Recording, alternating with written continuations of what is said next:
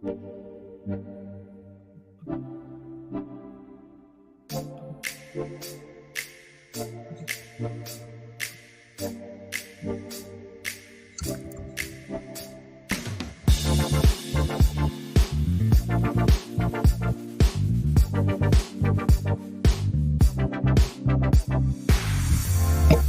up, everybody? Back again. What a time it is. The merge is upon us. Last night on the stream, we watched the merge happen live in real time. And luckily, it was quite uneventful. Literally nothing happened. Kind of as expected. We didn't think anything was going to happen. We were ready for something to happen. And kind of carried on. So, pretty incredible, you know, pretty amazing piece of engineering that the network from proof of work to proof of stake, and if you didn't know about it, you wouldn't have even noticed. So, you know, congratulations to the people behind that. The new development is that there is now a fork, which I don't know which is the fork, you know, but the original proof of work Ethereum chain apparently kept moving forward with ETHPOW. I don't know what people call it, ETHPOW. I call it ETHPOW. I think POW, like there's power in that. So I like ETHPOW, so I would probably call it ETHPOW or ETHPOW. And yesterday on stream, we discussed what that looks like for our, you know, it's like we've already been preparing for a cross-chain environment where we have our assets on ETH and our assets on Pulse. And now we have added another head to our now three-headed dragon, where we will have our assets on ETHPOW, ETHPOW, Pulse, and Ethereum. So far, it's like it's almost like we have a practice round for what the Pulse chain world is going to look like, where now we will have EHEX and EPOWHEX, EMAXI, EPOW MAXI, eBase, EPOW base, eTrio, EPOW trio, eLucky, EPOW lucky, eDECI, EPOW DECI, and eTeam and EPOW team. And you know, with PulseX, and you know, who knows what type of cross-chain market might exist on EPOW to E. You know, we will ultimately have a world where you can hop from hex pool to hex pool, and you have so many options. It creates this like beautiful mesh, and I think it really injects a lot of energy.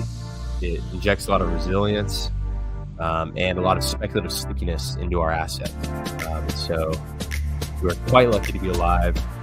Congratulations to the people that minted their Maximus tokens on proof of work chain. You guys are some of the last people ever to mint on ETHPOW, and congratulations to people that just stay on ETHOS. You are the first people to mint tokens on new block.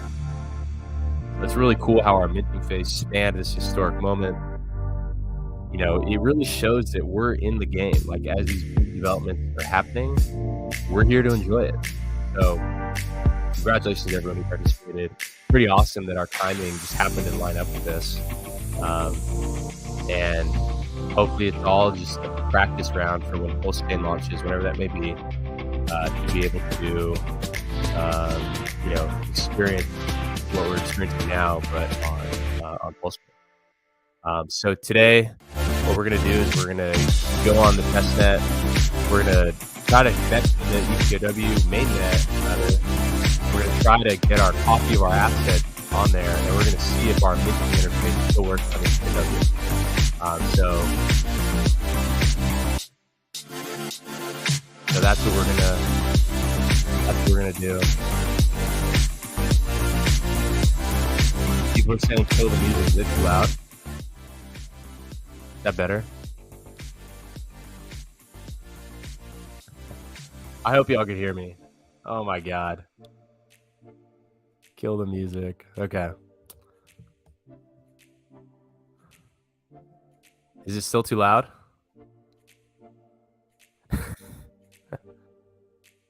All right. I hope you could hear me on that. Name says, let's go. Thank you for all the hard work you put in. It's inspiring. Also looking forward to tonight's stream. Yeah. Oh, yeah. Tonight I'll be on with Puello. 7 p.m. Pacific, 10 p.m. Eastern. Talking all things Maximus, all things proof of work, proof of stake, all that. So happy to be on with him. Correct. Fire, music's too loud. Music's too loud. Can't hear you, bro. LG. What is good, Thon? All night, all day. Let's go. Maximus. Kill the music. Oh my god, the music. Can't hear you, dog. Fuck. So you really couldn't hear me? Everything I said you couldn't hear? Pump up the music. Yeah, that's more like your retrostatic. Retrostatic knows what's going on. What? Actually, wait, turn the music up more. Up the music. It's too loud. You're too old.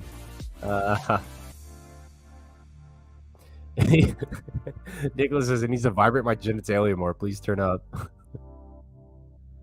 Okay, now we can hear you. Perfect. God damn it.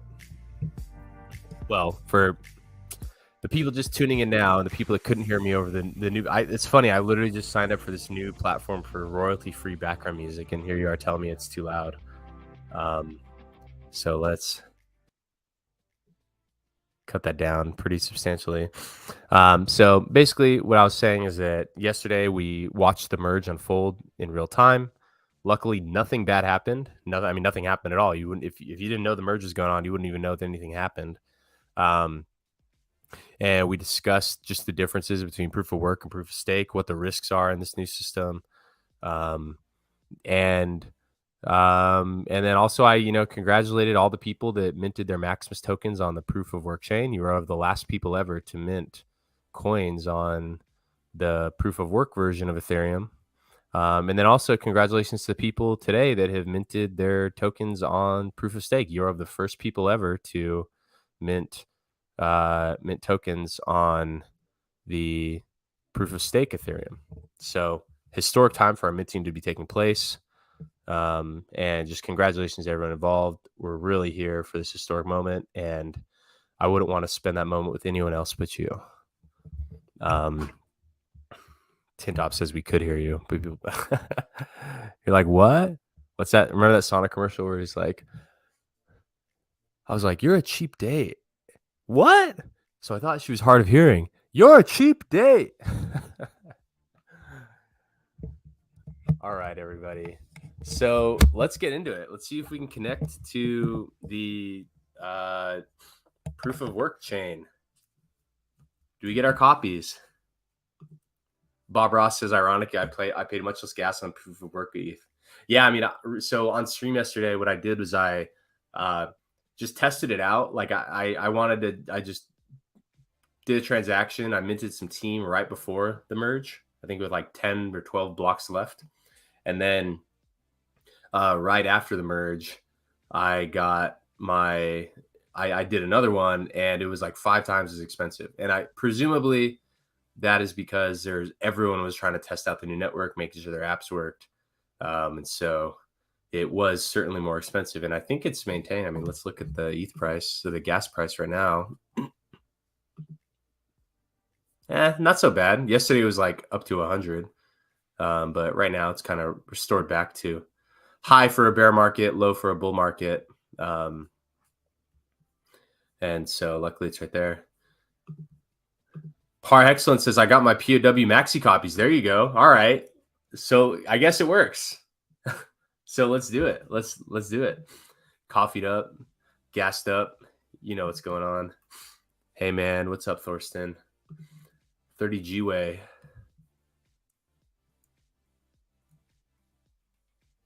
All right. So let's figure out how to do it. Music is too loud. Oh, people even tell me on Twitter. That's funny. That is hilarious. Okay. I think Puello sent me the link.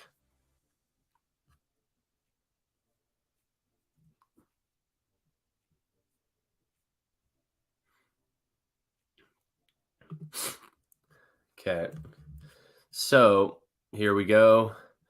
So what you do to connect is you go to your MetaMask, you click where it says Ethereum mainnet, and you click add network, and it gives you a network name, new RPC URL, chain ID, etc. So here, let's copy these in.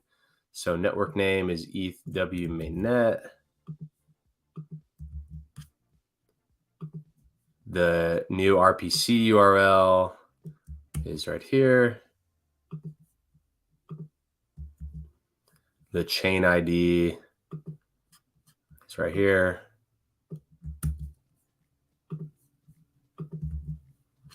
Currency symbol, ETHDub. Oh, I wish it was ETHPOW. Like, pow! Pow, pow, pow! Could have been what could have been. If only they had asked me. And block explorer URL. Let's use the mainnet.ethw scan. We'll see if that works. Okay, so that's how you add your network. Looks like we have something there. There's some ETHDub. And now, here, let's see if we can go connect to our, I don't know. Okay, so to connect to our dApps, so it looks like we're going to have something there. So why don't we do this? We are going to make a clone of our,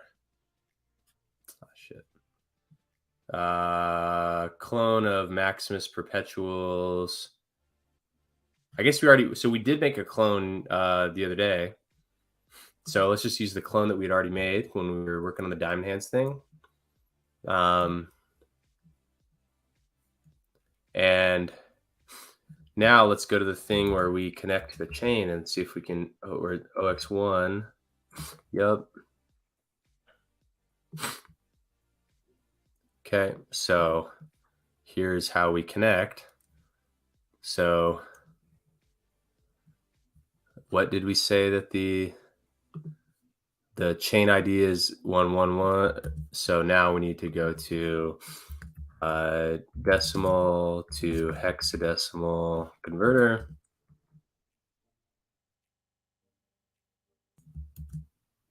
Should give us like a number. 2711, is that it? So here, let's see.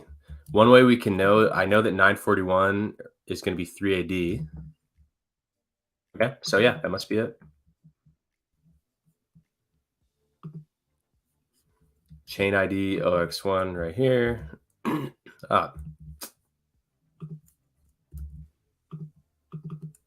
2711.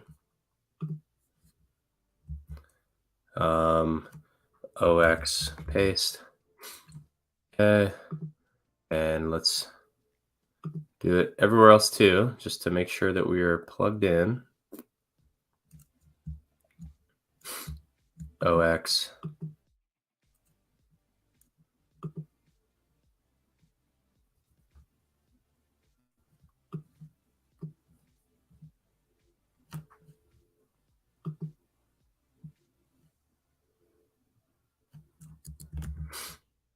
Seven one one.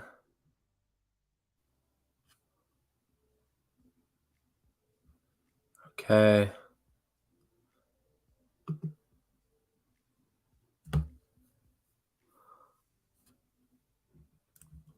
And then again right here.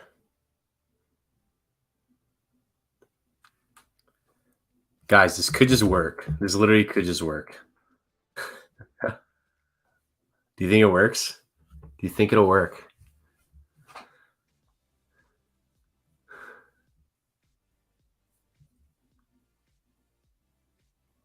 All right, guys, drum roll, please. Here, before I hit run, who thinks this is just going to work?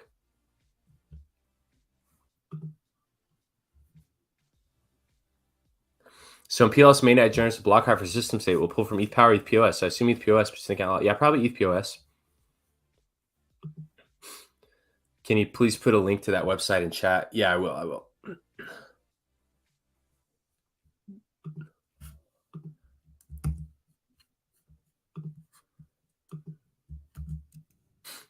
Okay. Yep. It should have been ETHPOW. All right, let's see if it works, you guys. Do you think it will work? If we just hit run, now that we updated, all you had to do is switch the chain ID. Let's see if it works. Come on, big money, no whammies. Big money, no whammies. Just prompted to connect. Let's go to the one. Oh, we'll use this one. Oh my god. Team. Oh my gosh.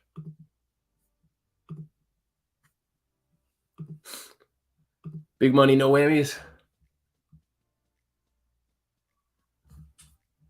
Okay. Okay.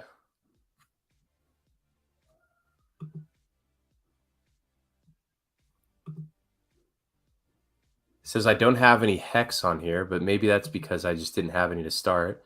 Did I have other tokens?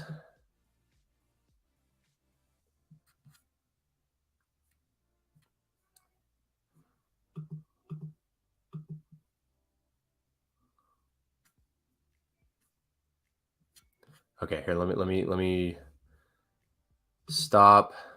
Let's disconnect. We're gonna plug into. Let's make sure that the contract address is what we expect it to be. Team contract address. Yeah, it's the B7. So let's make sure that we are connected. Let's plug into test MAXI. So let's try to connect to the OX8D one.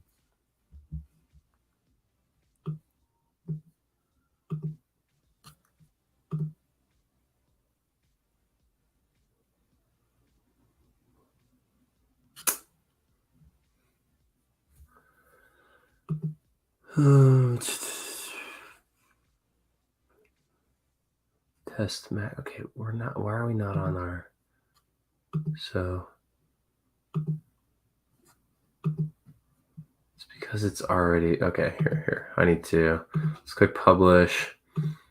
Publish this app. The random URL gives us this green dimpled tail. That anvil that app. And now let's make sure that we connect to our test MAXI account, where I know that we minted some coins last night and we have some hex. There we go. Oh my God. Guys, we have ETHPOW base right there. Oh my gosh.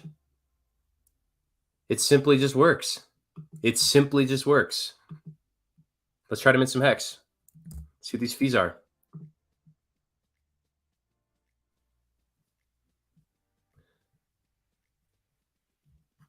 Nothing. 0.000069 ETHW. That is nothing.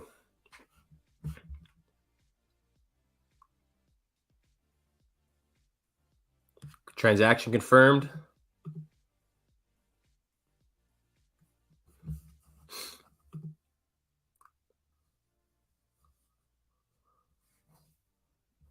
Oh my God, it just works. It literally just works.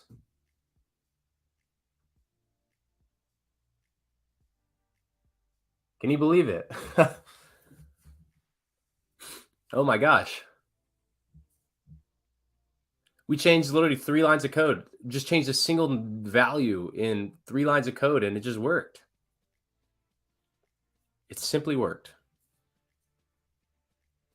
Let's see what it looks like on the Block Explorer. Oh my God, it worked. All right, let's publish this. You guys, we just got a copy of all of our Maximus tokens on ETH Proof of W. Holy shit. It just works. It simply just works. Let's publish this link. So we are going to say this is going to be ETHPOW, ETHPOW, Perpetuals, ETHPOW Perpetuals, .anvil.app.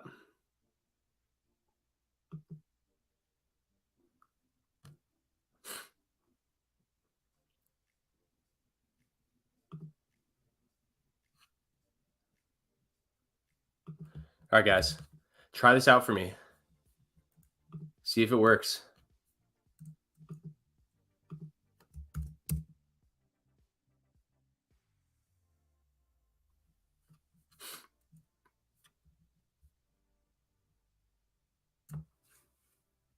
It simply just works.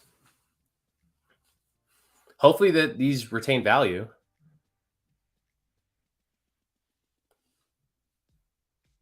Wow, you guys. What an incredible day.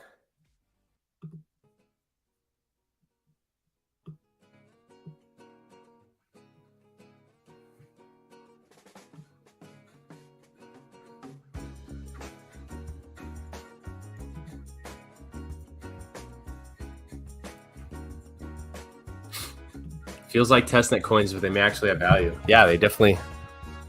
These, you know, it's kind of like a testnet, but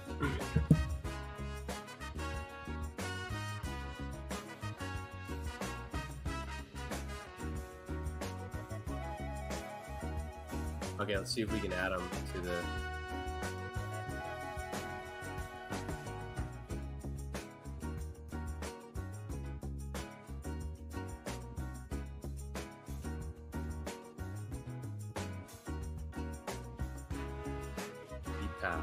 ETHPOW, yeah, ETHPOW perps, ETHPOW perps. See if we can add base to MetaMask.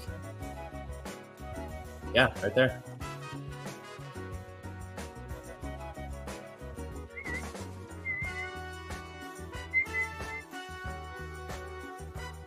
Wow. ETHPOW. Guys, we're ETHPOW whales.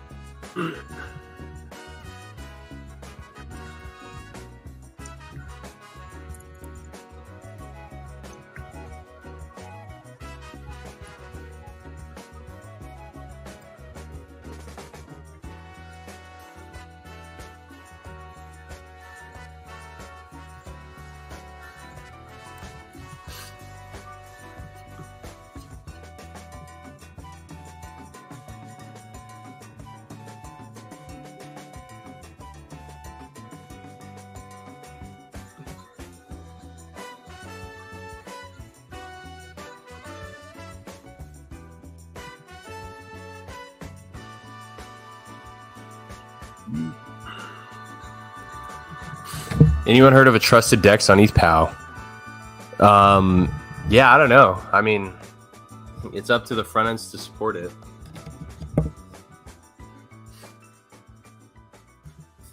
What address for?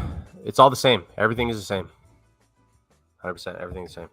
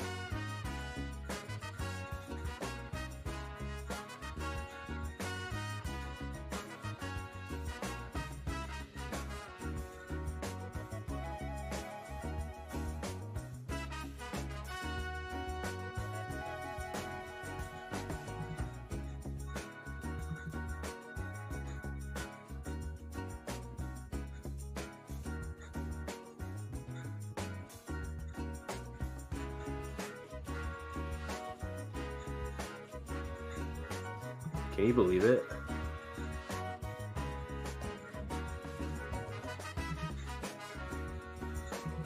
Static says that's amazing.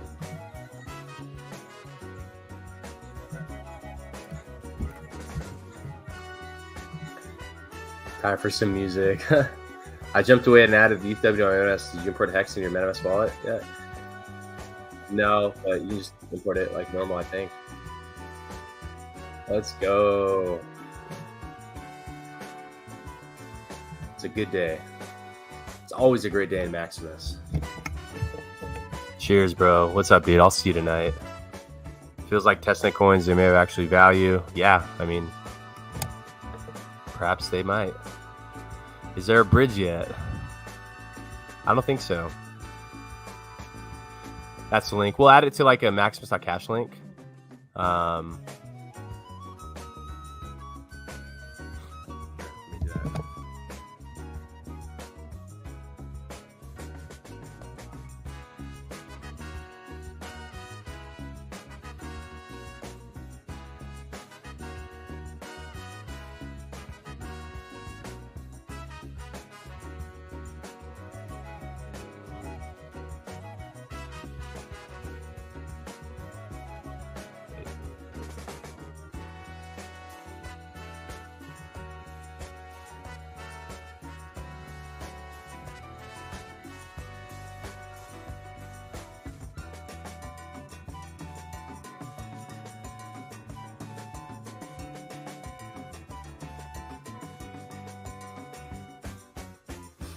Okay, we'll add the custom domain later, so it may disrupt something. Anyone heard of a trusted DEX on ETH? Yeah, so we'll just have to see if Uniswap supports it or something. Works like a charm. Boy, fam. I have a meeting at 2 today, or I'd be home playing. Same addresses. Does anyone know where I can find the ETHW hex contract address? It's the same thing. So if I mint the perpetuals on POS, will it cross over to POW? Thanks. So not now. Only the ones you'd minted before had crossed over. Now they're fully independent. Chris says, you demand dip. Thank you. You too. It's the same. Soon you're getting hex in MetaMask. So there may be, because like usually you type in the address and then it has to like search. So maybe it's not properly indexed or searching the block explorer or something. You can that just means you have to type in like all this stuff. So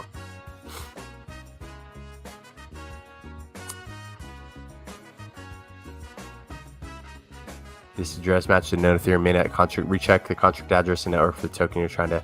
Yeah, so I don't know what's going on with adding it to the MetaMask, but just I like never look at the balance on MetaMask. I only look at like Etherscan or something.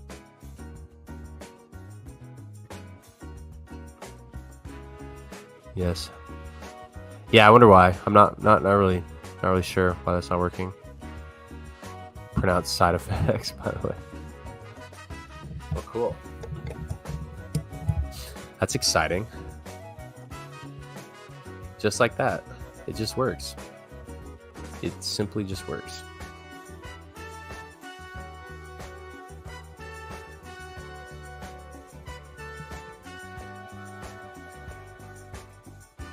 All right, guys, should we do something crazy here?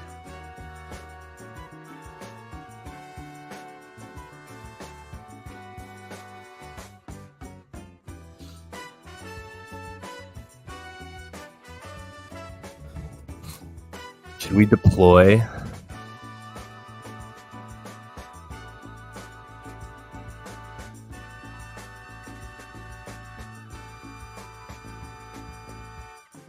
No.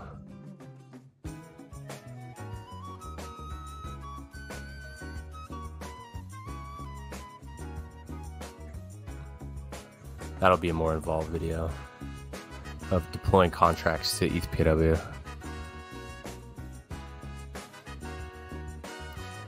Hexmonk says, I can see coins on ETHW, just find a MetaMask, but can't connect from Uniswap. Yeah, so Uniswap, kind of how I just went in and added a network for, a new network setting.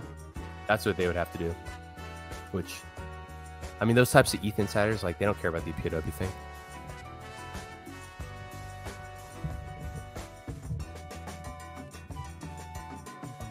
No clue. I'm so excited. Yeah, I mean, this is incredible.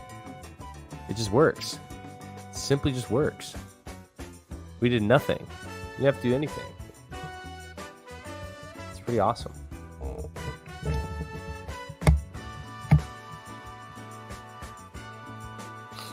Diamond handing all perpetuals in POW. Yeah, me too. These are the real ones. The ETHPOW one, that's the fork copy you got. These are the originals. It simply just works. Unbelievable. But also totally believable. Like, we saw it on Pulse Chain how it just worked.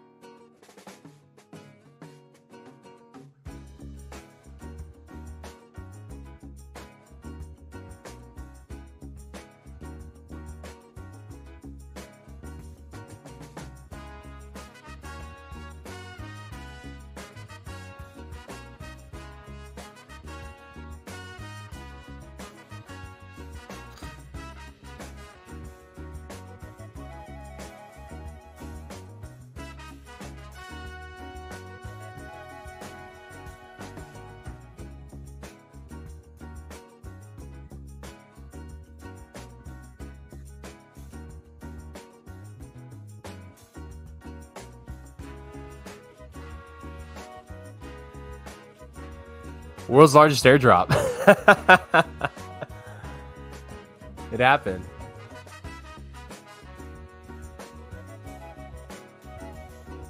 Sandy asks, okay, I'm slow today. We'll have it on 2 chains right now, thanks. Yes, it's just like Pulse Chain, where now you have ETHPOS and ETHPOW, and it just works.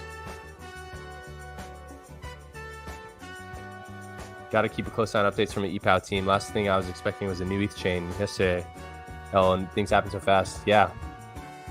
That just worked. Yeah, I said the ETHW network to your MetaMask networks and import all your tokens.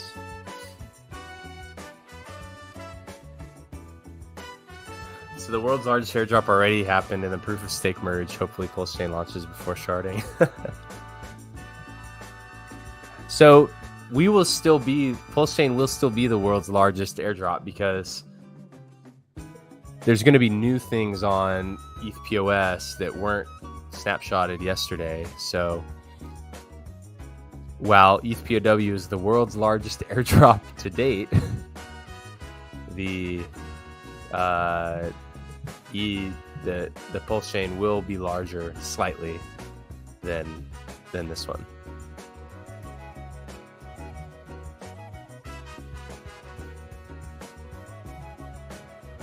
Oh yeah, wow. See what people say on Twitter about it.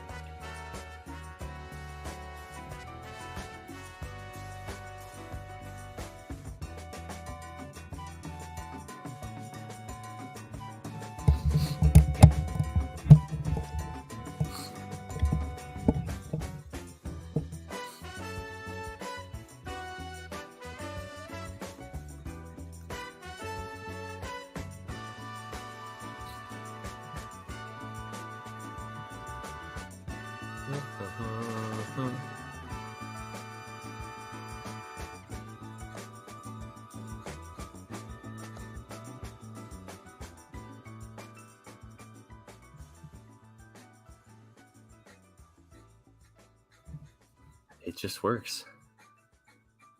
It simply just works.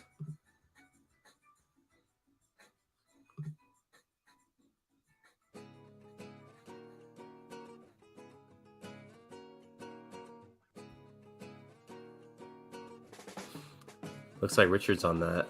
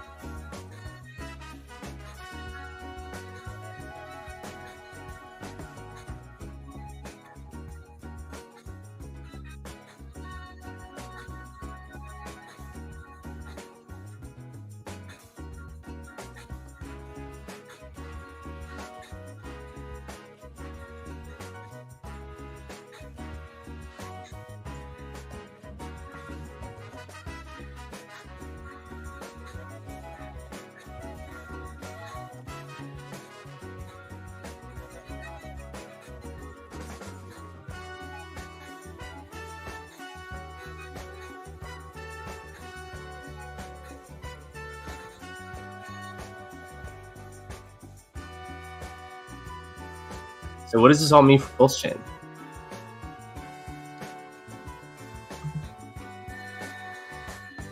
What do you guys think?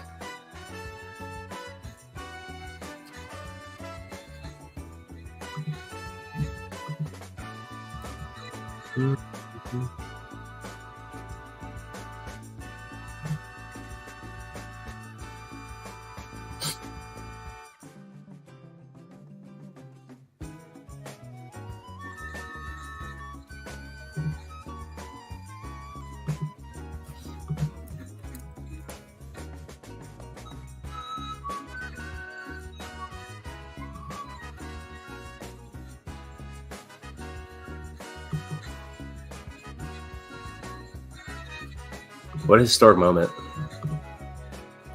PS, oh yeah, we already went over that.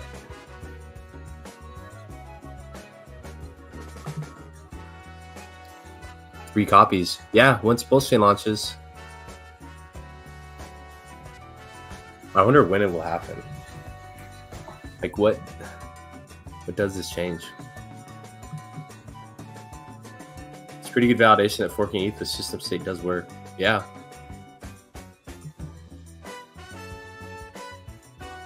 It's great when people know to expect once Pulse launches with improved features.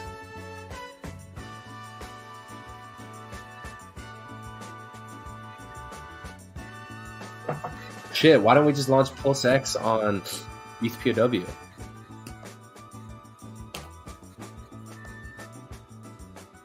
Because what was that fee?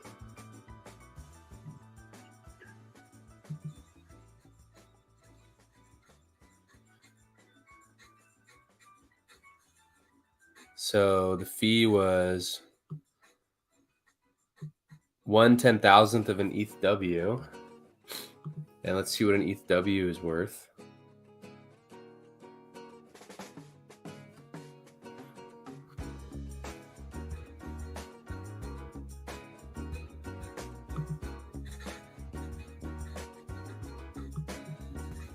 How do we find the ETHW price?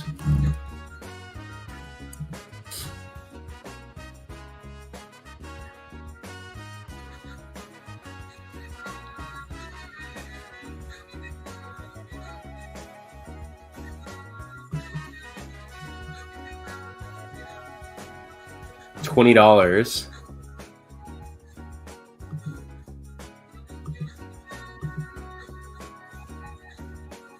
Looks like it's been trading for a while now, actually.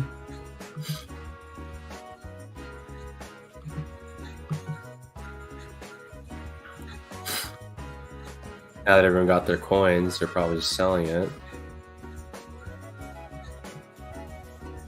So if this is the token, and the price is $20, and we just paid 0.1231 times 20. That was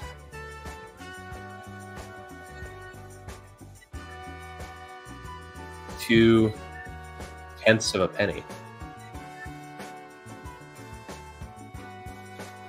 So $2 millidollars, 2,000th of a dollar.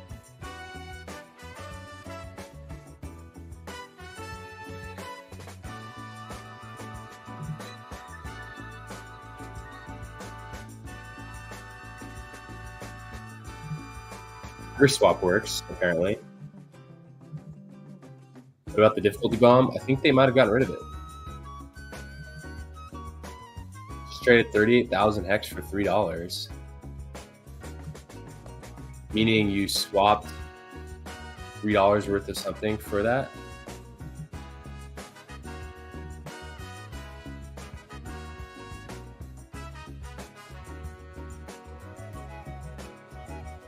Pretty cheap fees too, I noticed. $20. Check coin market cap. I used to speculate on. Mind blown. It simply works. Guys, it simply works.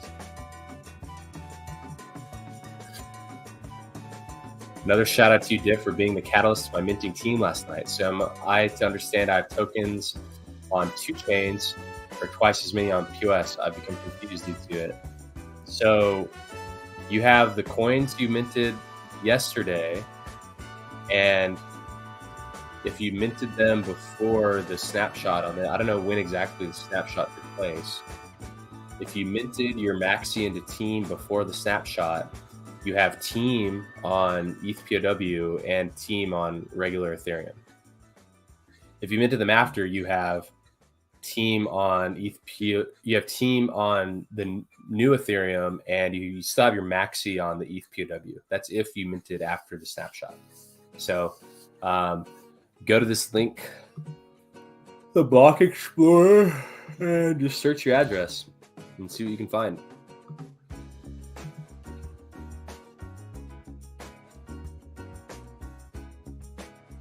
Swap 0.1 ETHW for 38,000 hex. Holy shit.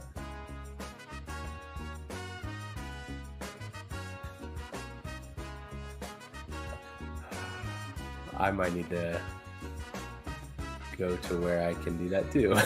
That's a smart idea.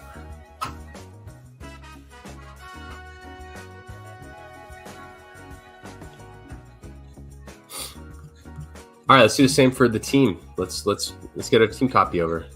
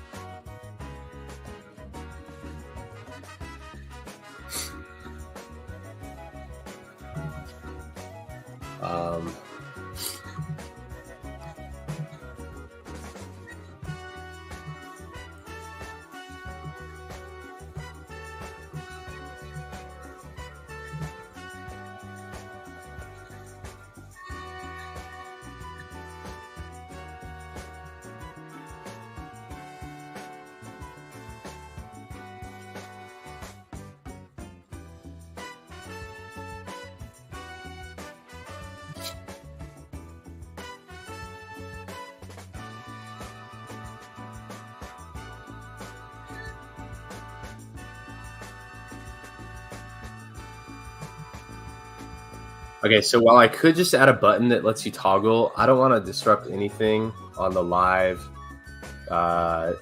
team app. So we are going to just simply clone this.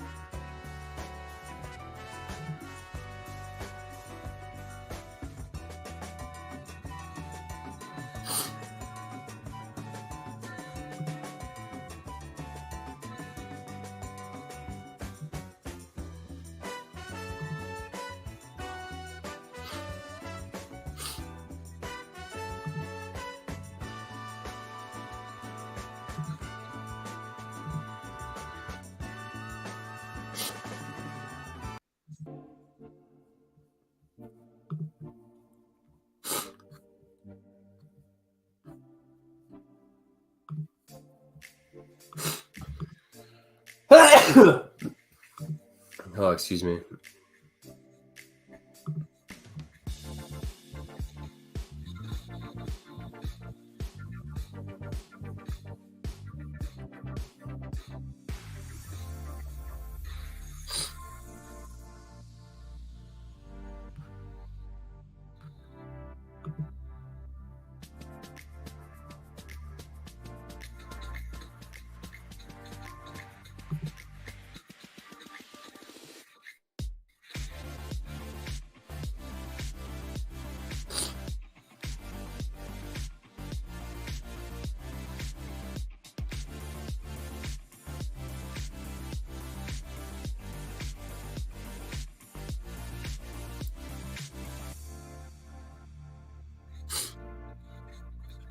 All right, I don't think this music actually is, it's like slowing down my computer, so let's pause music.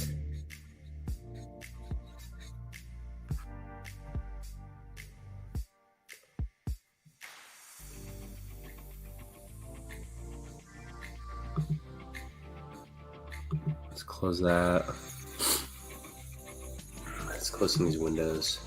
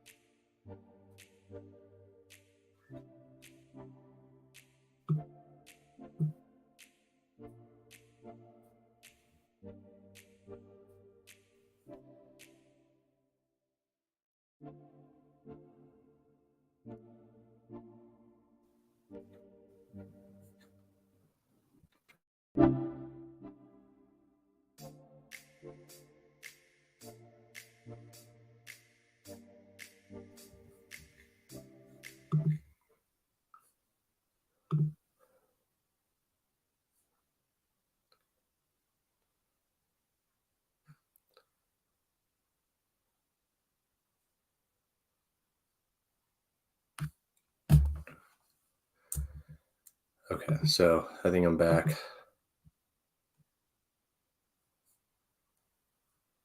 Let's see what the new numbers are.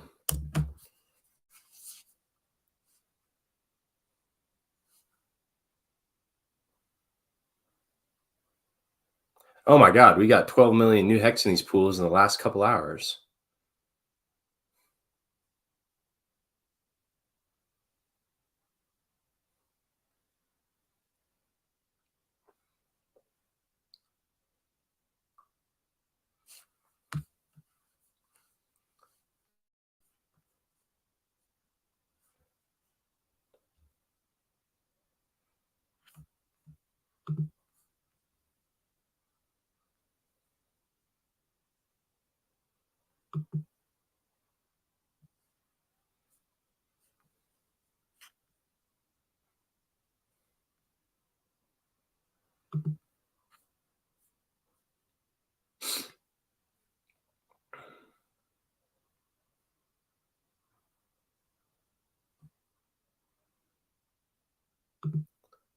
Good point. Swapping USDC on the chain probably works. Probably works great. You need some vitamin C, bro. Yeah, I think my streaming light here, I think it's like disrupting my sleep. Like, I need like just natural sunlight. Maybe I'll start streaming from outside. But, you know, this launch, I want to make myself extra available. And so I will sacrifice a little bit of health for that in the short term. But speaking of which, I think I will actually go grab an orange right now. Thanks for reminding me.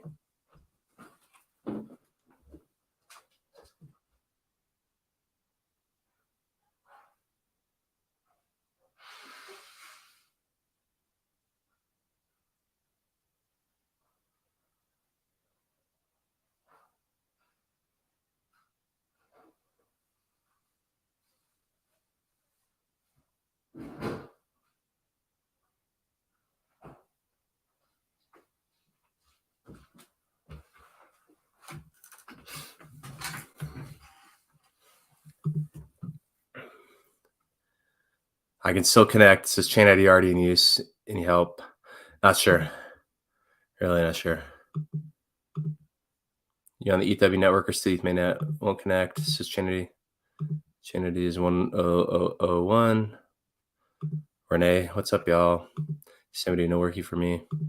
Do I need to add another network to MetaMask CTW? Yes. Post the Medium link above. I assume there's no liquidity for the pools. So there actually is. So I think all of them have a pool by now. But the price is just like 1-to-1. So you're better off just minting during the minting phase.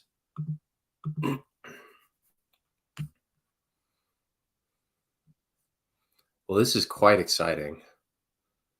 I am very excited for this moment. And let's see if we can get our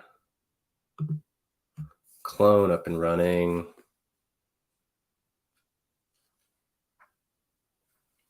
Where did my orange peeler go? I guess we have to do it the old-fashioned way.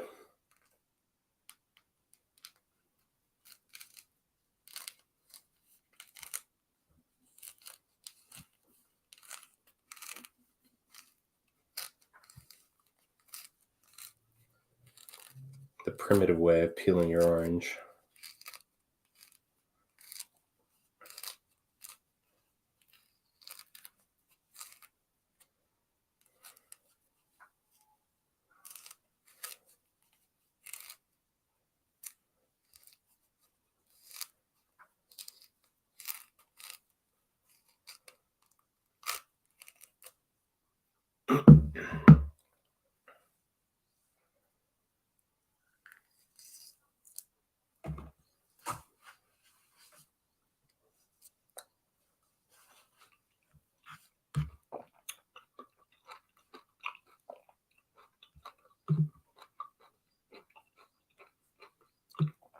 Okay, let's get our clone of Maximus team up and running. So first, let's come in here and change the name. Maximus team ETHPOW. ETHPOW. And then, oh wait, wrong screen. Let's close this one so we don't accidentally edit the live one.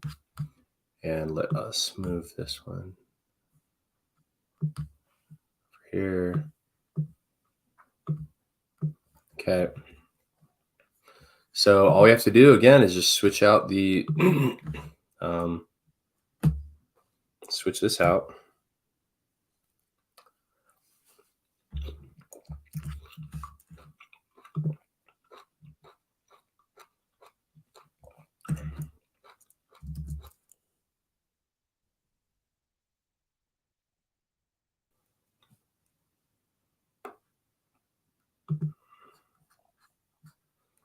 So OX paste. OX paste. OX paste. Let's publish this app to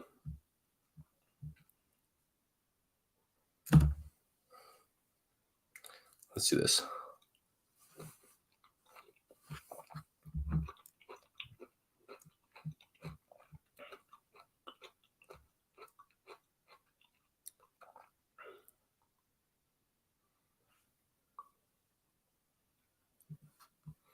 We can just do it. So ETHPOW team .aml.app.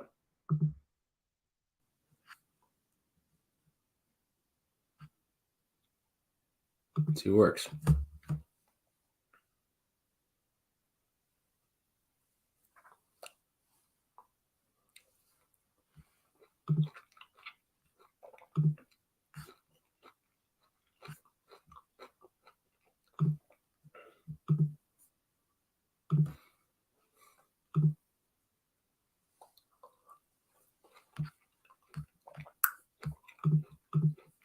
Look at that.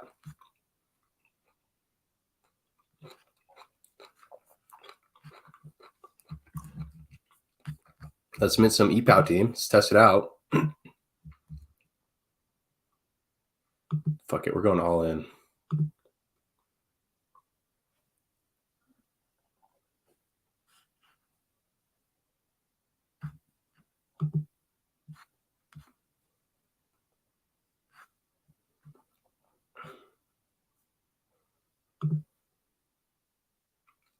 Costs nothing. And this is mainnet.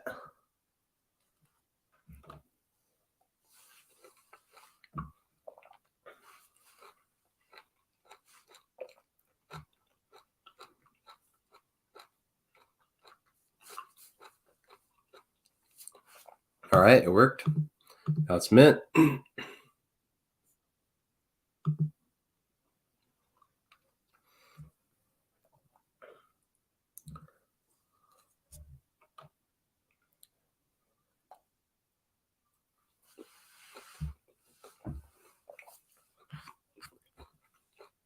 All right, minting worked. Let's see what it looks like on the. There we go. Confirmed already. Transferred that much MAXI to here, and that much team was minted, just as expected. So now let us go back to, where is it? Where is it?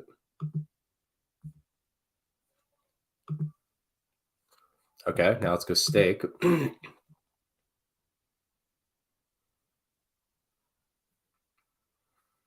going to stake it all.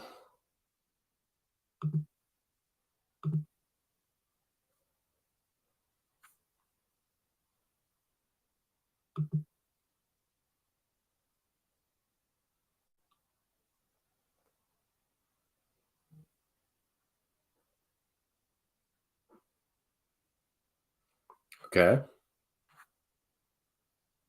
There we go. That's crazy. We just added to a stake that started on the original ETH, and then it just worked. It simply just worked. I'm blown away. So until the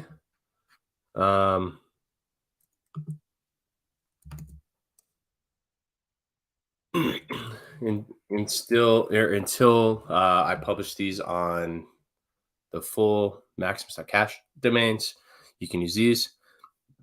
Do not fall for scams. Do not fall for fake links. Don't even be in a rush to do anything on ETHPOW. Just, but these work. Make sure you use these links. Do not use fake links. And then,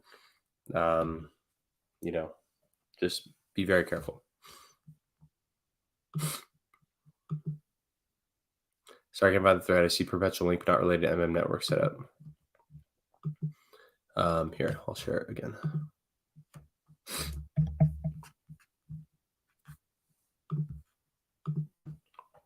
There it is. Solomon, what's up, dude? Maximus in the building. Just added it there. Now we need an ETHPOS bridge to ETHPOW. Yeah, how do we do that?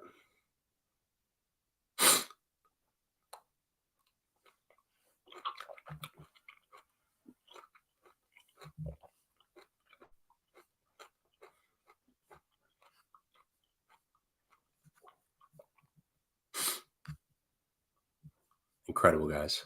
This is truly incredible.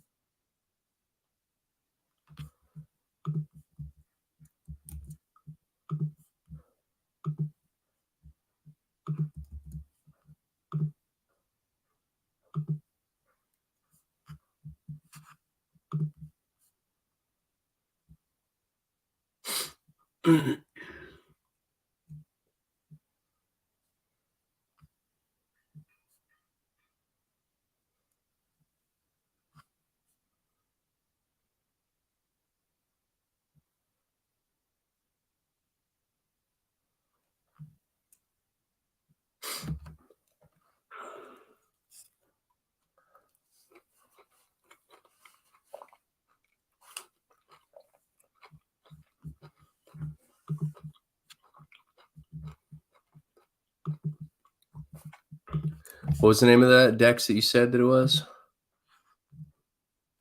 Kyber swap.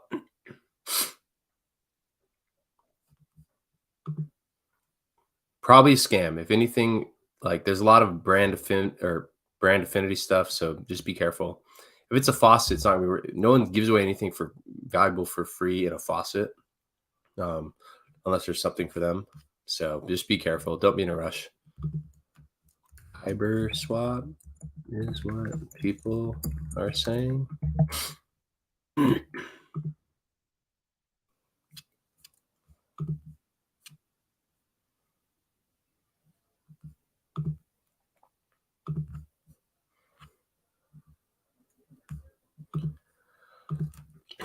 Get your interact. What's the best way to frame this? Maximus DAO ecosystem is already live on the ETHPOW fork, Ethereum POW fork.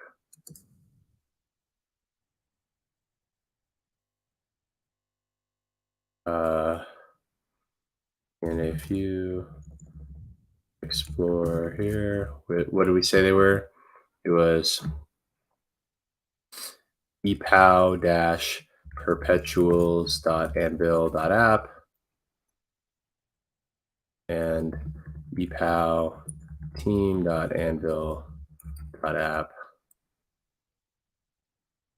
The Maximus.cash links will be live in a few hours.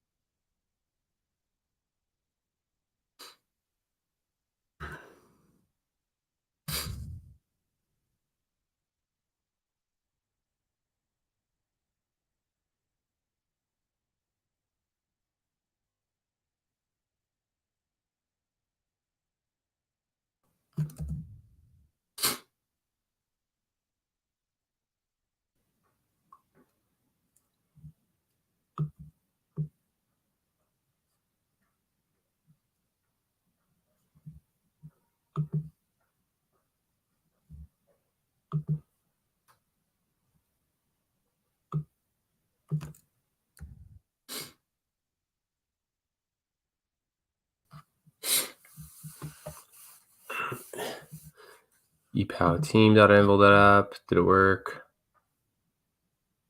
Yep. We did it, guys. We did it.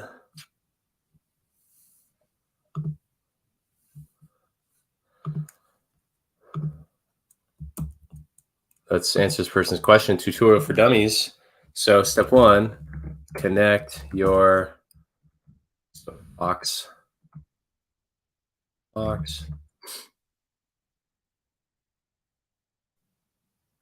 Connect your to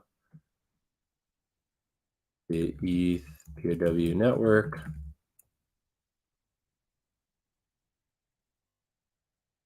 To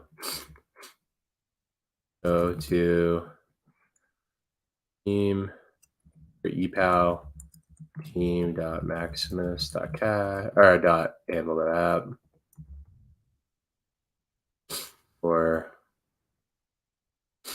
ETHPOW perpetuals.anvil.app. Should just make these live now. Yeah, we're gonna do it. We're just gonna. It says it's going to cause something to change, but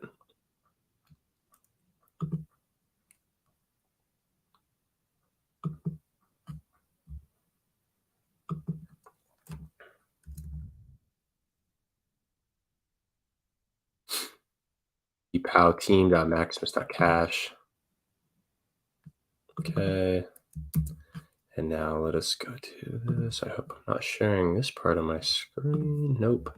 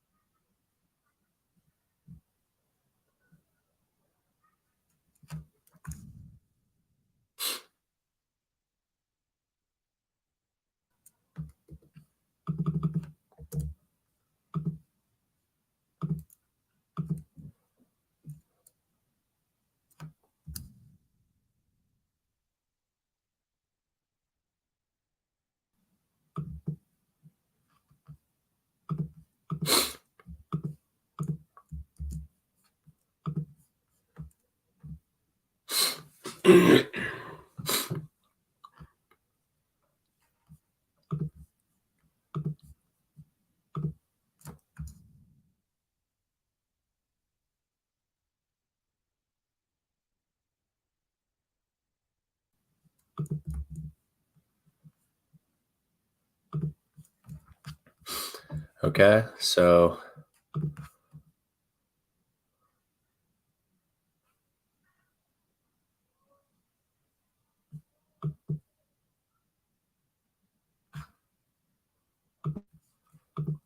that works. Now let's go back to the clone of Maximus Perpetuals. Let's change this name.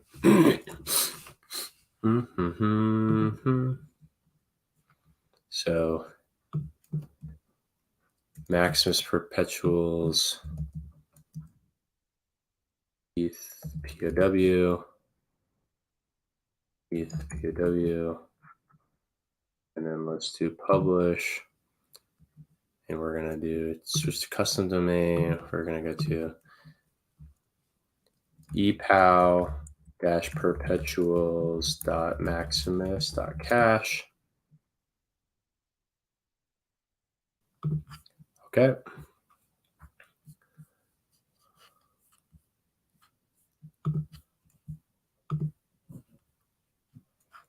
See if these links still work. Let's see if what I just did made it so you can't view this anymore. Yep, shit. Oh well.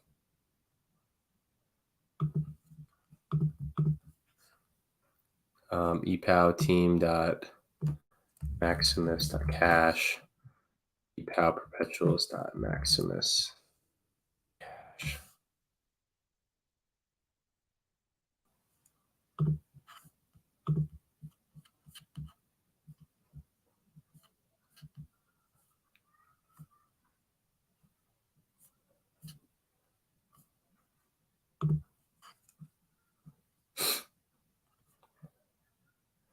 Damn it, I wish that it didn't take it down.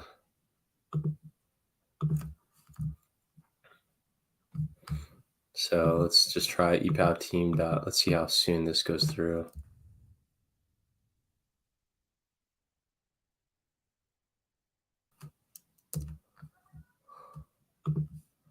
Okay. The links I just posted for the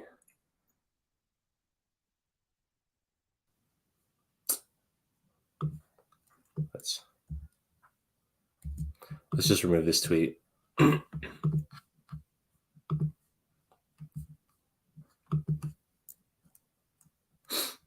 links I just posted for the ETHPOW versions are no longer active as the DNS record is being switched to ETHPOW to Maximus cache domains. Few minutes should start working, and I will repost the links.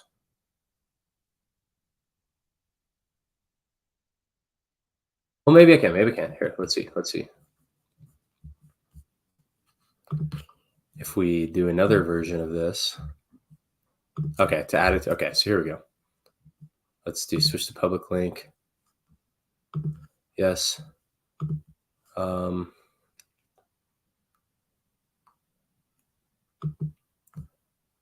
then app version,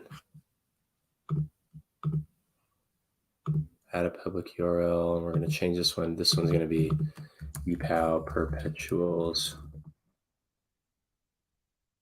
Enable that app. Okay. Let's do the same on the other one.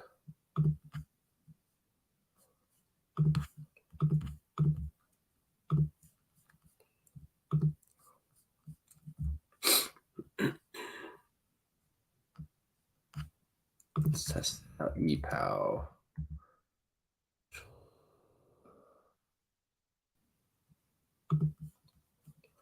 Damn it, I should have just done this at the start. Oh well, I didn't know how to do it until just now.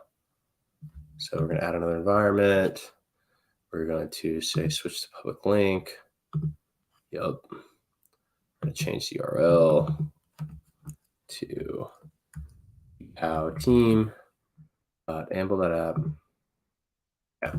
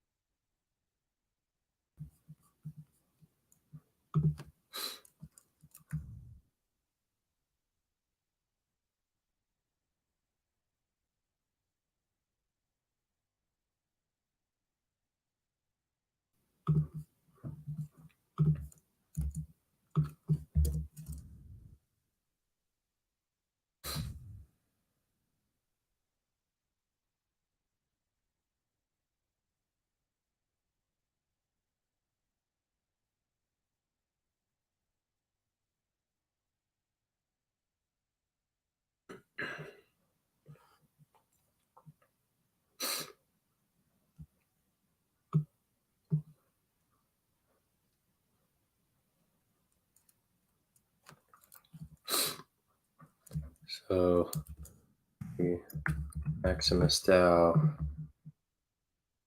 ecosystem is now supported on ETHPOW network.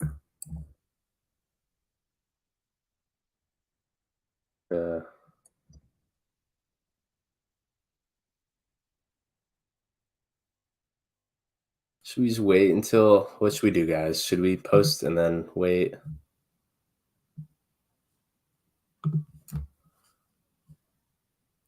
Wish I bought something before the merge and stuff. Yeah. And funny, I am. Absolutely. Hexton should become, yeah, we could just become ETHPOW miners. Let's dominate ETH dub. Yeah. How do you get it to recognize ETH dub and swap? I'm not sure. I haven't done all that yet.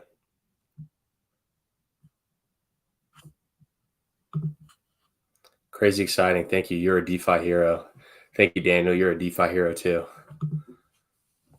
We stake perpetual contracts, Hex, and ETH. How you do it? Yeah, so we need to, damn it. Oh my God. I wish we could have rolled. Guys, I need to focus. This whole merge thing has really disrupted my focus on the Diamond Hands rollout. I need to get that done, and then we can do both. I'll have to deploy them on two different chains. Oh, that's gonna be a pain, but it must be done.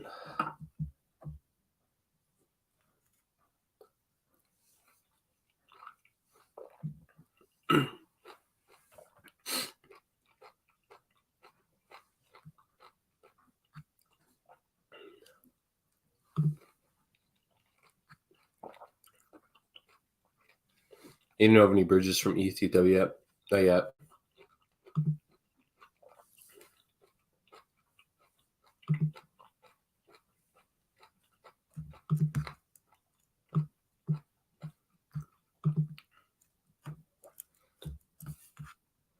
Come on, let's get our ETHPOW perpetuals dot Maximus dot cash.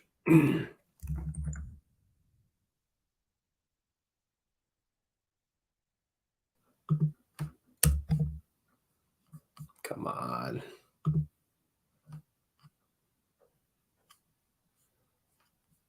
How do we speed up the propagation? Speed up DNS propagation.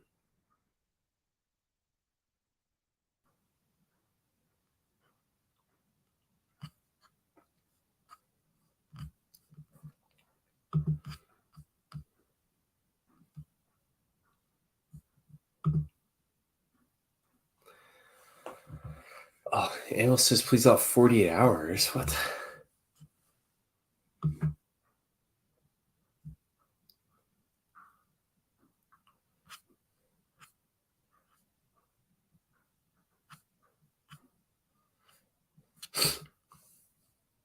All right, we're going to refresh until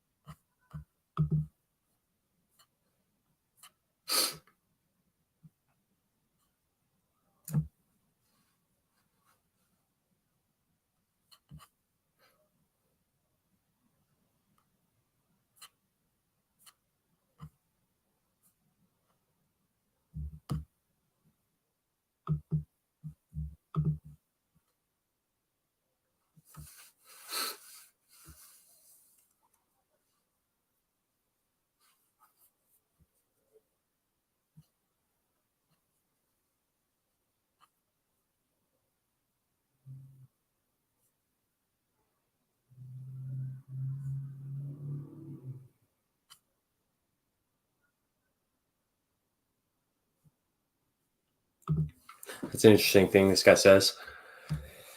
Out of the last 1,000 blocks, 420 of them have been built by just Lido and Coinbase. That's fine. Need to change.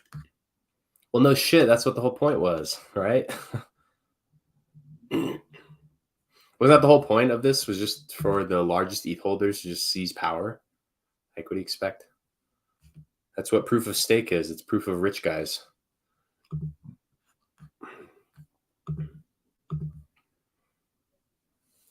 While the tokens have the same ETH address as an ETHW, thanks to help, yes, they will.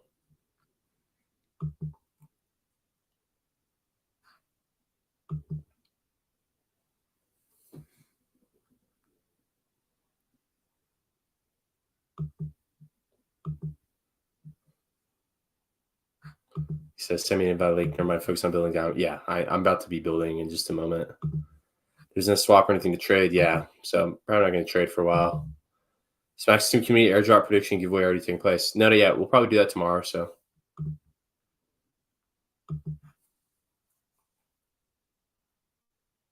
2 warriors at ETH. All right, it's pretty incredible.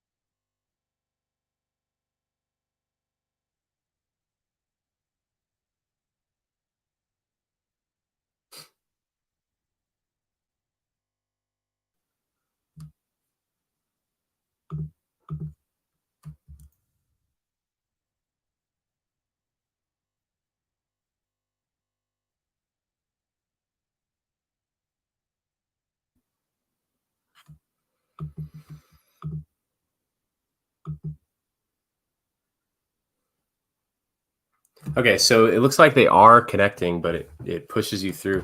The security, the HTTPS thing hasn't been, like, the certificate isn't valid yet. So once that goes through, then they should work, but you can.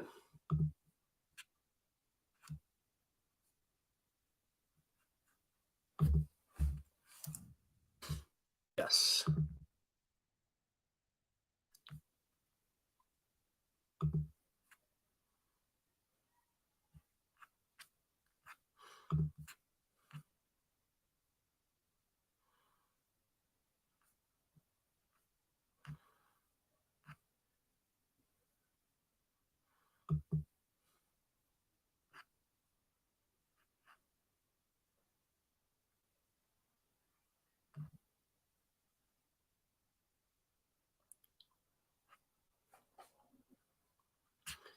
This guy says, I miss the old days when we had 3-hour Richard Hart streams. Just him in the chat.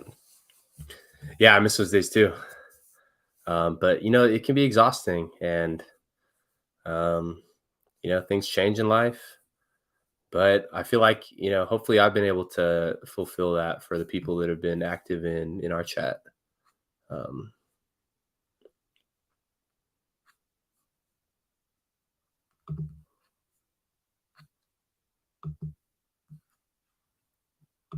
Hex website not working with ETHPOW chain. Yeah, I mean, you have to kind of how we just did on stream. You have to go and change the network ID that your website is pointing to. Do you want me to build a front end for Hex? Look, do you guys want to see something cool? Okay, I'm going to do this, and then I really need to work on diamond hands. But go to oneclickdapp.com, turn any smart contract into a DApp. Let us find the Hex contract. Hex. Here, let's go to the contract. Copy that. We're going to connect MetaMask to the ETHPOW network. Yup. Name Hex E. So ETHPOW Hex. Hex access Hex on Ethereum work. All you do is you paste in the contract address, and then let's go back and get the contract ABI.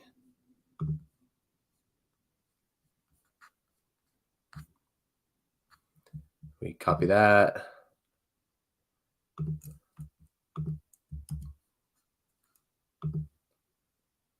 There we go. So now if you want to, let's check to see, this should say 8. Yup. Name, Hex, global info. Yup. So that's one way you can do it.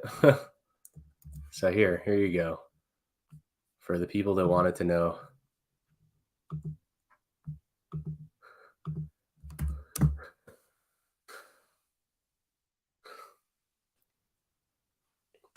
So how about that? And then this, I wish this was a little bit more easy to make sense of, but you just kind of have to, like, if you are actually going to use this to deal with your Hex, which you don't really need to go to the hex.go site anyways, because now you should just mint your Hex into stakes on this network. Maybe you can now end your stakes. So if you want to end your stake end. So what you do to find this is you need to get your own stakes. So that would be by going to stake list, address, and then I think this is how many or what number, not exactly sure, but you get your information from the stake list thing, and then you paste in the number into stake end. So it's kind of hard, but if you really want a front end for Hex, there you go. And then you just have to connect to your ETHPOW, and then it should just work.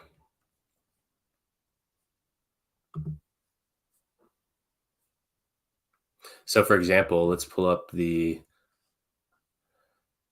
Maximus stake.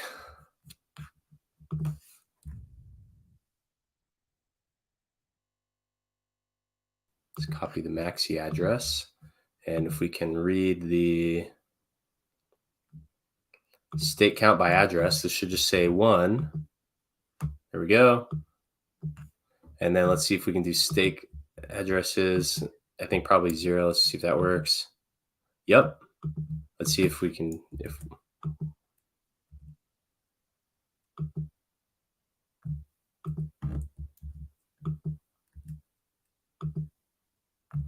Okay, so here's how you do it.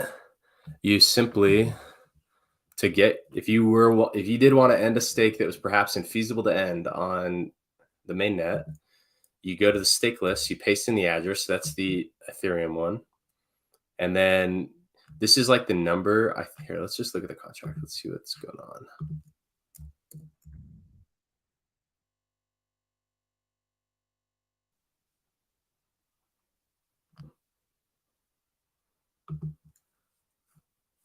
So let's find what stake list, or maybe it's just written here.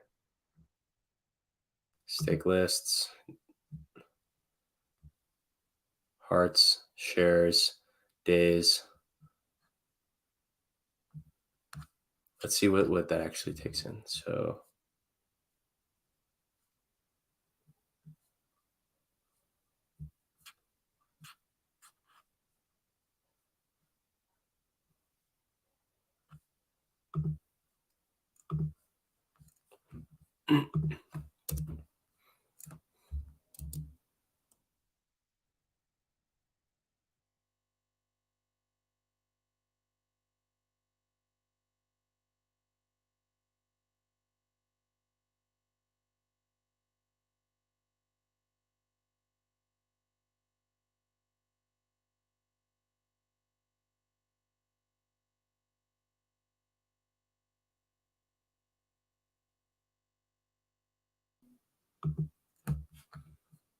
let's see how we can find this.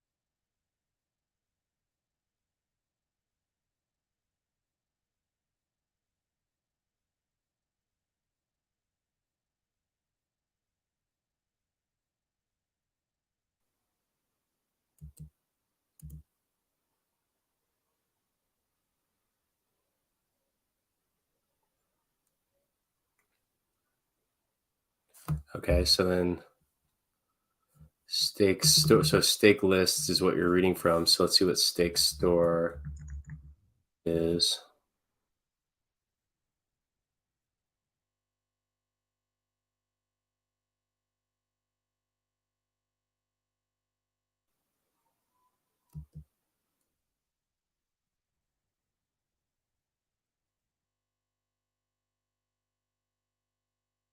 Let's go up one. I think that's what we're looking for. So stake list, so staker address, and then stake index. So it goes like 0, 1. So I think, let's go back to here. Let's just refresh this page so we can reset that. So if we go to stake lists and we copy in the Maximus, see if we still have it. So stake lists, Maximus, yep. And then if we do 3, let's see if there's an error, we know. Yep, okay, so through an error, yep. Okay, so since there wasn't anything in index 3, we know there's only something in index 0. That should also, okay, so we that through an error. So yeah. So if you really want to do that, you just find the stake you want to end. So by searching your address and stake lists, and then it gives you these numbers. So so this is the stake ID. So if you wanted to end your stake, you would go to right, stake end, where the index is 0, and then the stake ID parameter is that number you just pasted from there. So it should be like a number like that. If it's an old stake, it should be smaller than that. But yeah, that's literally how you do it. That would be how you would end your hex stake on there. So, but if you want to see your hex balance, you can just go to read balance of and just paste your address. So here, let's here we're going to look at the base stake. So here, let's find, or the lucky one, for instance. So we have lucky stake. So if you want to read the balance of an address, you just click balance of, and we just paste in the lucky one, and we see that number. So it's 8 decimals. So it's 1, 2, 3, 4, 1, 2, 3, 4. So that 16980598, that's what we see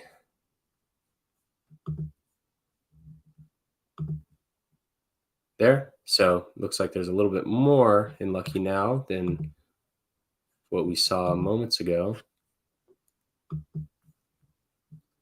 Oh, and that's because that was the balance during the fork. So at the fork, that was the balance. Now it's a little higher. So that's how you can do it. If you really want to interact with the hex network, it is there. Mega Art says you're brilliant. Hey, you're brilliant too. Pulse chain fork, it is all ERC20 regardless of whether it's on ETH or ETHW. So I think it's only going to be ETH that's copied over. I think the ETHW is just going to be its own thing. Renee says I'm new, still learning. Goki says Maximus DAO offered ETHW support for Hex. And we just offered ETHW Hex support before Hex. All right, you guys. See if our websites are working. Come on, DNS.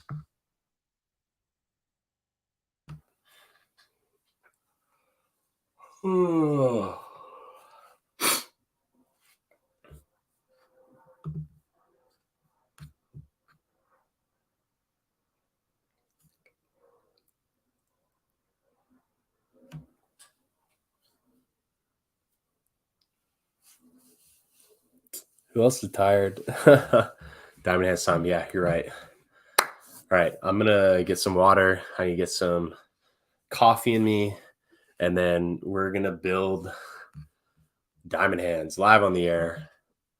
In the meantime, if you're new to Maximus DAO, let's watch the Diamond Hands video.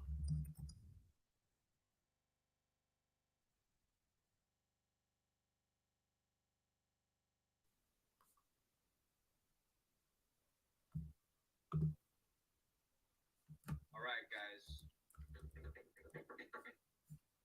We are dropping Maximus Diamond Hands. Showcase the strength of your diamond hands and time lock your Maximus perpetual tokens to amplify. All right, guys. Be right back. We are dropping Maximus Diamond Hands. Showcase the strength of your diamond hands and time lock your Maximus perpetual tokens to amplify your earnings. It's a very, very simple product. How it works, you choose the amount you want to lock in, you lock it in, and at the end, you can claim tokens. So why would you do this? And what type of rewards are you looking at? So very simple rewards, early unlock penalties, and this amount has yet to be determined. But essentially, if you, a lot like staking Hex, but not, it's going to be different as far as what that looks like. And then direct airdrops. So if someone were to, out of the goodness of their heart, send MAXI or Team or a list of other tokens to a Diamond Hands, the Diamond Hands contract, that would be distributed to Diamond Hands, the Diamond Hands. So next steps, our goal is to launch this before the end of this. Actually, we have to launch it before the end of this. So how you prepare for that is mint perpetual pool tokens. This is exclusively for those holders. And then, as I mentioned, the penalty amount has yet to be determined, and we really want to get the community involved and hear what people want from this. So if you're a perpetual holder, we invite you to collaborate with us and determine what that looks like. So yeah, that's Diamond Hands. Yeah, it's what we're really excited about is that this is a way for people that are in the perpetuals as an alternative to staking solo. So people that they don't really plan on selling at any point. They're planning on holding till redemption at least. This lets you effectively do that, lock your funds in the contract, and then you earn from people that locked in, but then for whatever reason, maybe there was a really high premium they wanted to sell into, maybe they needed cash for something, maybe there's a big discount and they had to and they panic sold. Whatever the case may be of why someone would early unlock, those early unlock penalties are just redistributed to the people that maintain their position in the Diamond Hands contract. And one thing I do want to point out that I didn't mention in this, this is completely optional. You have complete freedom if you want to join this to, for the opportunity to amplify your yield. You can do that, but if you want to just hold liquid and hold the perpetual tokens, you're absolutely able to do that. So this is completely optional lock-in, time locking.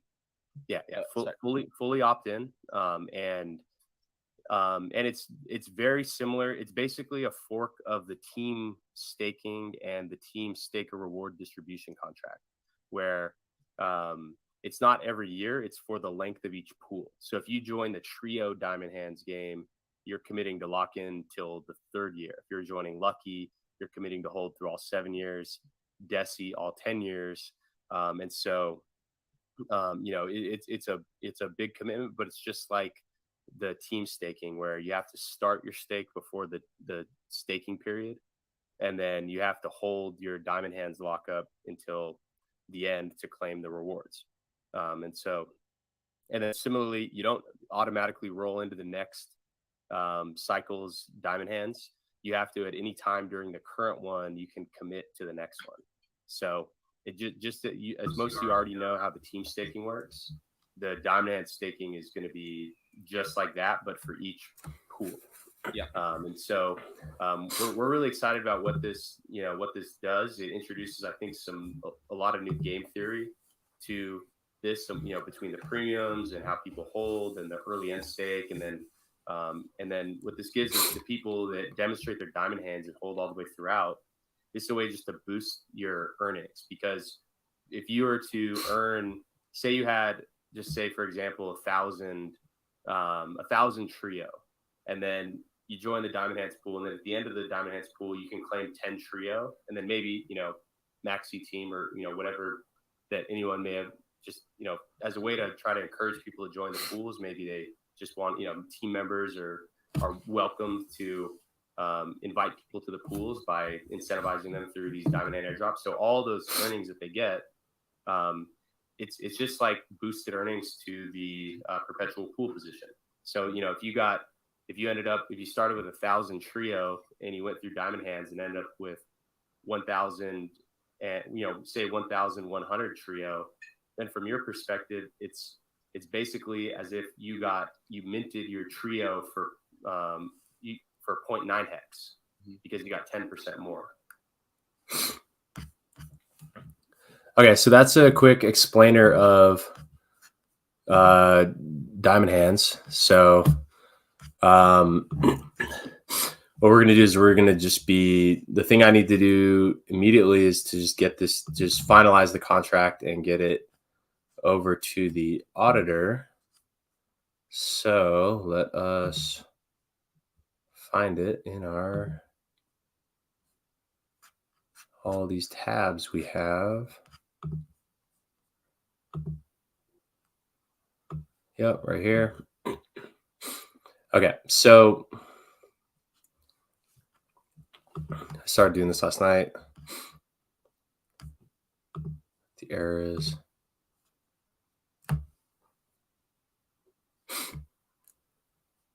okay. That's because I changed. I was gonna try to deploy this to that network, but we're not going to do that.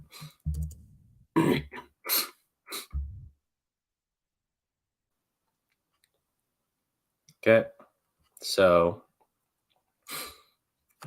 we're just going to read through this and then make sure everything is documented.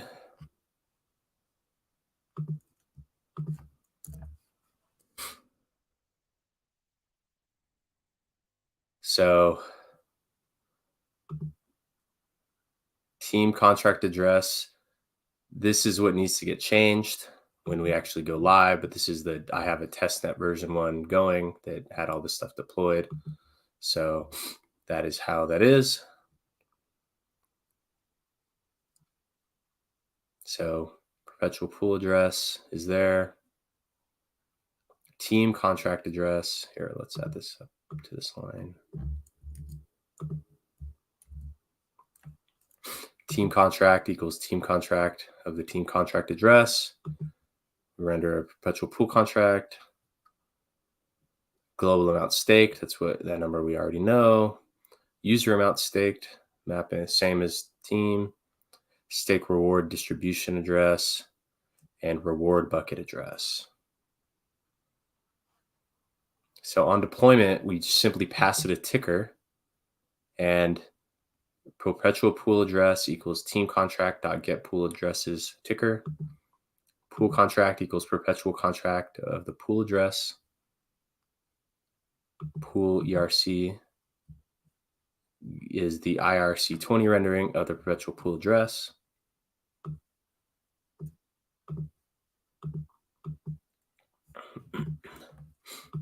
So this is the contract that the user claimed, or contract that the reward bucket sends funds to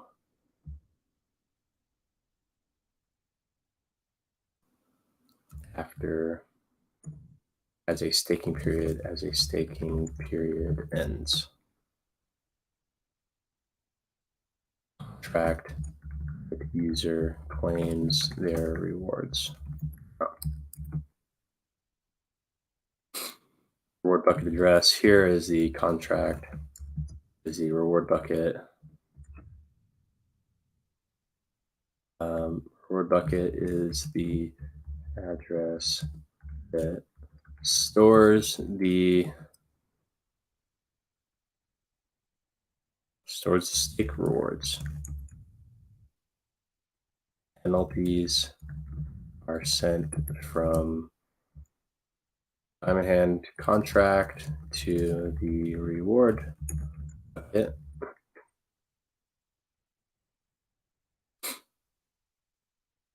Okay, we have our interesting guard, perpetual pool address. So that's just getting the address from the team contract. Get pool addresses. Let's make sure that get pool addresses is, yep, right there. Team contract, get pool addresses. That matches, yep. Pool contract equals perpetual contract of the pool address, which we just got. Pool ERC is the interface ERC20 of the perpetual address. Okay. So all that is good. So that is the deployment stuff. So let us, so what happens? So when we do that, we need to, so right when we click deploy, we have to also deploy these, which remember yet the other day when we were building this, we couldn't actually do it like in the deployment step because something with the reentrancy was causing error. And rather than removing reentrancy, we just make it so that there's one extra step in deployment. So, and we can actually, I think we could probably, no, we'll just leave it as is because we test this, we know it works and it doesn't really matter. So,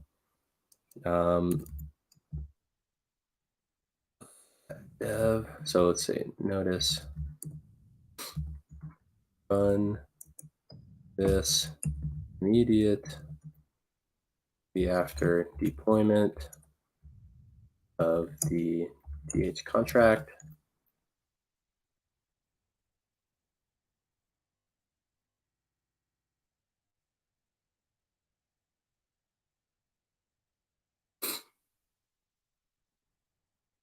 And under that, we require that this is 0, meaning it hasn't been deployed yet.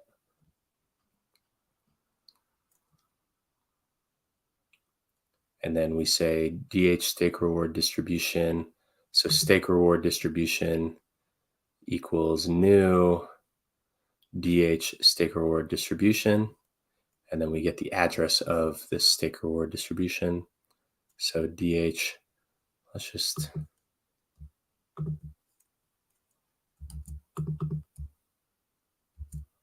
see every time that's mentioned in here. So DH stake reward distribution when the contract is defined.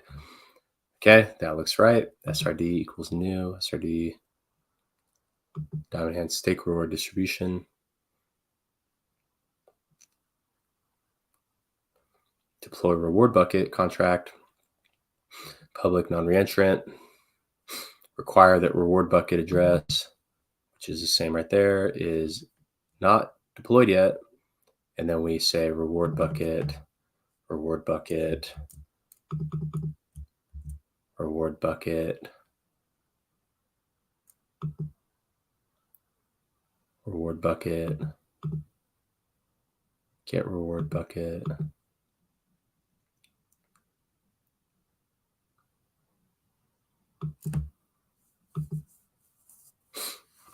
Okay, so it's deploy reward bucket. Reward bucket is the new reward bucket that we pass in that address to.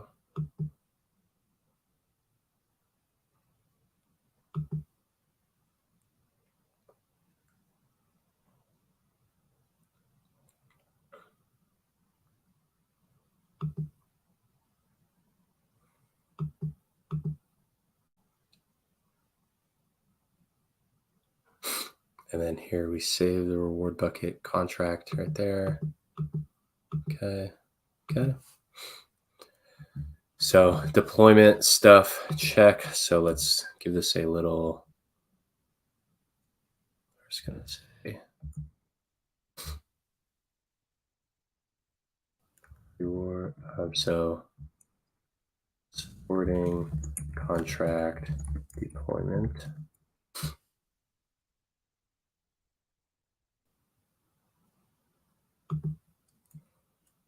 And these are just simply functions that can be used, which actually don't really need to be used, but they already work. Get SRDA, get RBA. So here, let's just give this a little notice here that says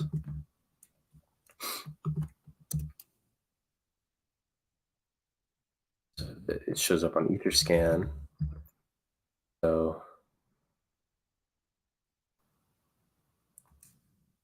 stake reward distribution contract address.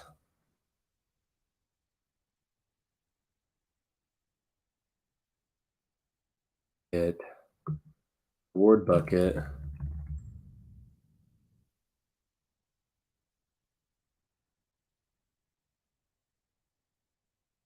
I get the virtual pool. All that stuff should just work. Nothing changed here with the stake record, except the name of this of staked tokens per period. We have our stake record, staker, balance, stake ID, stake expiry.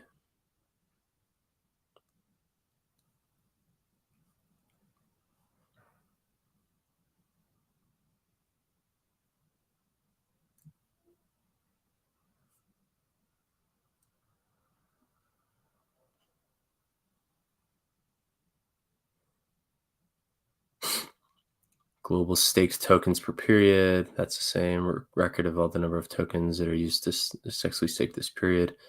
Value crystallizes as each period ends. The stake record mapping is called stakes, and the mapping of all users' records. Join club, user-facing function for staking tokens. Checks if user balance exceeds input amount. Save stake data via new stake record. Transfers the stake tokens to the Diamond Hand Club contract. Update global and user stake tallies.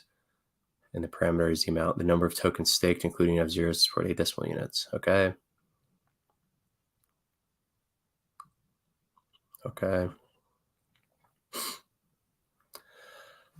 So when you join the club, it checks that the amount that you're trying to do is greater than 0. You can't stake 0 coins. We require that the allowance that you granted to this contract is greater than the amount.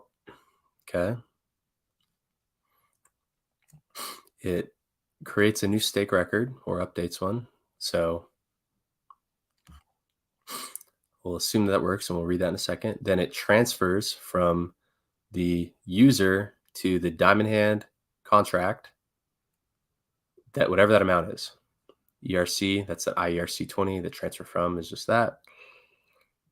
Then global amount staked, it updates that global amount staked value. User amount staked updates the user amount staked value. And that's it. So now we have new stake record, which is called up here. Function that determines which is the next staking period and creates or updates the user stake record for that period. So next staking period is this get next staking period function, which we use all the time. Let's just go to that so we can, even though nothing changed there, let's just confirm. Let's see, so function where it says current period is the get current period. It's going to be 0 if it's a non-staking period. And so here, so get current period, next staking period, we initialize a variable. So if is staking period is true, next staking period is current period plus 2. So that's how we do this. So we set remainder is you do the modulus by 2. So if it's an odd number, meaning it's a staking period, it is a staking period. So if it's a staking period, the next staking period is the current period plus 2. If it's not a staking period, that means the period right after the current period is staking period, so current period plus 1. So you know that works. Next staking period is get next staking period. Oh my God, I'm not even sharing my screen. Not even sharing my screen. Wow, but you guys think I'm so dumb.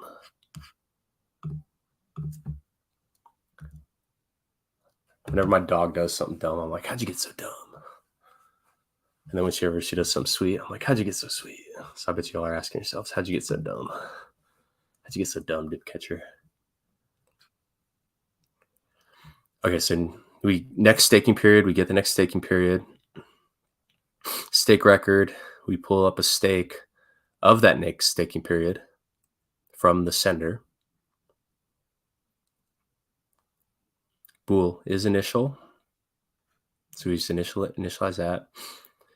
If stake.initiated is false, meaning the first time that it's set up, so these are values that just don't change the next time. So the stake ID is a staking period.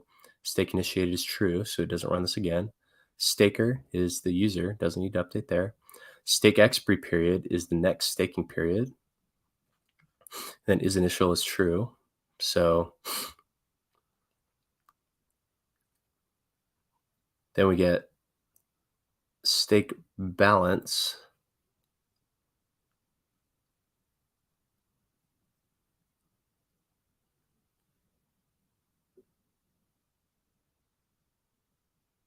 Oh, that's just for the stake event that we sent. That's the only reason why I have that. So stake balance, which is the balance of each stake, equals amount plus stake.balance, meaning amount plus the existing stake.staked tokens per period of the next staking period equals amount plus the stake.staked tokens per period of the next staking period.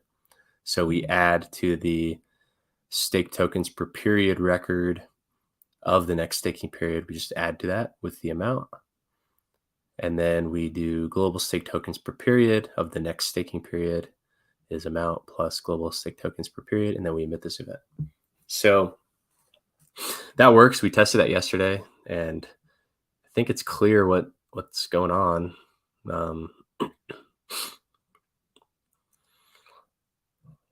So that is done. So here, as we get through these stuff, we're going to close them out.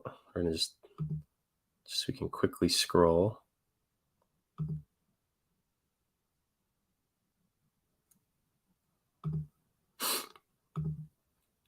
Just as we move through.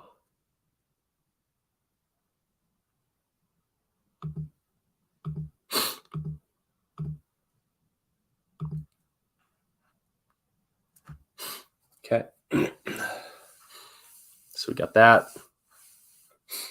So now the other, okay, so let's check the, okay, so join club, external non-reentrant, that's what we want because it's only used outside. And then this new stake record is private because that's only used within the contract. Early end stake team is also an external early end stake record. So we create that. We'll check that in a second. So here's what we got it. We still got to finish this. What's the penalty going to be, guys? What's the penalty going to be? We're deciding right here, live on the chat.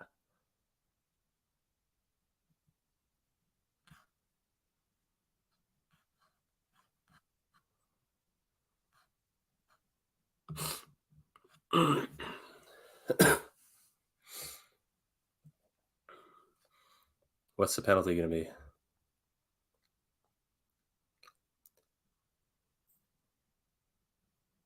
Flat. Okay, so we've talked about having the penalty be based on the days remaining. That certainly, it just adds a little bit of complexity. It may change the dynamics. And then what ends up happening is that the average across the whole period is just like, you might as well have just done a flat, because then it's like the average penalty comes out to something. So there's, you know, maybe it changes. Name says 3.6. So Name's been recommending higher. The 3.69 was for team, which, like, the purpose of team was to, why that one was so low was because we wanted to invite people to end it.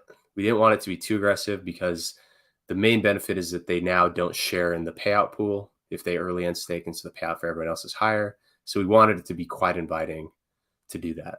But with these ones, it's like and because like the big earnings come from the rewards and not from this, like, you know, from the team staker, which come from the pools. Whereas with this one, the rewards come directly from this penalty. And so if we want the rewards to be higher, we want it to be a little bit higher. Goldkey says pull up the calculator, so let us do that.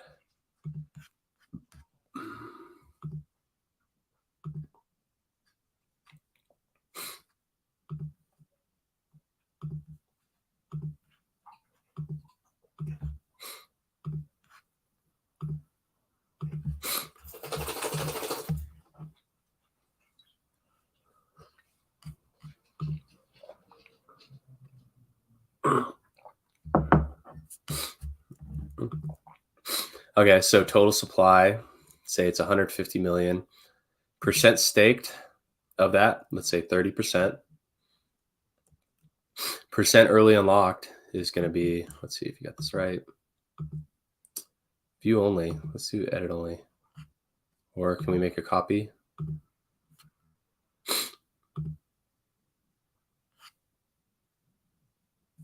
Okay.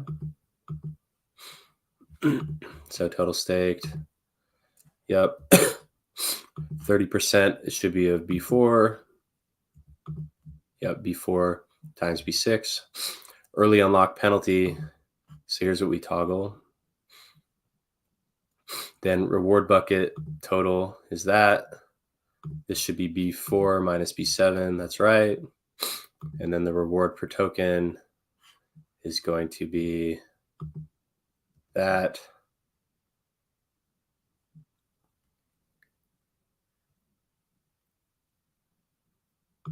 So total, wait, oh, U, okay, that's U. Okay, let's see. So the reward per token, so that would come out. So if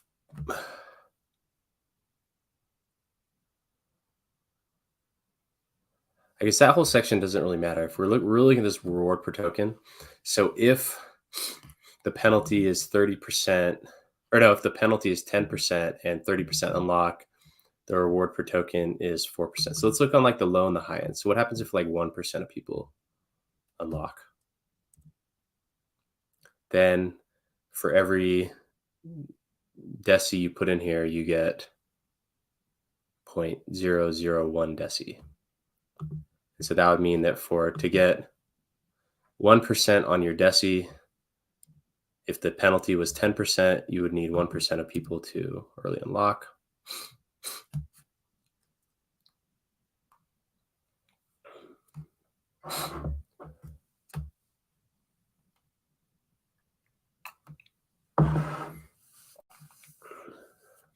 So I guess another way to even look at this would be to say, on one axis we have, so let's do this. So let's say penalties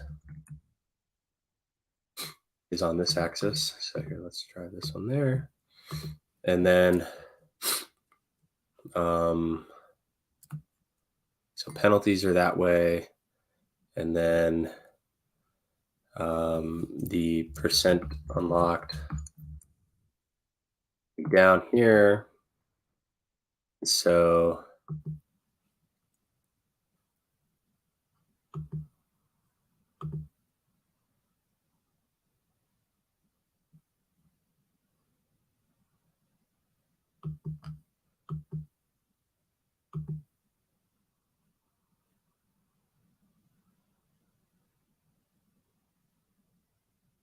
see if we can do this in just one column. So penalties, and then let us do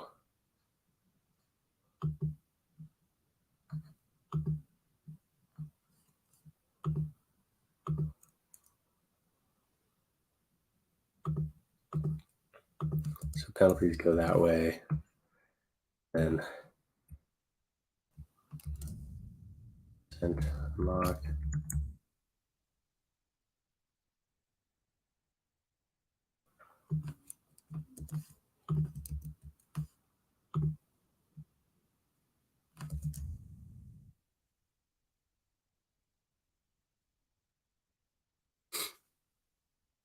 Down.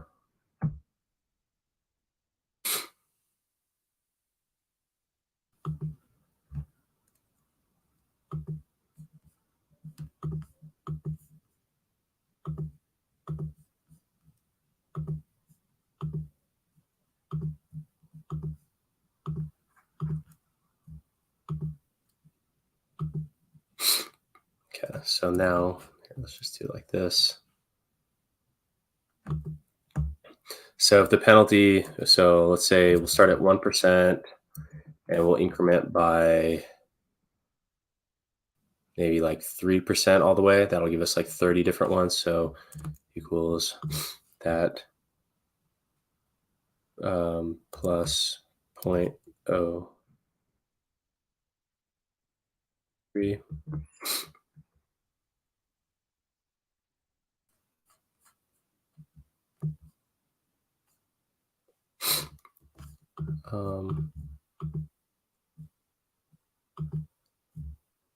Equals, oh, duh, sorry,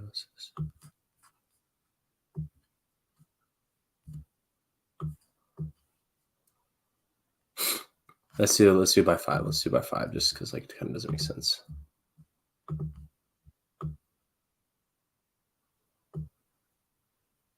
Right here. So it's 0.5. So let's just do this. It's going to be 0.05. 0.1.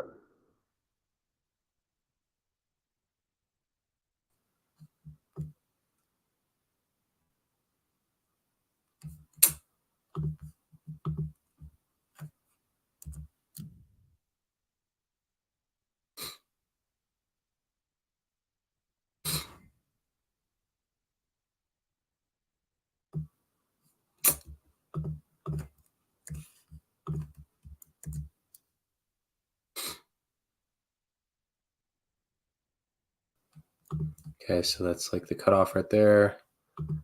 So let's make this one dark. So now it's the cutoff. That would be 100% penalty, which I don't know if we would do that. And then percent unlocked, let's do the same. So 0.01, 0.05 equals plus 0.05.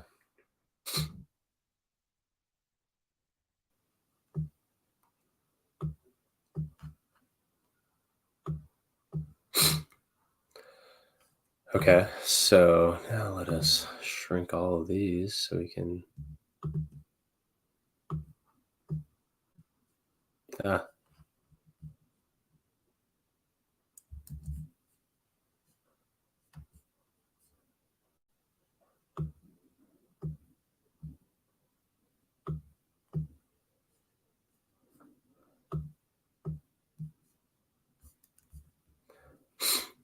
Let's change. We're gonna make everything a percent. No decimals.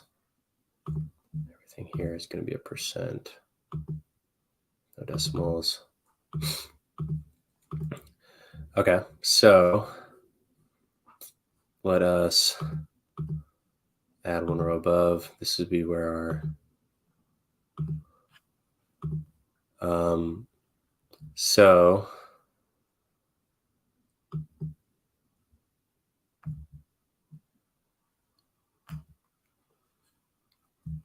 if we have number locked is, let's say, 15 million.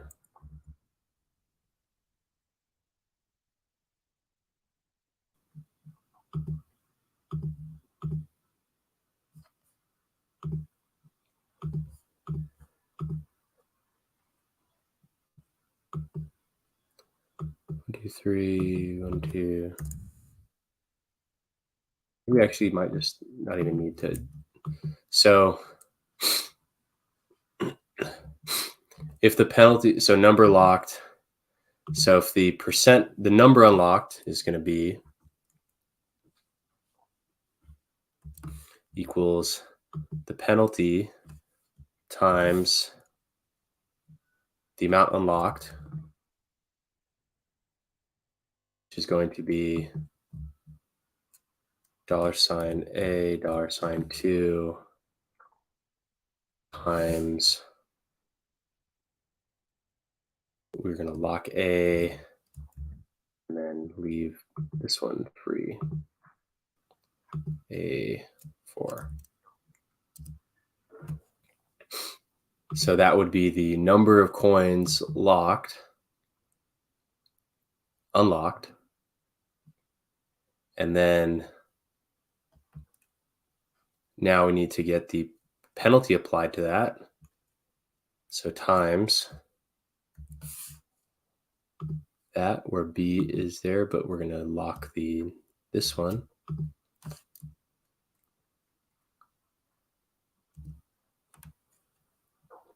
So if 1% penalty, and then now we need to, so this is going to be the earnings per token. So divided by that.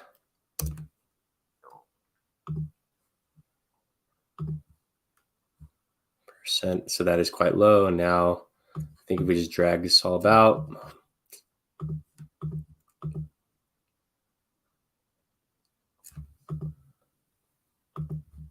divided by A2. Oh, let's lock A2.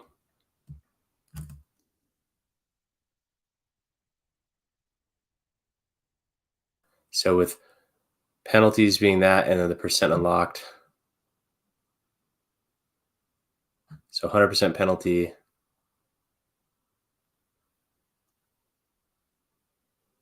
And 1% unlocked. Let's see if this is right.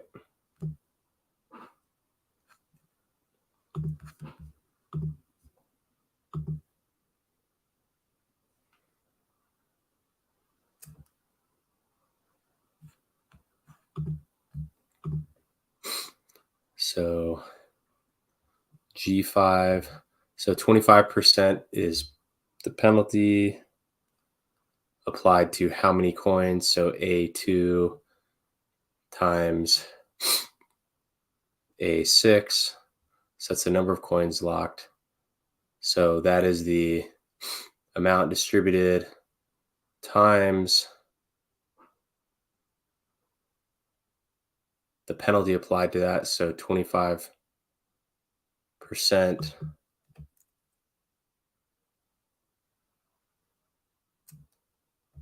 G5 YG5.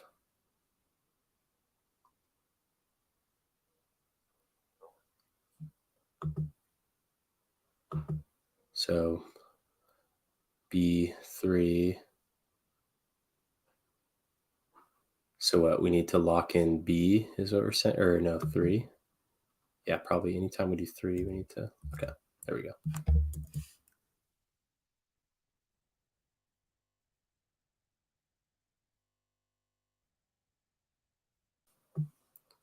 Now we should see some numbers here.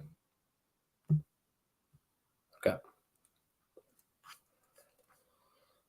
So let's reduce that. Okay. So what do we think is most likely? Let's see if this makes sense. So yeah, I think that's right. Because if 100% of the penalties, if 100% of the coins are unlocked, let's see, like if 95% of them are unlocked and the penalty is 95%, it should be a high. Yep. So that's kind of this. And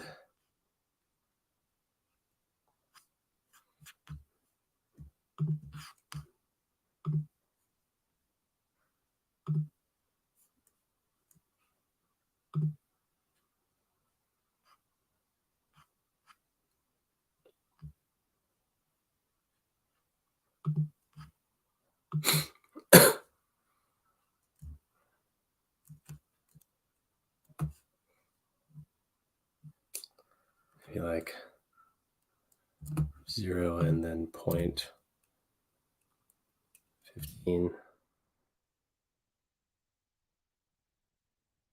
0.1. Oh.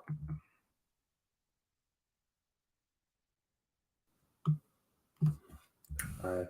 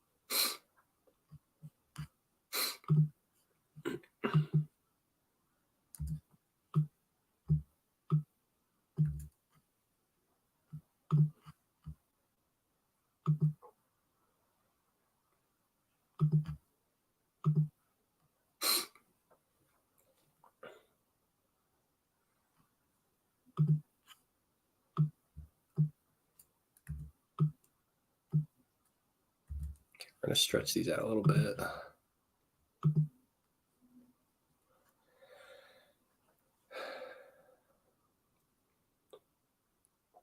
Okay, like what's a good sweet spot? Like what would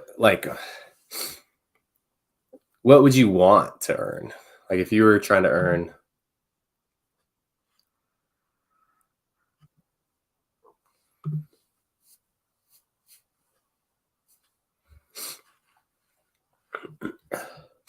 flat fee, I like that. 36.9.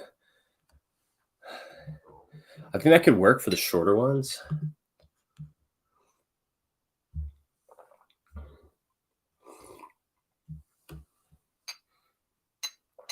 Should it be based on stake length?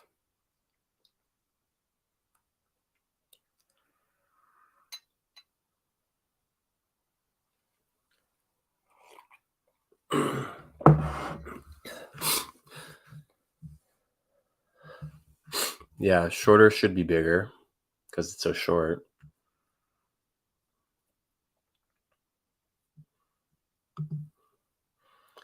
$12.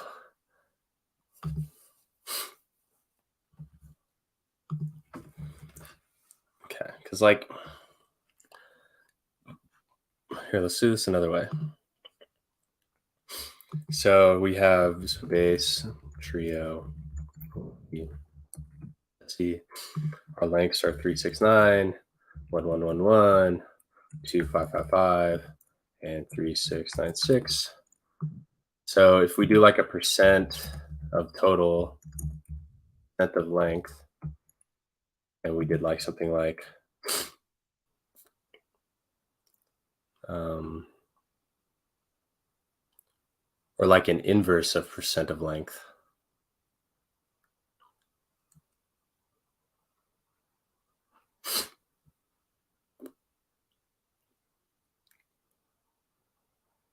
Should it be like related to like the T shares?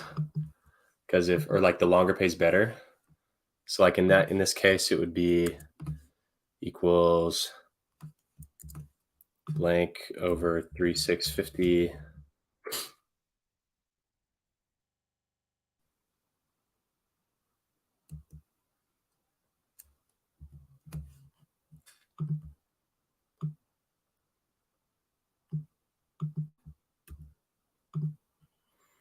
And so if we did something like 2 over that,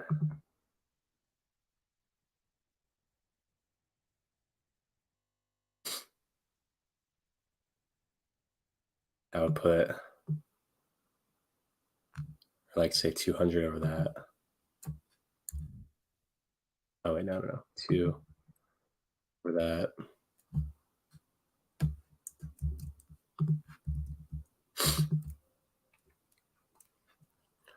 Or like, what did we say we wanted it to be? Like maybe 3 over that.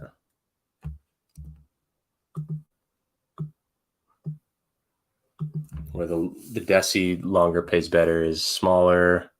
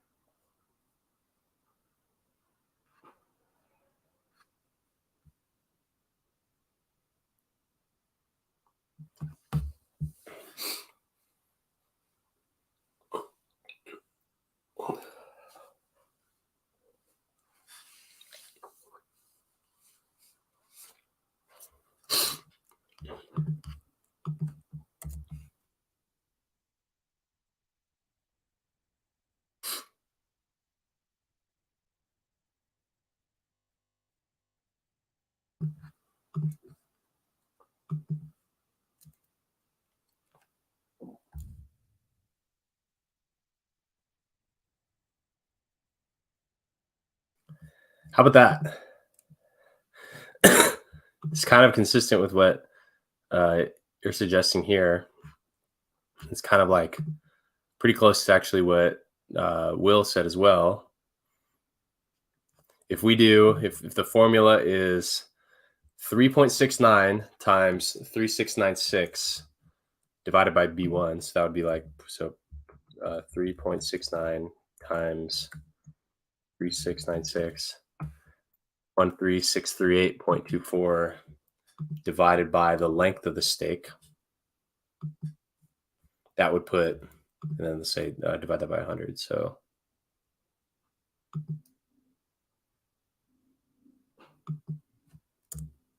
so 0.0369. I would put us at something like this, where base has a 36.96 penalty, trio has 12.28 penalty, lucky has 5.3, and DECI has 3.69% penalty. So DECI is like team, scales up. The shorter it is, the longer, where it goes up to a maximum of the 36.96 penalty. So also the thing is with this, if you make it too large, a lot less people will be tempted to do it. For this 1 year stake, it kind of doesn't matter that much. And also there's going to be that, like, you know, the whole airdropping mechanism. You know, you kind of lose out a lot. And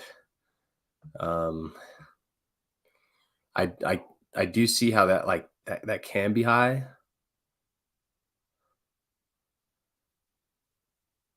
But also, I mean, you know, just, you know, people, I don't know, it's like, it is a balance.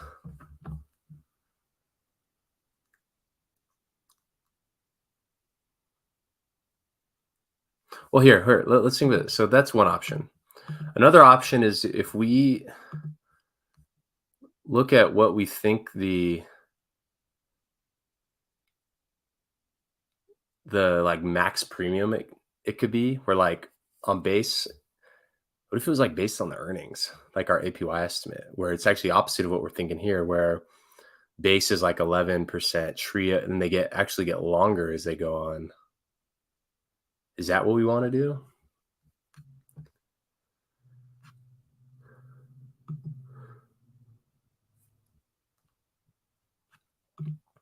$50, $25, $12, $25.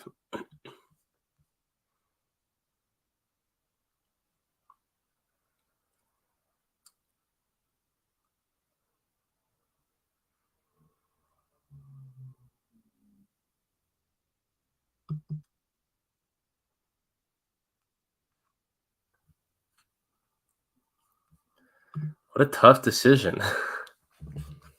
So I like the spread there, and that's kind of what we created here. It's basically like what Name said, but divided by almost 2.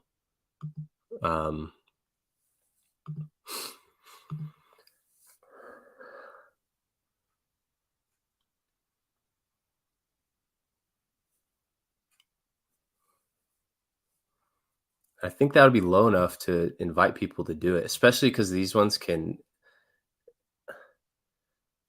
end with, I mean, the premium on these can go really high. So base, it's like base is never going to get that premium that high. And so, you know, it's like if you're locked in, you're locked in.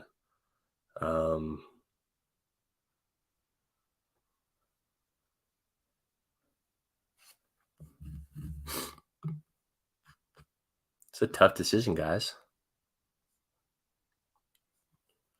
And I like that it's similar what Name's saying. It's kind of similar here. It's very similar to here.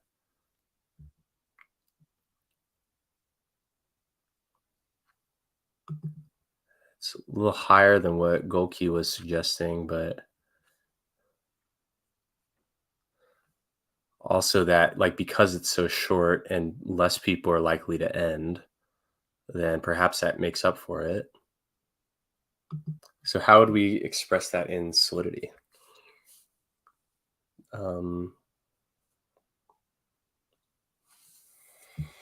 If it was 3696 times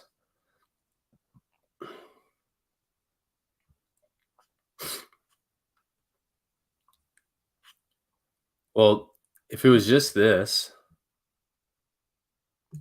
wait.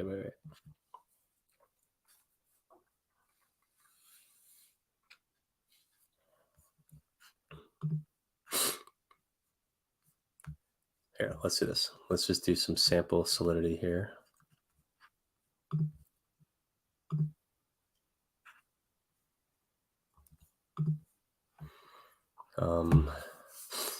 Let's just render another function here. We're just going to call this contract test.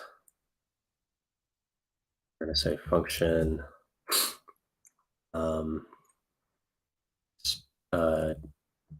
penalty,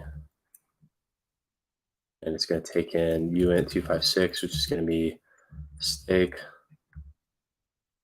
Here, actually, let's do this. Let's do the whole thing. So uint256 public stake length.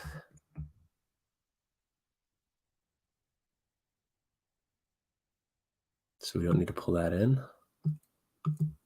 We do need to say in this contract, we're going to say perpetual contract perp equals perpetual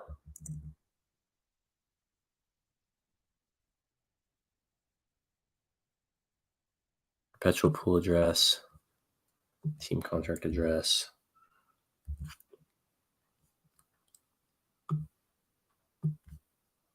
Oh, you can't even see my screen. What am I doing?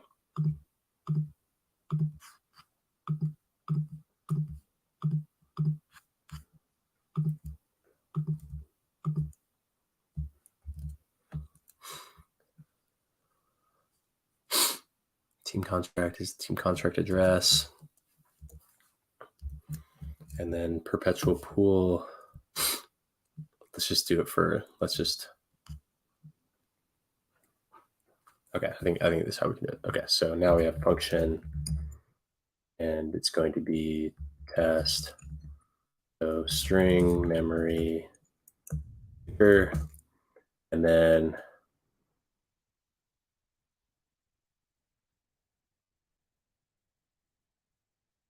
public view turns x. So, test penalty. So,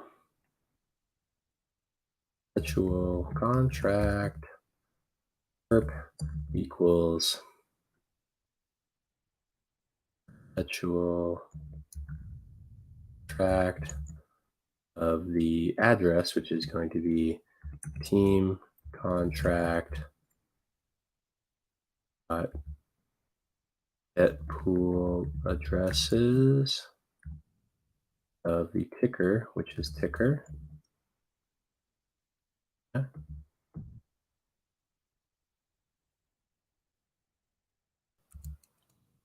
And then so unit 256 length equals perp dot stake length.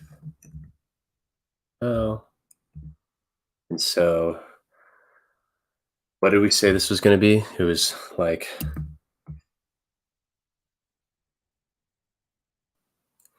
it was like 3.69 or 0.0369 times 3696 over length. Now I'd put the smallest one at that. So if max length stake would be at 0.0369. We know that you can't express it like this, so we have to do what we did down here, which is, where's the penalty?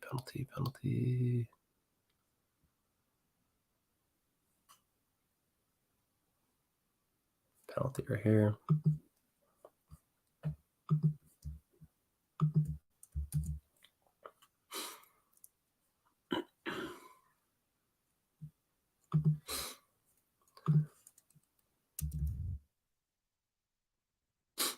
So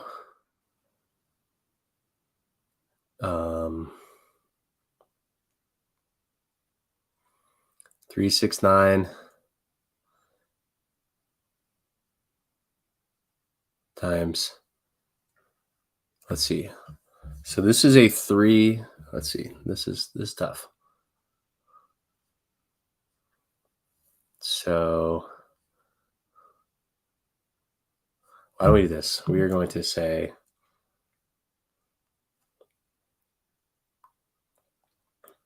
.0369 times 3696. So 1363824.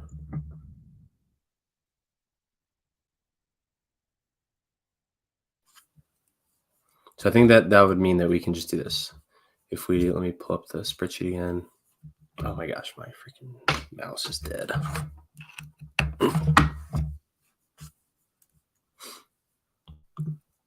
So that means we could also just do it like this, where it's equals the day over, what was it? So 0.0369 times 3696 over 136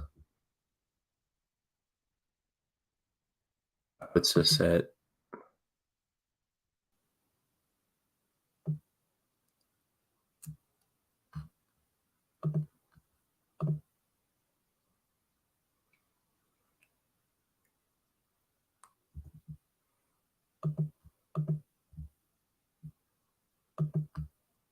136 over B1.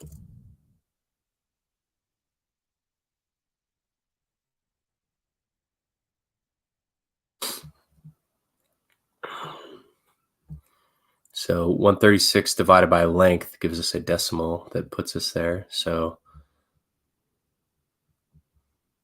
we need the scaled value.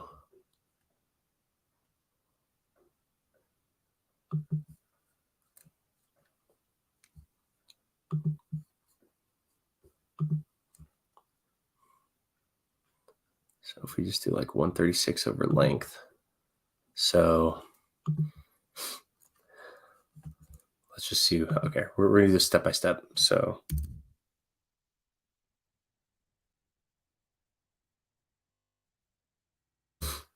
you went 256 scaled penalty now equals 136 over length. 36 times the scalar 10 to the 8 over length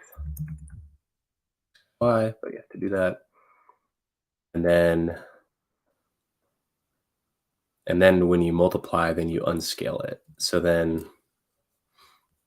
here, let's do ticker, and then we'll also do an amount. You went 256 amount.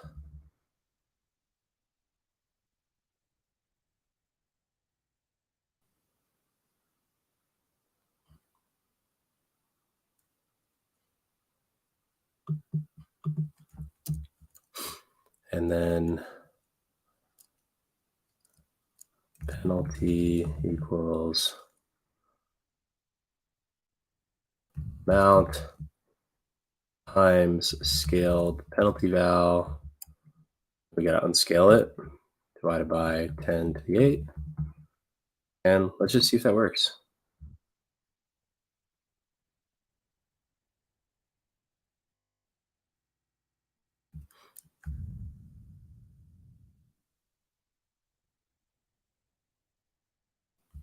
Okay, let us deploy the test.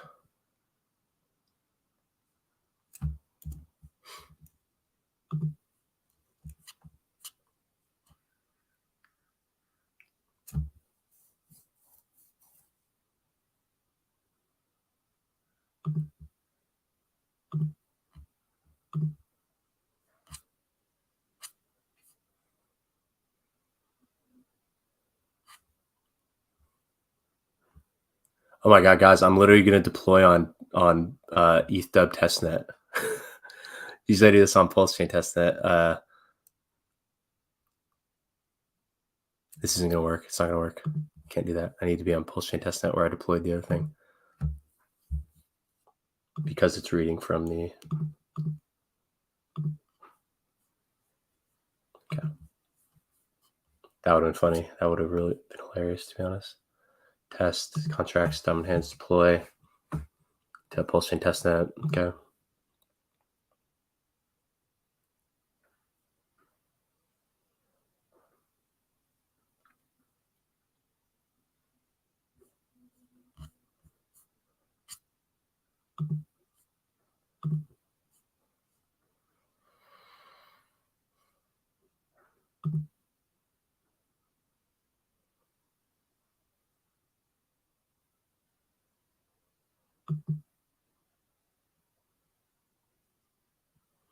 Okay, so if we do base,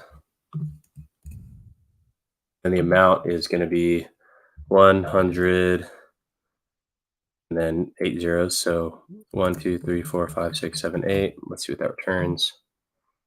Returns 1, 2, 3, 4, 5, 6, 7, 8. So that would be 36. So here, let's do what our expected values are going to be. So equals, so for a 100, so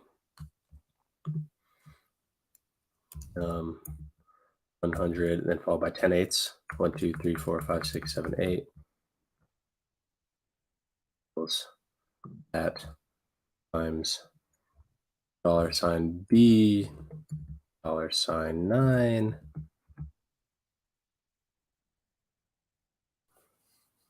Okay, so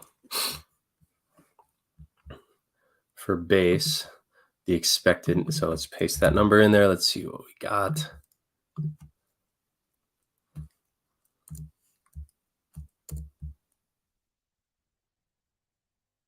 Let's divide the numbers by each other. What the percent deviation is. Okay, that's basically the same thing.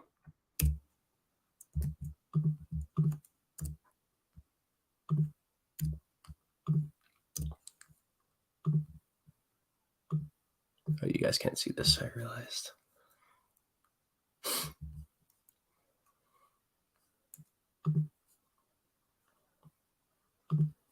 Okay, so that one is correct. Now let's do base trio. Let's see what trio does. Trio gives us, yup. Looks like this is gonna work. Lucky.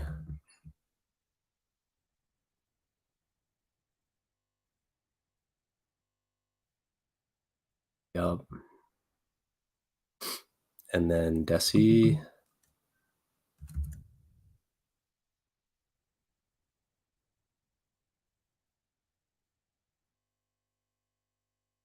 Okay, so it looks like it works. So here I'll share with you what I was just checking, how we can know.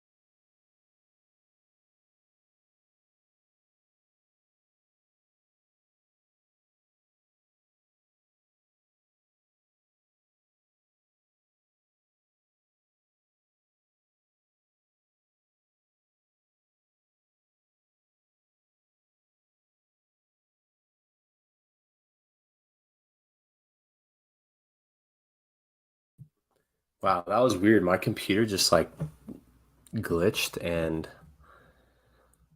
it just shut off. So that was so weird. Okay, so what I was doing there is I was running that through the testing, like that. I was just doing that test equation to see what the penalty would be for the percentages that we had just suggested. And then I was comparing them to what they were. So then I divide. So like this is the expected one where it's, the number times the penalty, where this is 36%, 122, or 12%, 5.3%, and 0.0367. So, so that is roughly what it is. And then these numbers came out to be, when I divided them, they're basically equal. They kind of vary a little bit in the tail ends of these decimals, but that's okay.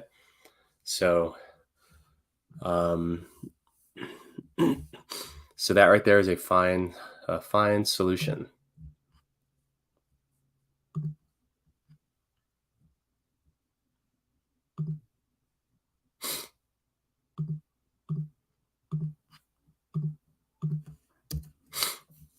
Let's see if that's correct.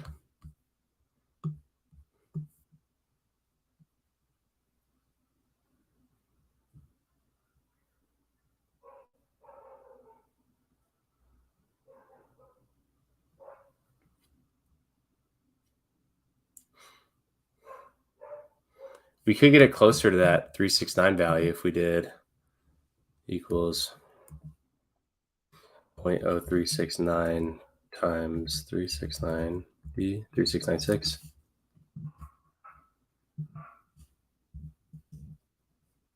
136.3824. 136.3824. Then we have to divide this by how many digits do we add? 4 digits there, so 10 to the 12. See if that works, if we can get even closer to the numbers that we targeted.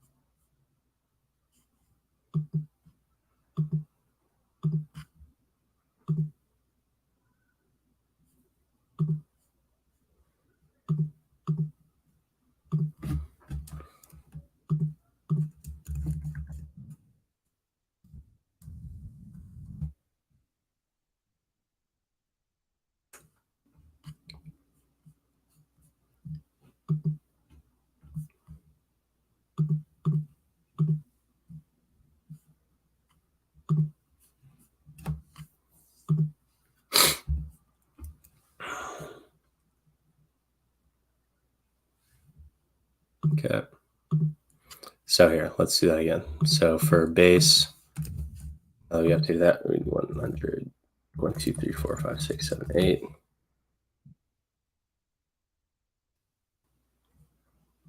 So that should be the, so here now let's come back in here. And so this number, it's not, so let's see.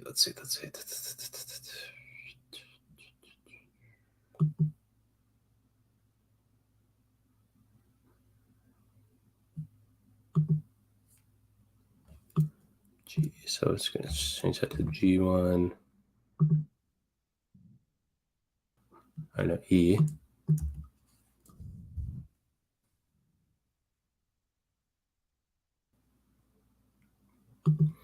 And then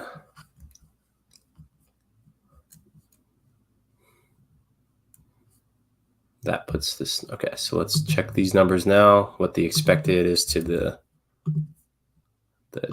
result. Boom, it's identical.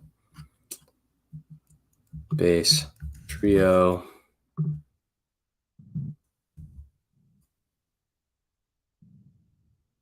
Boom, identical.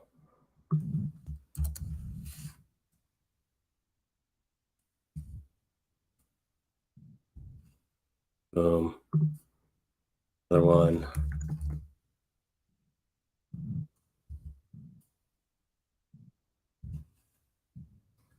On target. Okay, so looks like our penalty value is correct. Where 136.824 equals 0.0369 times 3696.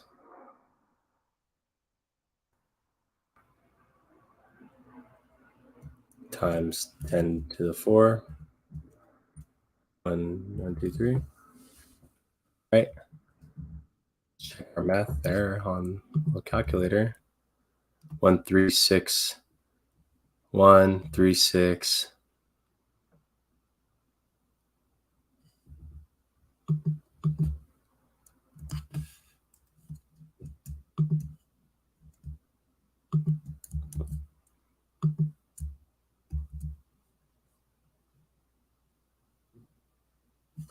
One 136.824. Oh no, 136.3.824 equals 10 to the, yeah, that should be it, right? Let's double check. 136.3.824. 136.3.824. Yeah.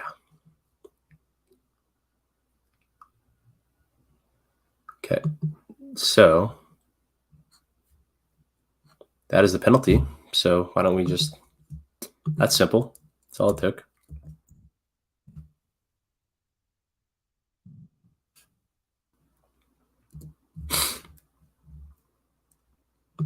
So how do we call it in this function? Let's adjust that.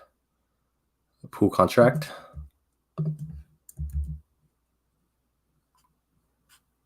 Just call it perp or call it pool contract. Then pool contract, stick length.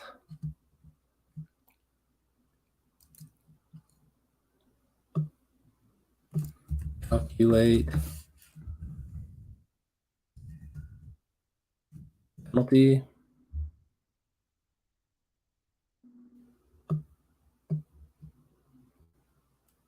Okay. Should just work.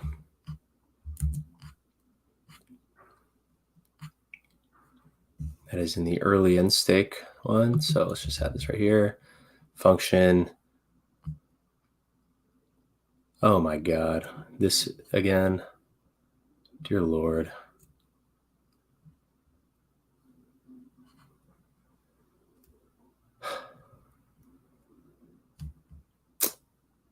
Damn it.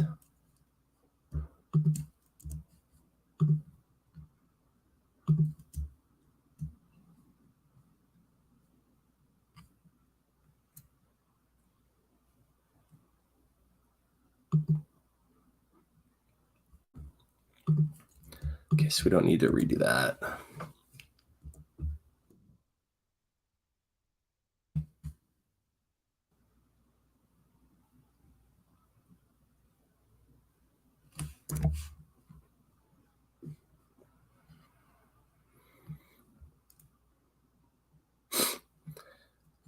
Okay, so we don't need current penalty scaled because we just are getting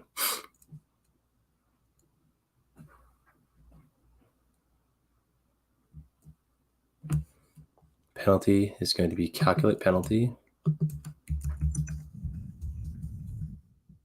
of pool. So pool contract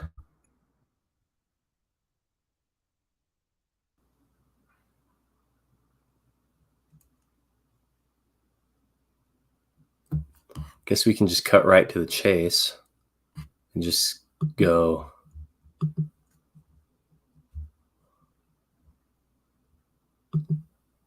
No, it's actually nice for this to be a public function that people can look on their own. So to get the name, so we just get the name early on. So here in this pool contract function, we need to say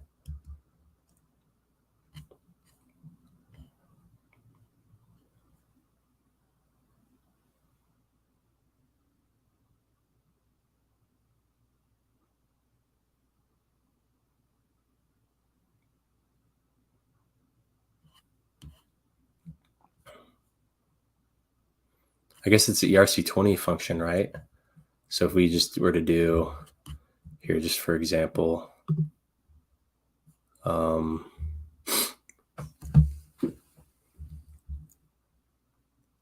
yeah, that's an IERC20 thing, right? Let's look it up. IERC20 name.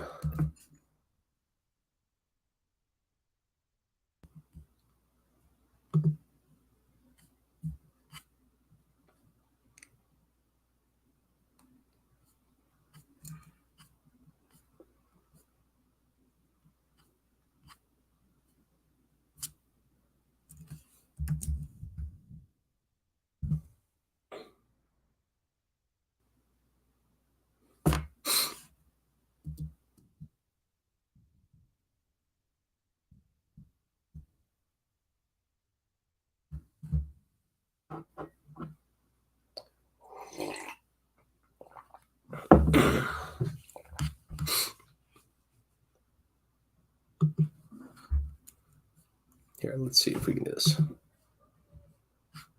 So let's get this team contract address. and we're going to deploy IERC20 at this address. Does this have name? Does not have name. It's ERC20.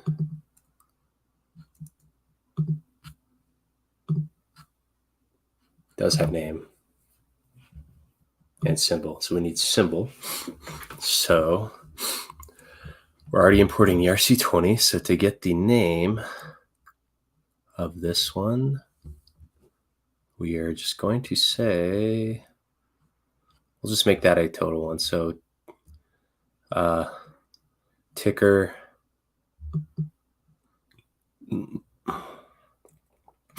I guess we're starting out with the ticker, so we might as well just, we don't need to do that whole thing. We can just say string public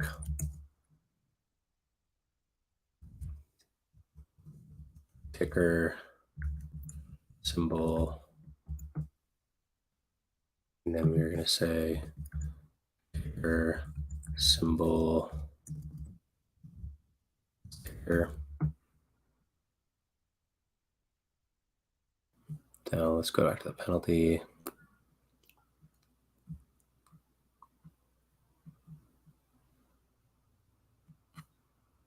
Guess we don't even need to pass that in because you already have it.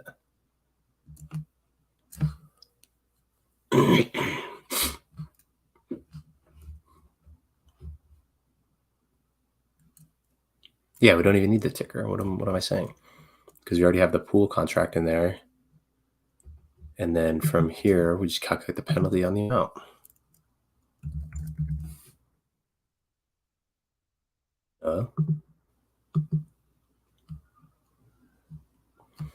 So penalty length is pool contract dot stick length. We don't even need anything else. Simple. Very simple.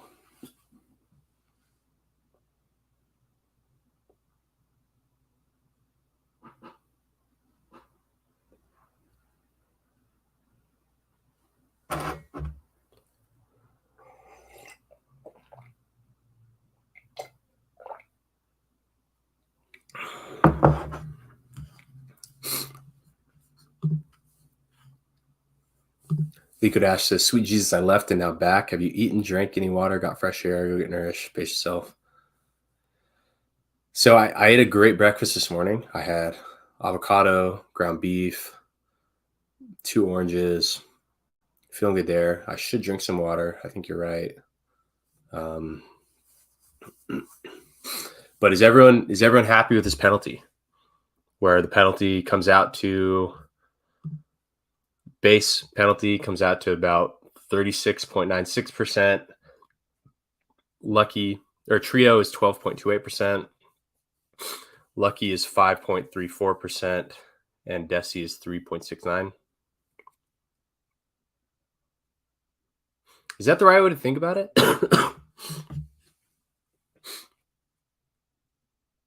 So that'll increase the number of people that leave, but then the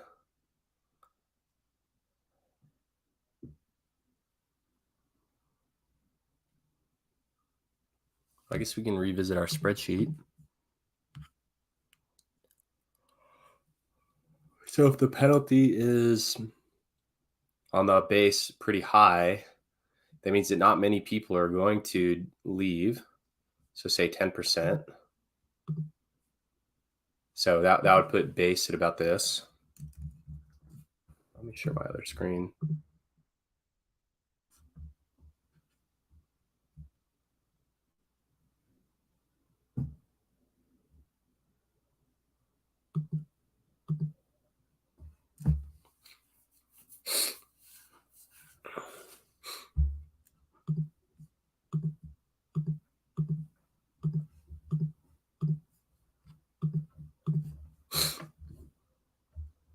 So that puts base would be about there. What did we say that the others would be? like 12, 2-8, and then 5-3. So that's like, so base trio would be like here. And this would be like lucky DECI in this range. So perhaps because it's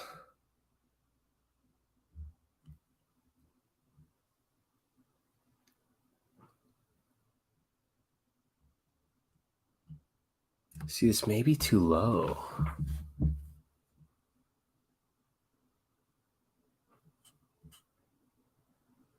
Well, here, let's use the original one. So for if what percent is staked there. So for these big ones or the long ones, so let's say that it's like comes out to that 3.69 penalty. Yeah, I mean, that is right.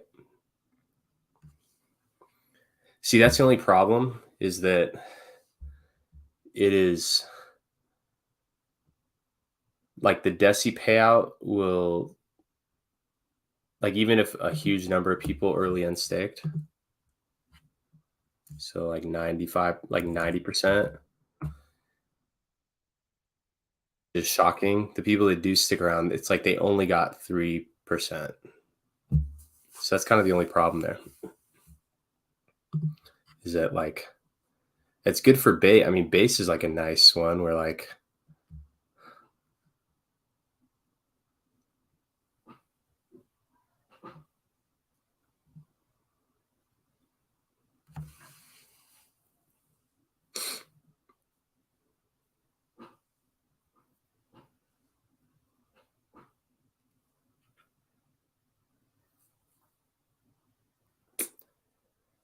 we may be overcomplicating this, guys.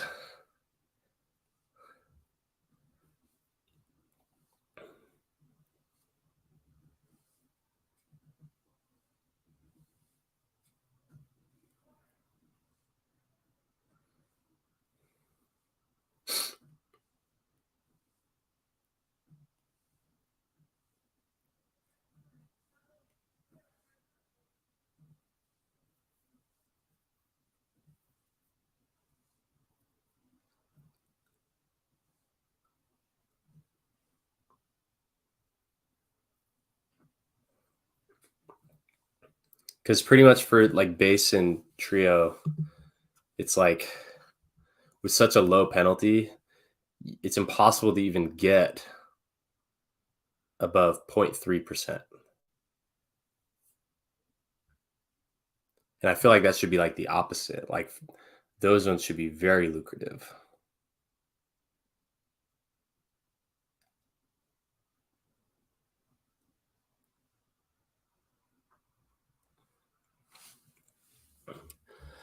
What to do?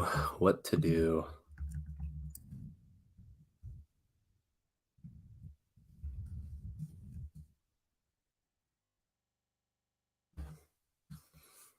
What to do, you guys?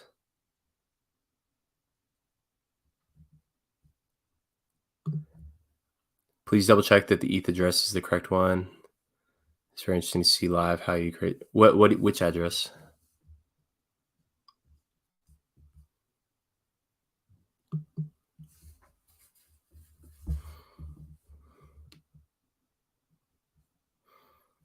Yeah, I don't think the penalty can be that low.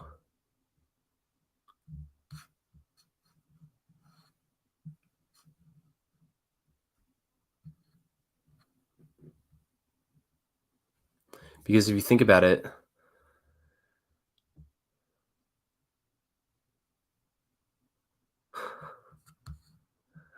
God, he scared me there. He says he's joking.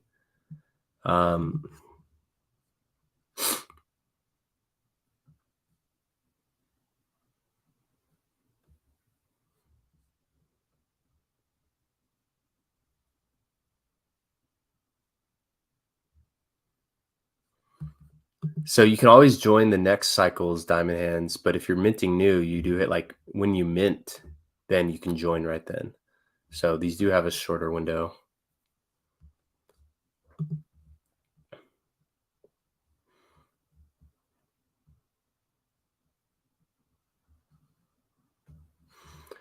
Because like, what's most likely to end? Probably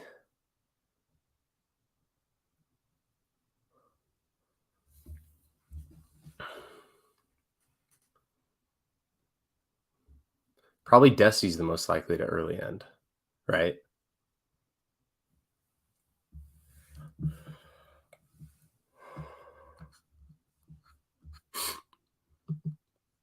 Yeah, that's the only problem I see, is that like these ones just won't be that attractive to even join in the first place.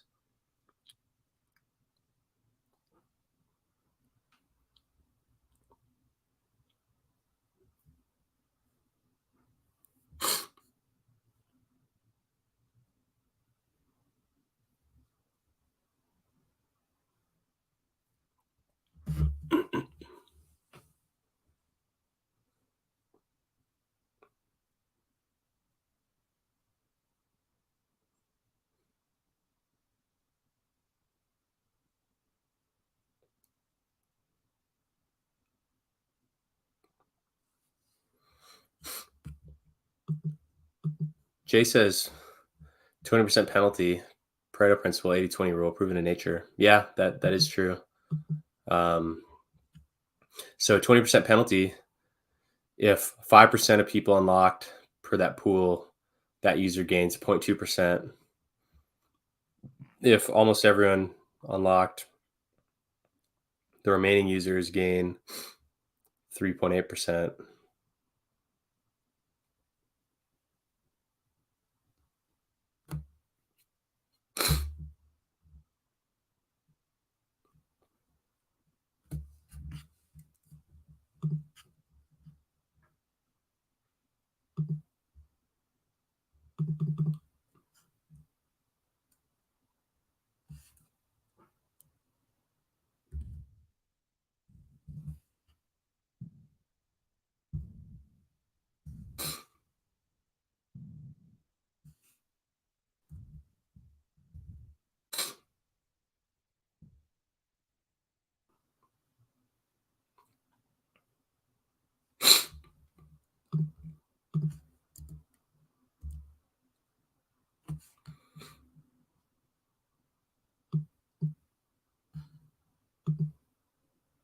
Oh, wait.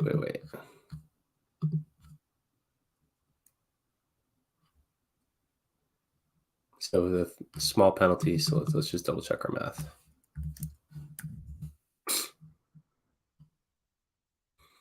5% penalty and 90% unlock, it's going to come out to reward per token.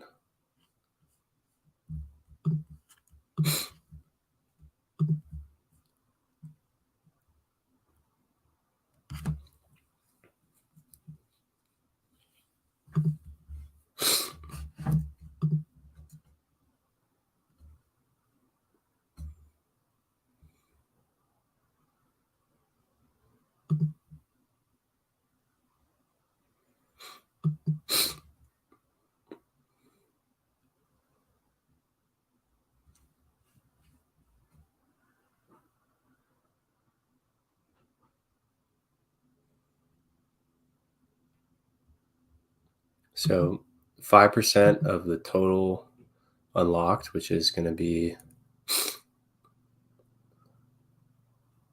you just get rid of that. We don't even need that. So, but it is kind of helpful just to see. Times A4, so the percent that gets unlocked.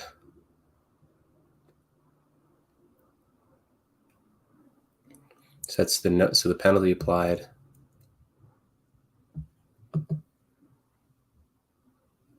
times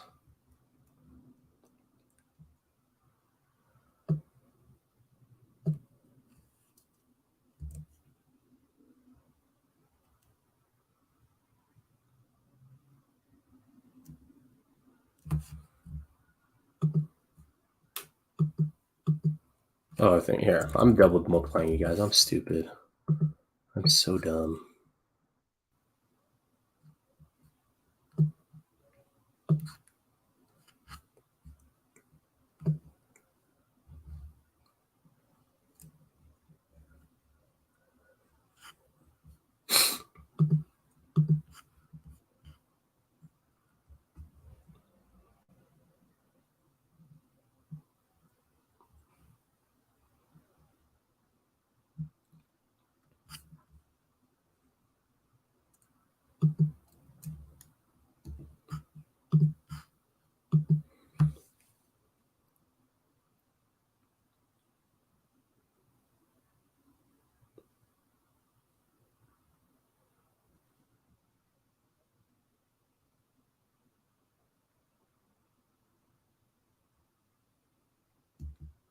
So the number of coins is going to be the penalty.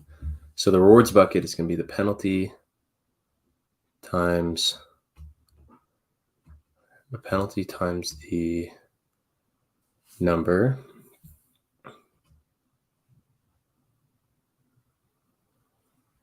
but it's the number times the number unlocked. So the total. Okay, so let's think about it this way. Here, let's read this. So the number of coins unlocked is going to be A4 times that A2 number of coins unlocked,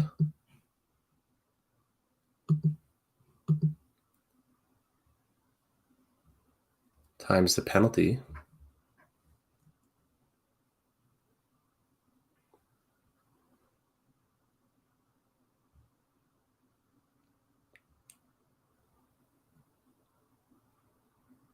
okay. You need to divide that by A2 minus the number of coins unlocked. Duh, that's why that looked weird.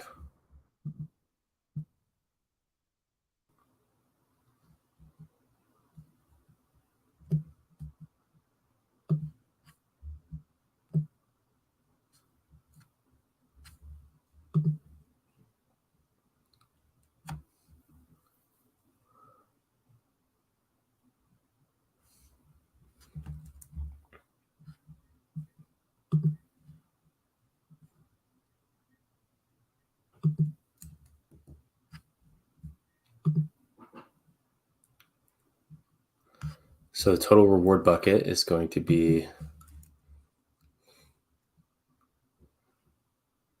the penalty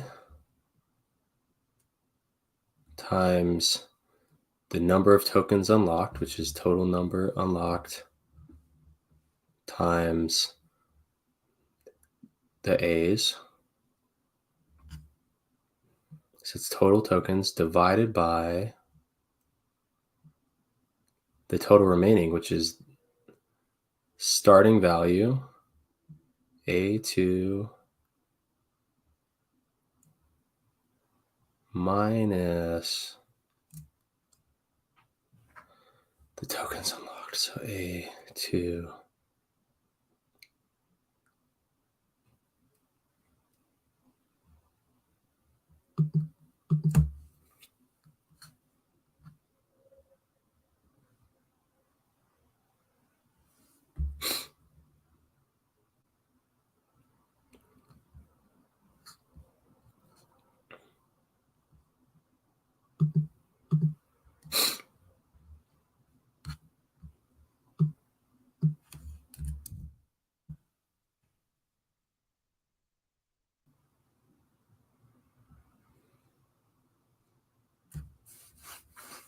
Okay, so maybe this isn't so bad. So if the penalty is quite low, okay, all right. So Lucky and DECI are in this range where, because it's probably more likely that over the long term that more people unlock, right? Especially ones that have a high premium potential and numerous bull cycles. So if we expect higher to be unlucky than or on DECI, then they can tolerate the smaller penalty. Whereas in base, I don't see that many people unlocking early, right? And it's low enough to where if you do, it's not a big deal from your perspective. Oh no, it is a big deal. Okay, so maybe it's not so bad. Maybe that isn't the worst.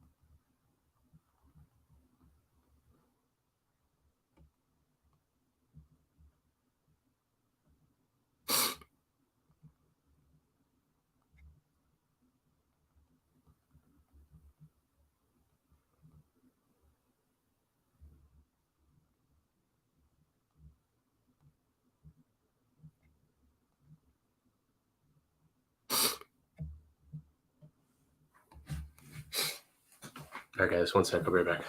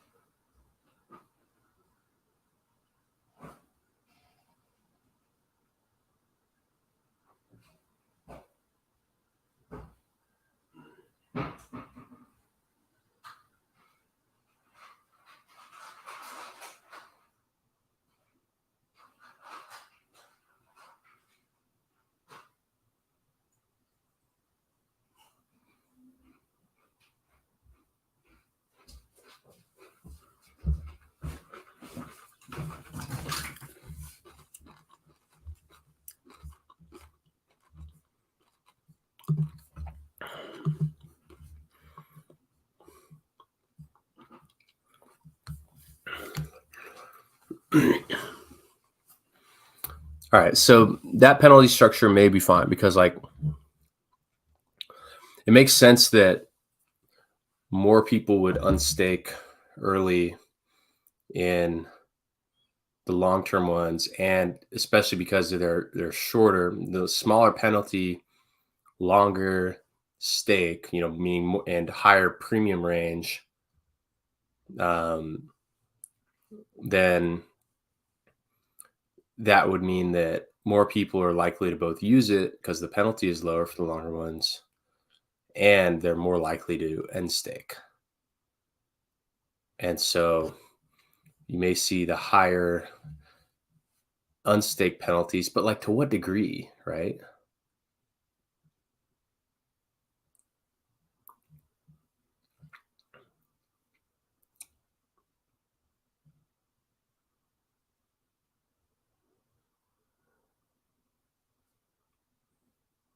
To what degree?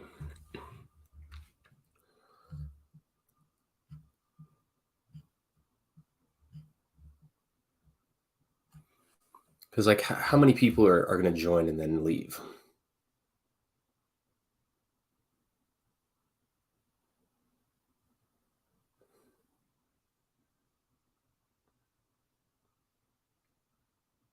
Like in basic, it'd be like below 5%.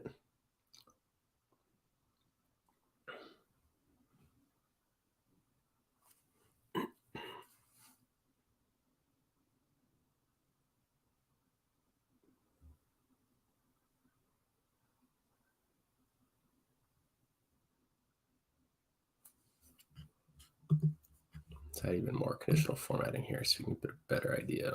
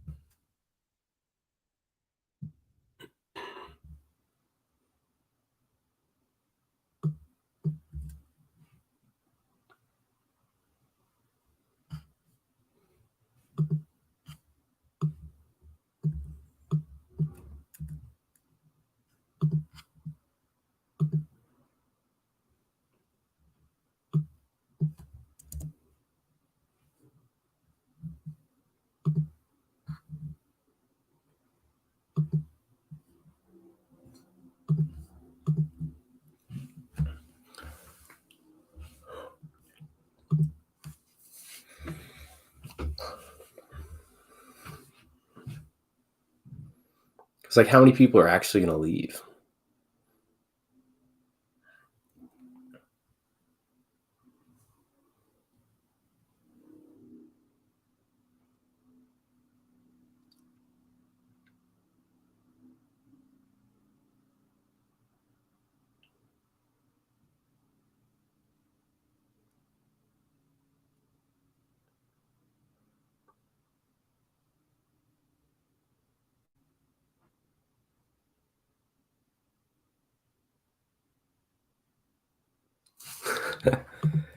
Danny says, div catcher, that sounds not so good. Tone was not muted.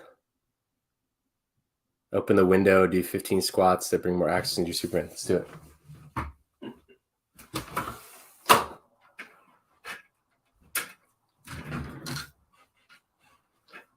Count them out. 1, 2, 3, 4, 5, 6, 7, 8, 9, 10, 11, 12, 13, 14, 15.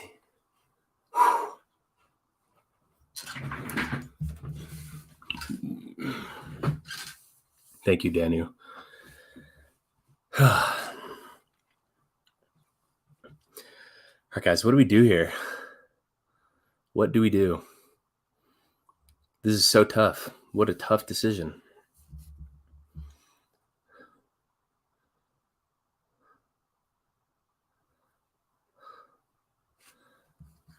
I don't have a card. I don't have a kettlebell.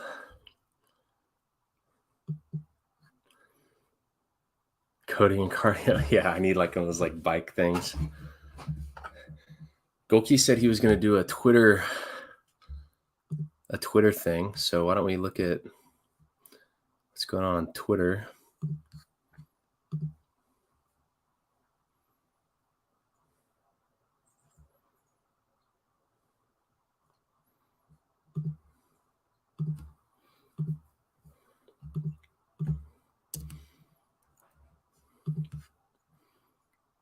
Okay.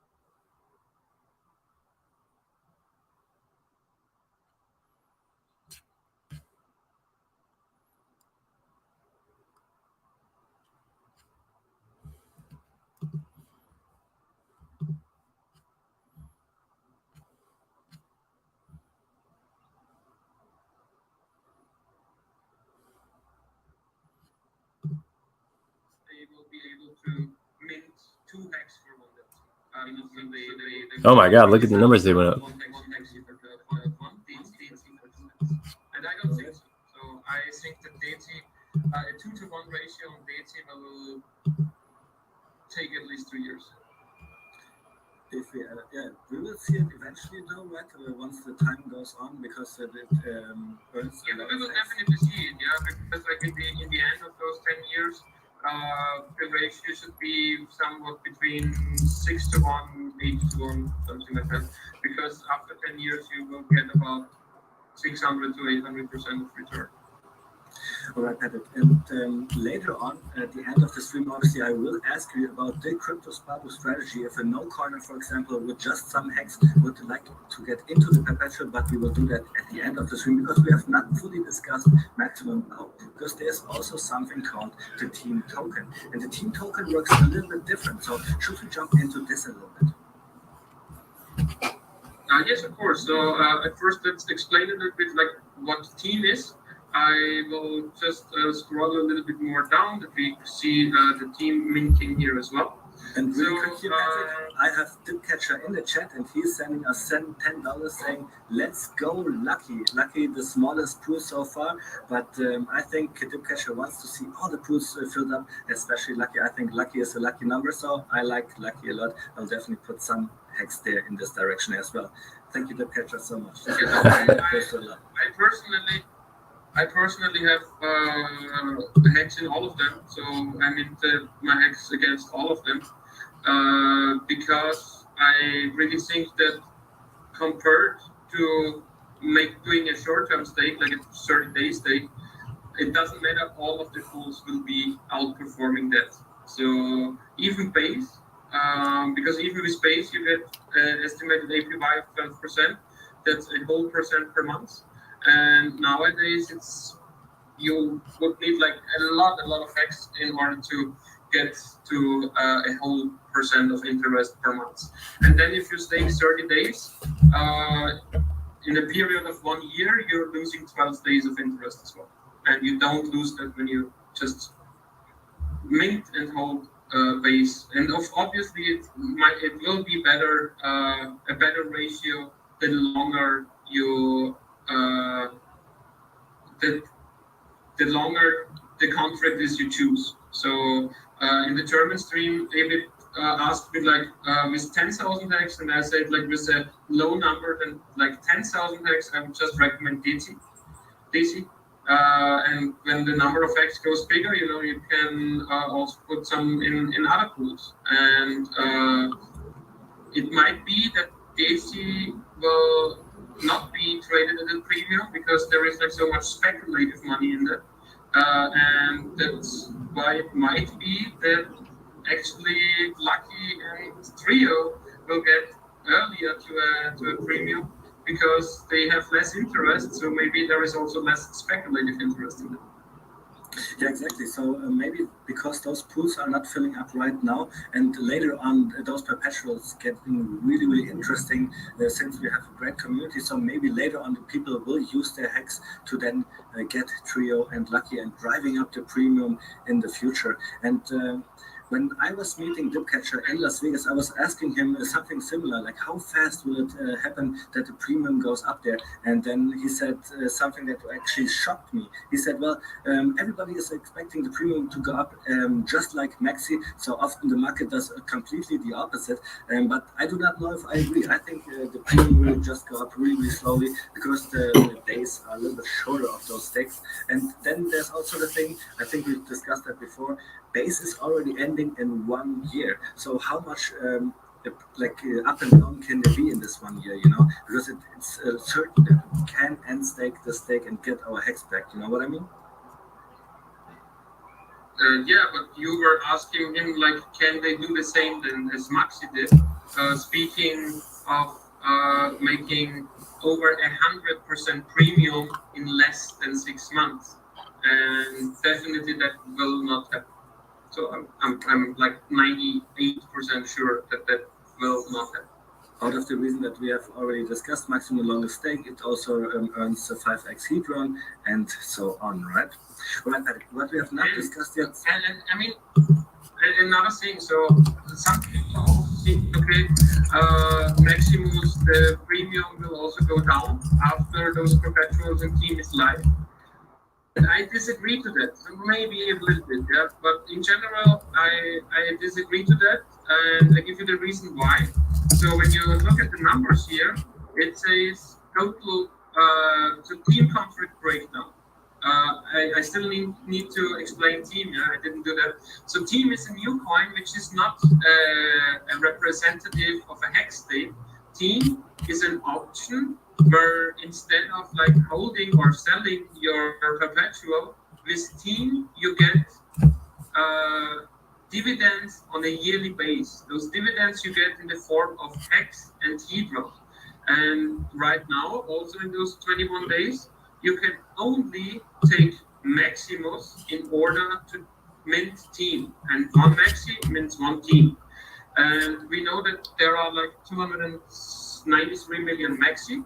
And out of those, nearly 40 million Maxi already got minted to team.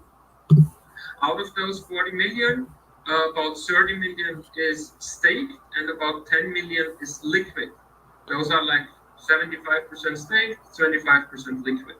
And the reason why I think this ratio will always will go up more than down, will go up more than down, is also here with this Maxi bird.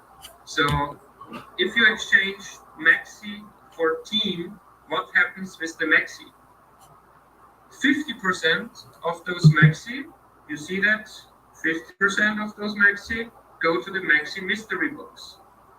20% of those Maxi are getting burned. So like really burned out of the total supply, reducing the total supply of Maxi, making each and every Maximus, which you still own, more valuable. And then 30% of all the exchanged Maxis are going in a pool, which is called the 369 Maxi rebate. So all the team stakers who are staking their team in the year 3, in the year 6, and in the year 9 will get each and every year on those years, so 3, 6, and 9th year, they will get back 10% of the Maxi. And those 10% of Maxi go back to all this stake team member and not to the liquid team member. So if only like 75% is staked, so the 10% of the rebate goes to only 75% of active stakers. We will see how that unfolds, but that's like another reason why I think the MAXI ratio is unique. Right, and everything that you were explaining here about the team and the perpetuals, the chat is also saying, Dipcatcher is saying it was the reason of team why the Maxi premium got a little bit higher, and this is probably the highest that we've seen so far, right? And also Nate Stake is saying team giving back Maxi the year 369, just like you said. I think we have an awesome chat going on here.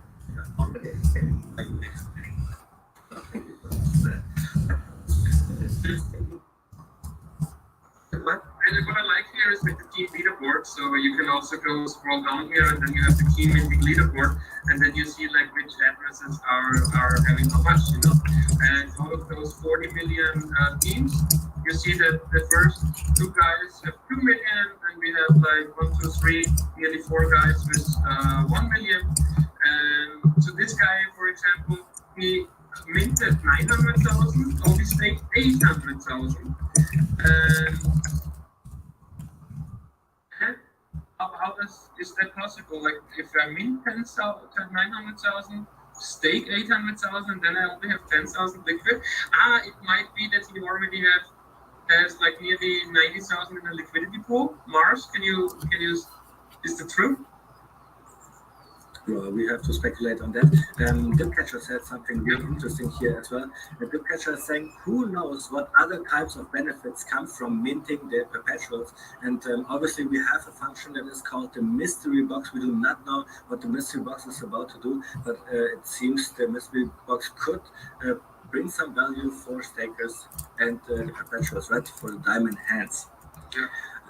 Yeah, so when it comes to those things, so he's speaking about like future possibility, future optional airdrops, for example, but no expectation of profits only from the work of other guys.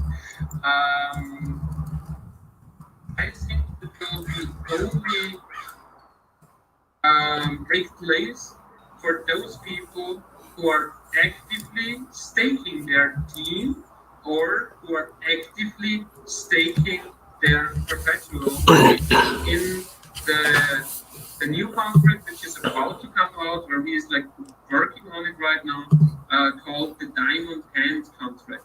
So let me explain a little bit. So Danu, so someone must restart the base stake every year. You know, so somebody has to actually press the button, but it doesn't need to be me or anybody in particular. Because it's just a representation of the X stake. And the Diamond Hand contract will give you the option that you, for example, you say, okay, I want to be like 10 years in the DECI contract. I don't have any, I don't want to look at it, you know, I don't want to trade it, I don't want to sell it when the premium is high or something like that. I just want to hold it 10 years and redeem it in the end. Then it's the best thing for you to put it in the Diamond Hands contract, and doing so, you will earn more fees if other people end stake earlier than they should. And the second option what you can get there is those future airdrops.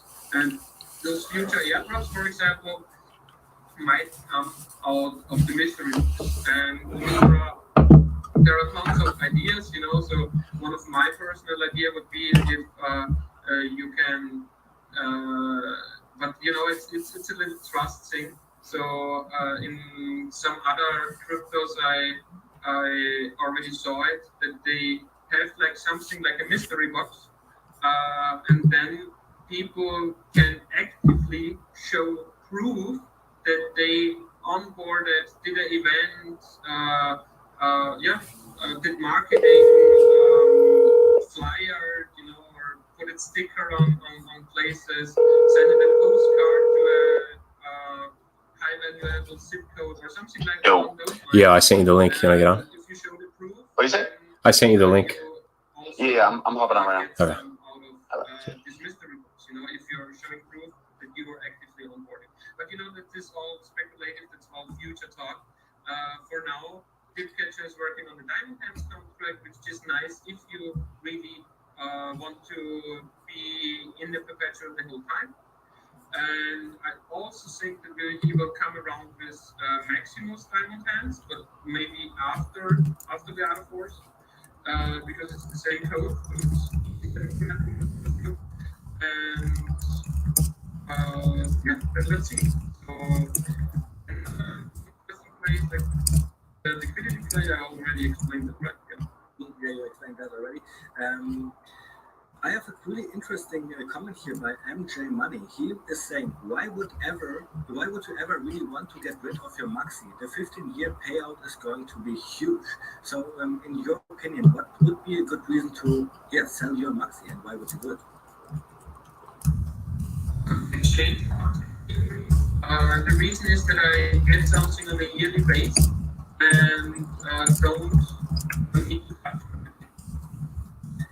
it is already saying here that with team you earn more of the perpetuals and speculate on the mystery box, also MAXI being returned here at least.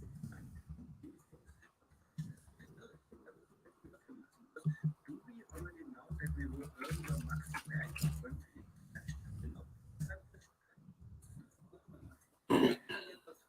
back after, I don't know, 15 years or whatever? You see? So that the question is really, really valid here. It is now that you speculate on team being way more, not way more, but being more profitable than MAXI when you do it, right?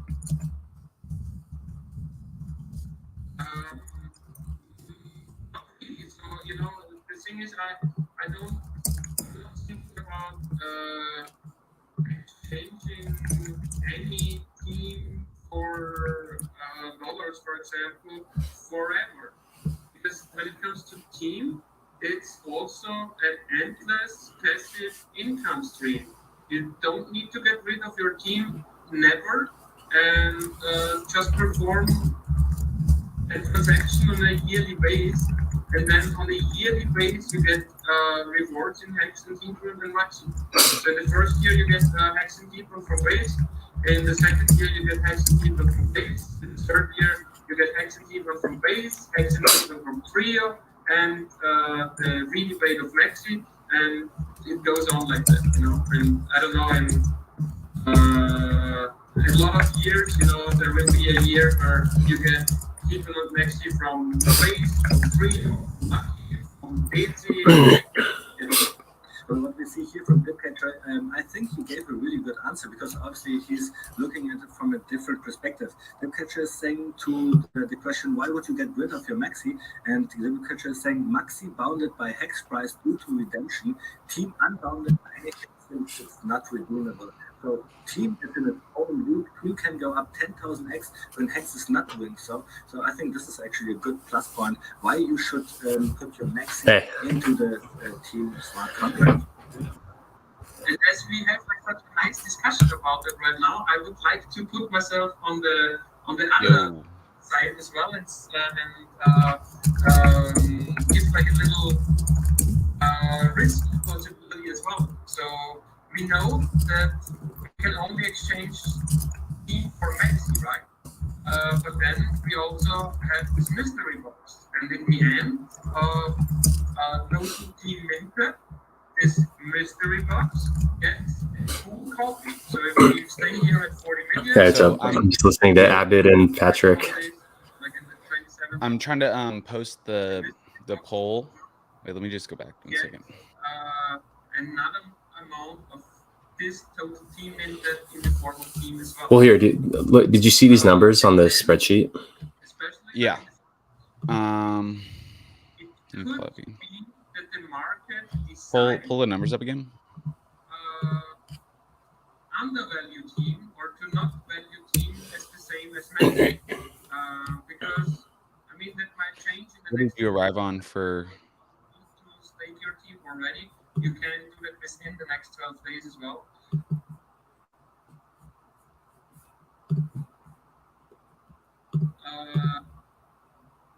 So,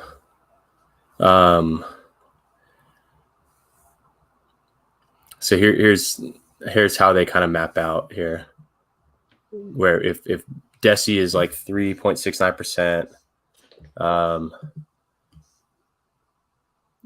Lucky is 5.34%. Trio is 12.28, and then base is 36.96. And how'd you arrive on those how numbers? it plays out here. So on this Can you hear chart of the, Can you hear me? Like the, huh? Oh, can you hear me? Yeah. Oh, okay. I was just making You're sure. a little quiet, but maybe just my volume is low. So this payout you get, so this would be like the ROI for the people that stayed locked in. Mm-hmm. These numbers in here, and so for base, so here, so and then these are the percent of people that unlocked early. So on base, since it's the shortest one, that probably and it has the less premium potential, these ones probably have the least number of people that are early unlock. And so perhaps no more than like 5% of people early unlock. And so 5% of people early unlock in base, then the payout is it's like 1.8% extra for base. So if you put in 100 base, you're getting 1.8 base extra. And then trio is in that, like, what range did we say? 5 point. Trio's 12.28. So here, we'll wrap. I mean, just like, so if it was, so here we can do so 12. Let's just go to 12.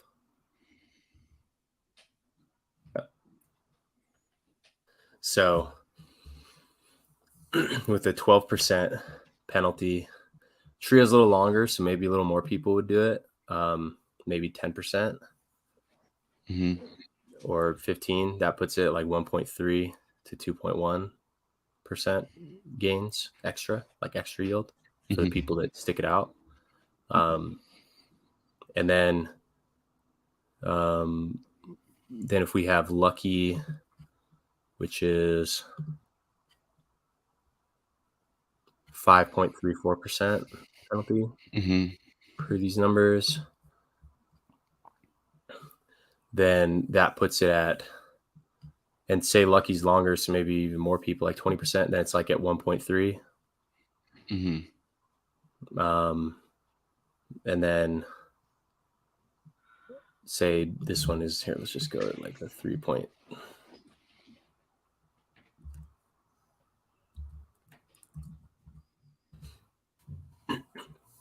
And like the 3% for DECI, say it's even higher, I mean, like 25% would be like 1.2. So they kind of all track this like 1 point something percent gain from what I think is like reasonable of what happens. What about DECI? Go to DECI. That is DECI. Oh.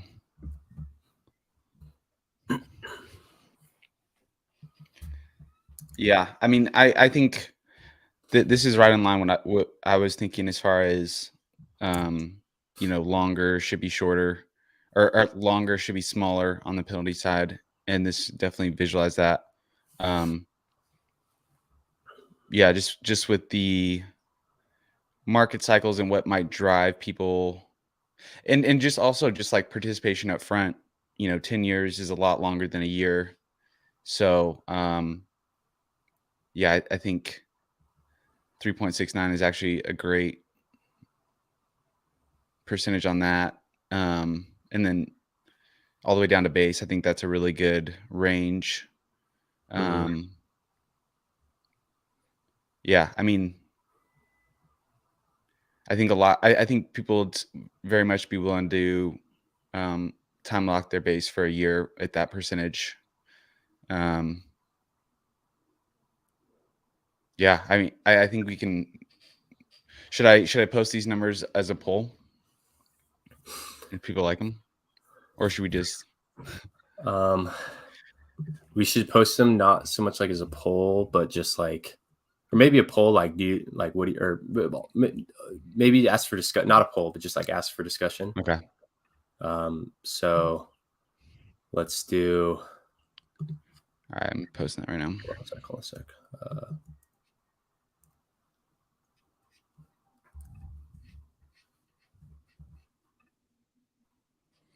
So I've got 36.96 for base, 12.28 for trio, 5.34% for lucky, and 3.69 for DECI. Yeah, here, let me just give you a screenshot up there. It'd be easier if you copied in text for that. No, this like an image to post with it. Oh, perfect. Yeah, perfect.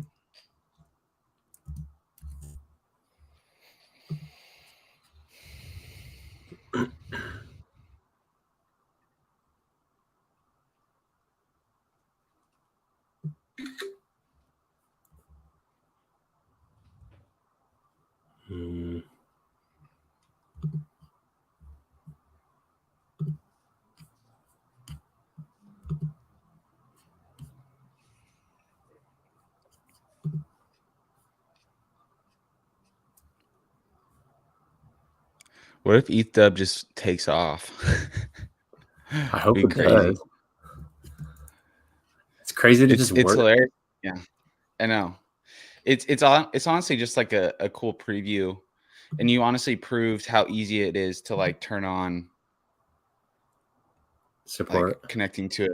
Yeah, to a new fork. I don't know. I'm curious if like, you know, other platforms like Aave or all of those could just flip a switch like you did. But no. Like for Pulse. Well, so typically those they should be able to. But they have to, like, what I did is something that a user could actually have done themselves. Like, you as a user could have, because that number that I changed is all on the front end. And since you can you can click inspect and find that thing that points to the chain ID, you just change one thing, you literally change that number. So like you as the user could have done that. But since a lot of things with admin keys, they require they only allow you to do it from their front end, or you know, or they just have other kind of like gated things and stuff. Yeah, like you can't just flip a switch and then it's there. And so you know, it should be just as easy as that, but but it's not. Yeah. It's also interesting. I just tweeted out, like, it's interesting to see, you know, even people within the Pulse chain community, their kind of negative reaction to ETH and the free coins, and just being like, oh, they're going to zero, like that's gonna be worthless. And I'm just like, that's literally what people are gonna say when Pulse chain comes out. Yeah. Like people outside of Pulse chain are gonna be like, you know. So it's like a very interesting preview on all fronts as far as like, you know, what the market says. But honestly, it's going to be very different. Like there's going to be way more hype on Pulse chain. This feels a little more like, I don't know. It's not as focused. It just kind of feels like rebellious in a way is how I describe it. I don't know. But I mean, you can't be mad about a fork. Like it's just, you know, free coins. Probably wouldn't advise anyone to like, I don't even know if there is a bridge, but it probably wouldn't advise people to like be bridging in capital to this new chain to like, you know, try to buy more. Maybe, I mean, not financial advice, do what you want, but probably. Yeah, like I wouldn't. I don't plan on touching any bridges, but if there's like a on ramp, like a fiat on ramp, that can get some ETHPOW over there, then I would probably do that, but only while I'm using it. But it's pretty cool how it just worked. Like I was actually shocked that it's super cool. Like that. And it all we should honestly just fork Ethereum too, man. Just have our own. If it's that easy, let's just fork it. ETH Max. You get a chain. That'd be crazy. But yeah, I think it's exciting to like hype it up today. I don't want to distract. It does. It is adding like, yeah, I you know, so we're going to like just, you know, it is what it is, like, you know, play around with it, but definitely our biggest focus right now is Ethereum proof of stake, because that's where, you know, the real more like, I don't know, that's just where our focus should be. So going. yeah, it's the kind of more legit chain. And honestly, I'm pretty confident that's what Richard Hart is forking as well. So as far as getting your team and your perpetuals before that fork, your main focus should definitely be on ETHPOW. Yeah. So yeah, I mean, today's been really fun. Like, honestly, like not only were we the first, like one of the first products, well, the only product I know of in our ecosystem that's like given product support, but like I don't know of any other products out there. People can't even find, like, you know, dexes aren't even on it yet. So we're like way ahead of the curve. So if we wanted to, we could dominate. And honestly, I think after this launch phase, you know, might as well just have fun with it too, as that develops. But yeah, again, I don't want to like, today's kind of a one-time event, just like the early excitement, but we're going to move past this and just refocus. We've only got 11 days left of this mint phase. So, it's crazy. Today's been the biggest minting day since I think the first day. It's huge. Like, yeah, it's going to keep from when I refreshed my page last night till this, like just a little bit ago, it went from like 128 to 146 joining the pools. Crazy. So, you know, that's a good sign. Yeah. I didn't know this fork was going to happen that fast. I thought it was going to be a little more delayed, but they really got it out. Yeah. So the people that minted before, you got your free copy. If you didn't get it, you still got a copy of your hex. So, you know, you could go and mint the perpet. I mean, that's the best thing you could do with your Maximus DAO is literally the best thing you could do on ETHPOW right now. So yeah. What else are you gonna do? Yeah, man, it's exciting, but yeah, I mean, if you're on the team, if you're on Maximus team, we've got 11 days left to pump these perpetuals. We've got a ways to go on getting to 600 million. I definitely think there's going to be a lot of FOMO as we approach the end of this mint phase, because it's really the only time you're going to be able to mint 1-to-1 into these pools. So, you know, you look at MAXI and you saw what that did after the stake started. You know, the perpetuals, no expectations, but the perpetuals could have similar performance. Obviously scaled to like the yield, but project the more I think about it, I think the base could just ratchet right up because it's redeemable in under a year, or in like exactly a year. It's like, and it doesn't have to ratchet up that far. Like, it wouldn't even take that much buying to ratchet it up right there.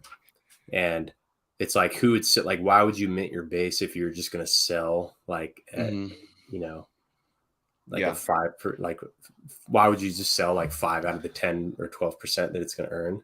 Yeah. So, I mean, but just think about that ARB, like that ARB cycle between, you know, going up to maybe the max yield that you think it would get, people selling that down, like open up a discount, buy it up, sell it down. Like, I mean, you could just continue to do that. It probably won't go much above that. People would definitely sell if it's over what they think it's worth. But I mean, that like tight ARB, and also, like, think about liquidity providing on a pair like that, like, especially if it's like maybe paired to Hex or DECI.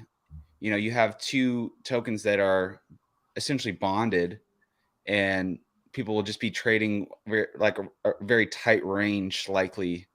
So probably hopping in on that. So Mr. E said maybe a 7% penalty on Lucky. That's what I thought. I'm trying to How would you describe how we? Because these numbers are pretty exact. So what was the formula, or like how would you simply explain that to someone? It was 3.69 or so 0.0369 times 3696 divided by the days of the stake, such that what is the 3696 number? Such that makes it so that the base or the DECI stake is a 3.69% penalty. Got it. And that the base stake is 10 times the DECI. Base stake is 10. Okay, yeah, that's simple. Yeah, so that was the.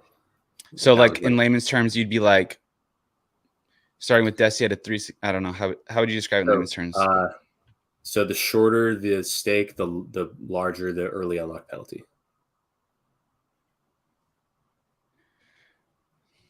Here, I'll share my screen and we can write this tweet. Just close out of stuff.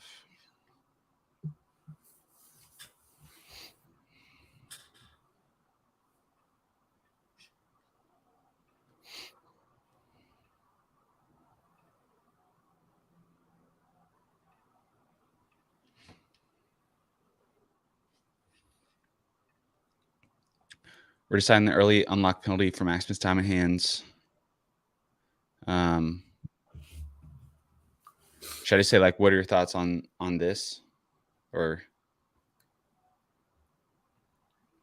say shorter stake, larger penalty?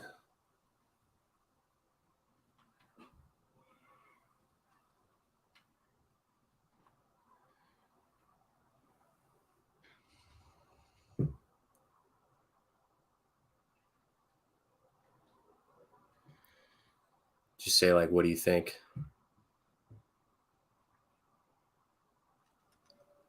Because it's also kind of nice about this is that like, I mean, we could just like make it so that when you deploy it, because you have to deploy it per each pool, we could just like pass in the penalty.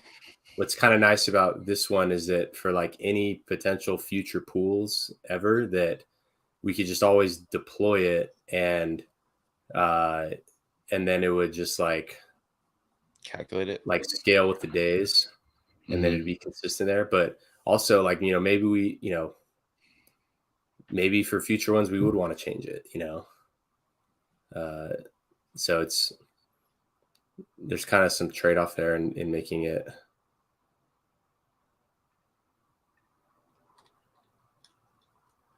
Did you send me the? Oh shit! Actually, I'm gonna stop screen sharing.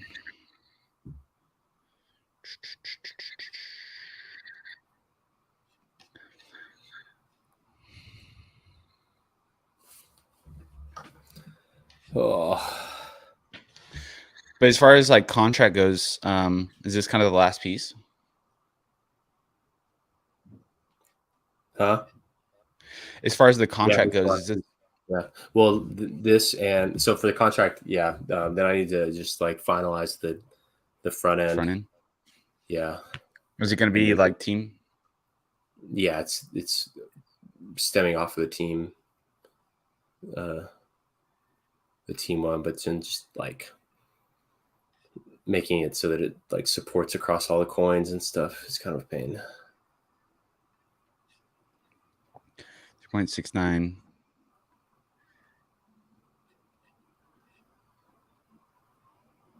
Yeah, that's what it is. That's perfect. That's literally perfect. I like how you said that.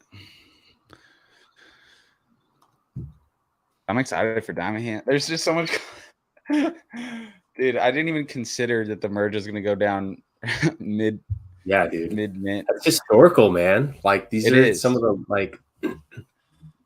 Some of the last, some of the last and some of the first tokens, last tokens of PO dub, first of POS are being minted right now. I can't even think like, I mean, I'm sure there's because there's always coins launching, but like what other thing is going on now that has like a launch phase? I wonder if any minting got into the first block. Yeah, I wonder.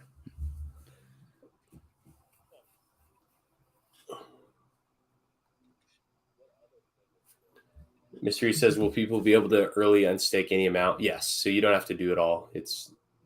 You can do any amount that you have locked up. Just like Team.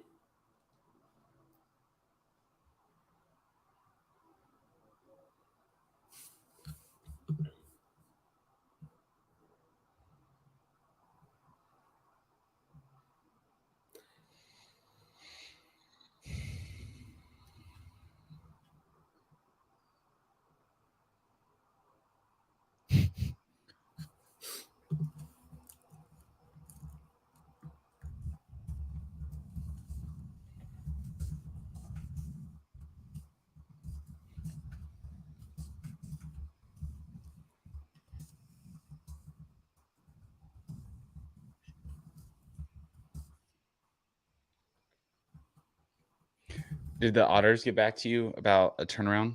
Well, I need this. They said they need to look at the contract to give a date, but they said that they can probably squeeze it in.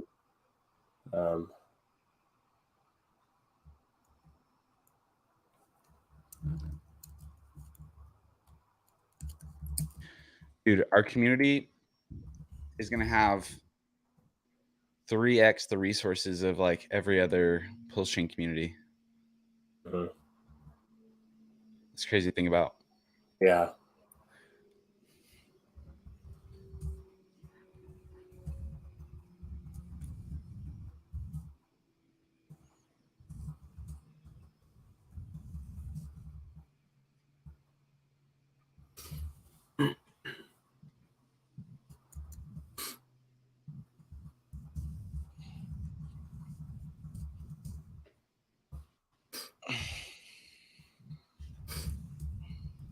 All right, I tweeted it.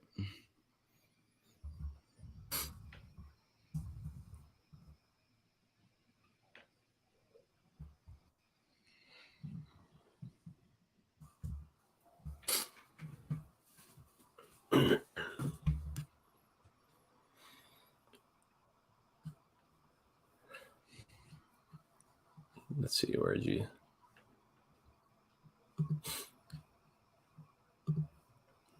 From Maximus. Mm-hmm.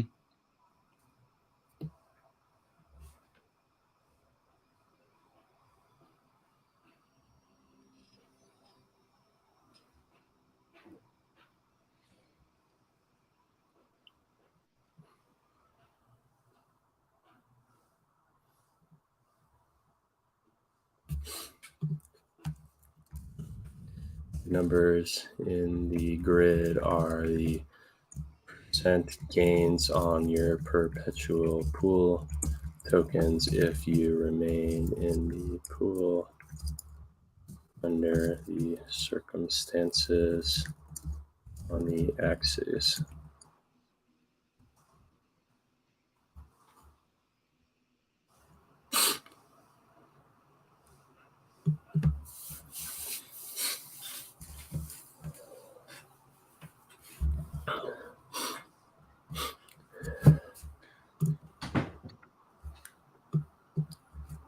So with that penalty for MAXI, for that 36.9% early unlock penalty for DECI, 20% of people who join Diamond Hand or you join the hand end up early unlocking the payout for remaining DH members are, would that be 37 on 20% would be, damn, that could be a lot, 9.2%.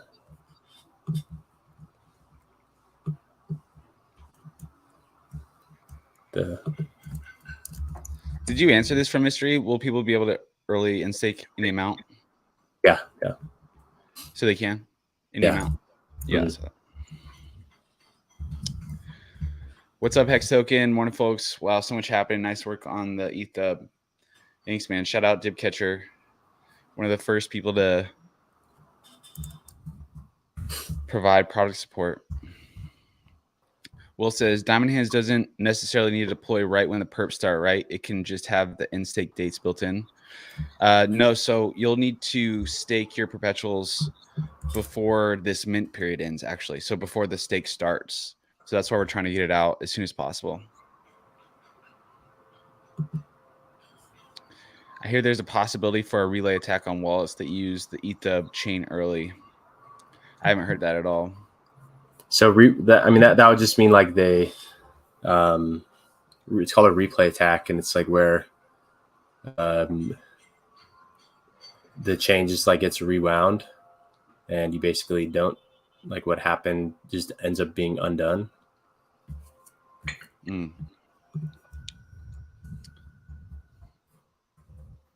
So that's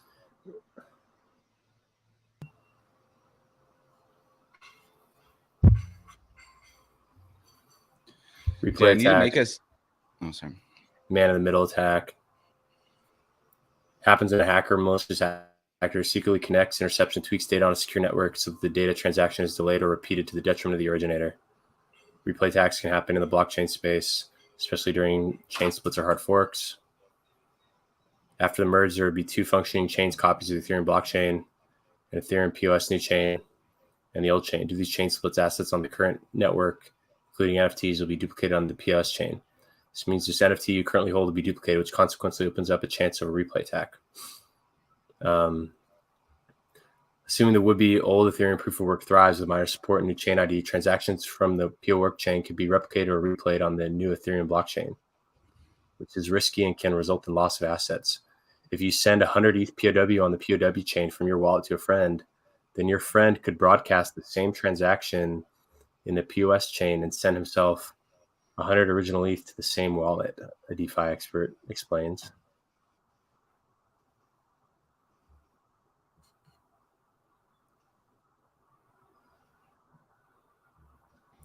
So it basically just like whatever you do on the new chain could be done on this one.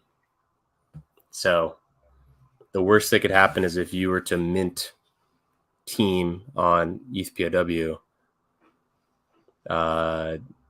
then your friend could, or then is it anyone could broadcast that transaction or just the recipient?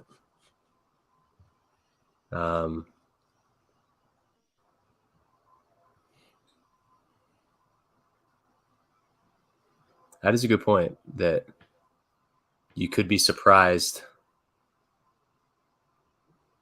To mitigate replay attack risks, you could mess up transaction nonce, send your assets in the POS to another wallet, make transactions with very low gas so they fail in the other chain. Oh yeah, so the if you use the default gas, you're probably fine.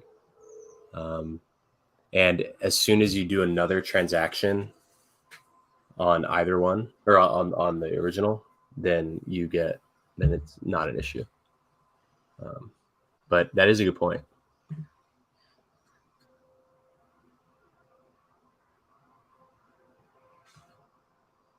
So don't do something that you wouldn't want to be also replicated.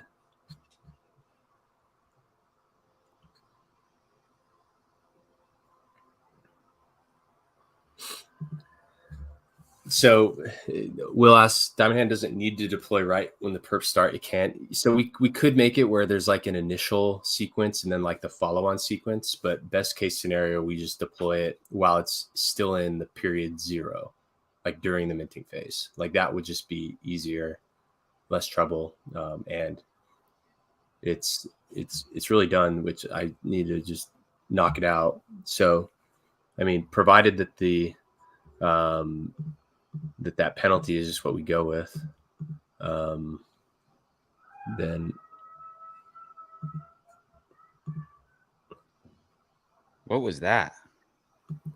Dude, I don't know what Is that it a is. chicken or There's something in the background? no, like people are like yelling outside over something. Got some wild chickens.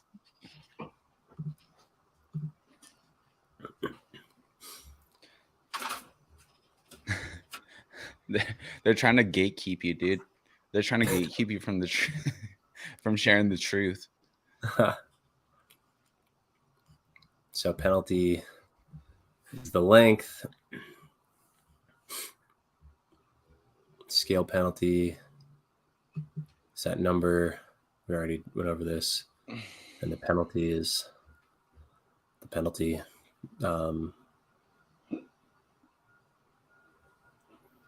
So penalty is calculate penalty from the amount.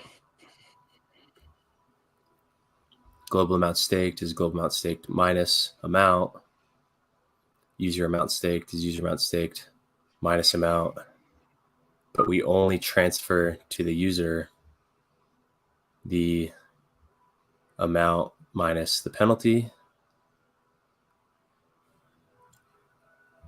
And pool ERC transfer to the reward bucket address the penalty. So 2 transfers there. One is to you, the amount you request minus the penalty. And then the other one is the just the penalty.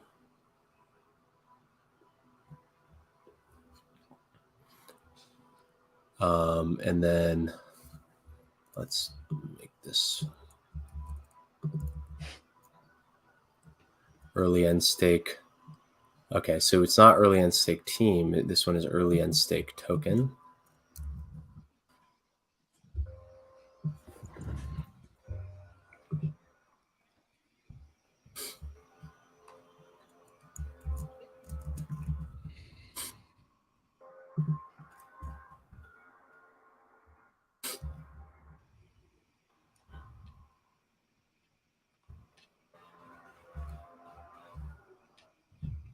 So all the other mentions of team are how it should be. Okay. So early end stake should be good. User facing function for ending part or all the stake either before or during its expiry period. A scaled penalty is applied to the amount returned to the user, and the penalized amount goes to the reward bucket. Returns back the amount requested minus the penalty. They have the stake, updates the stake record.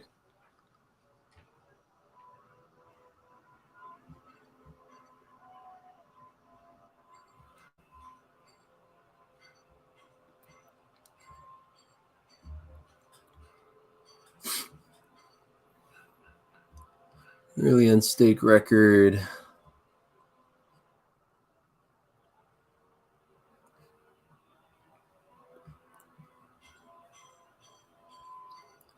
So it gets the current period, gets the next staking period, the stake that they pass in, checks it's true, checks that the stake expiry period is greater than or equal to the current period, meaning that it is now early, meaning the buffer period before the stake period, or it's the currently the stake period. And it checks to make sure that the stake balance is greater than or equal to the amount, meaning that they cannot try to redeem more than what is in their balance. Then it decreases, so stake balance equals stake balance minus the amount.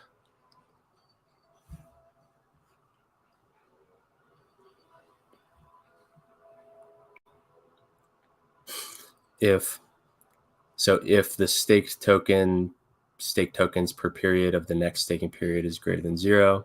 So if they've rolled forward,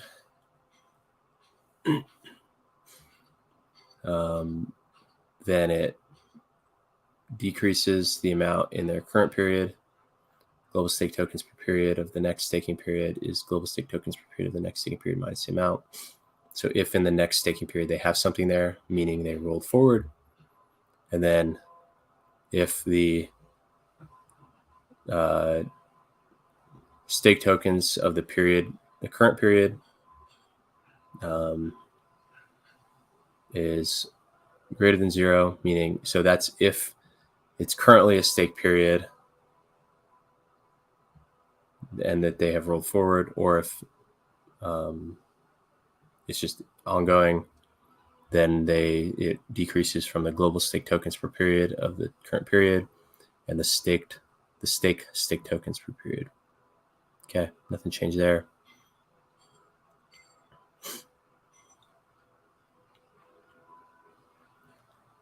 Okay. And completed stake. Do we need to update anything here? Terms of stake is pending or progress and updates record reflect the number of tokens that remain actively staked from the particular stake. Stake ID, the ID of the stake the user wants to early end stake. Amount, number of tokens early end staked, including of 0 support 8 decimal units.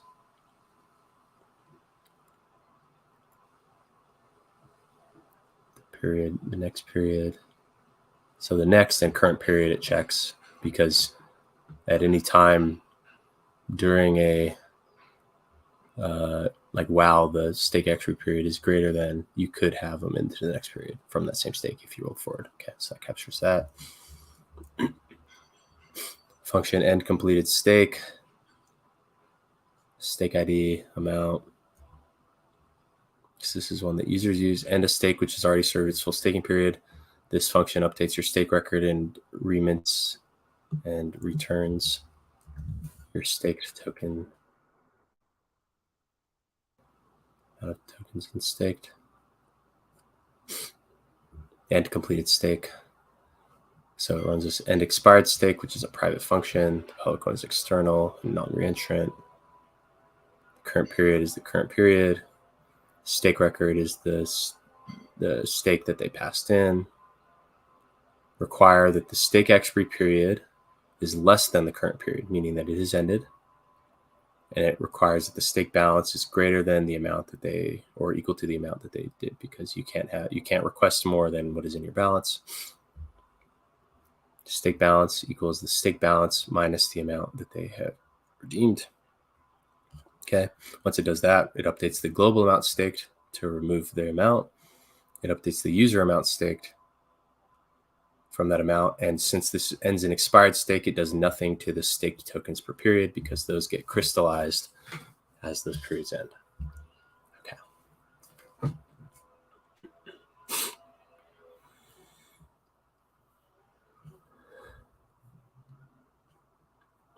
Extend stake. This function extends a currently active stake in the next period. It can only be run during the expiry period of a stake. This extends the entire stake into the next period. Okay. Stake ID, the ID of the stake the user wants to extend to the next staking period. Current period equals get current period. Next staking period gets the stake. Require is staking period. So it must be a staking period to run this.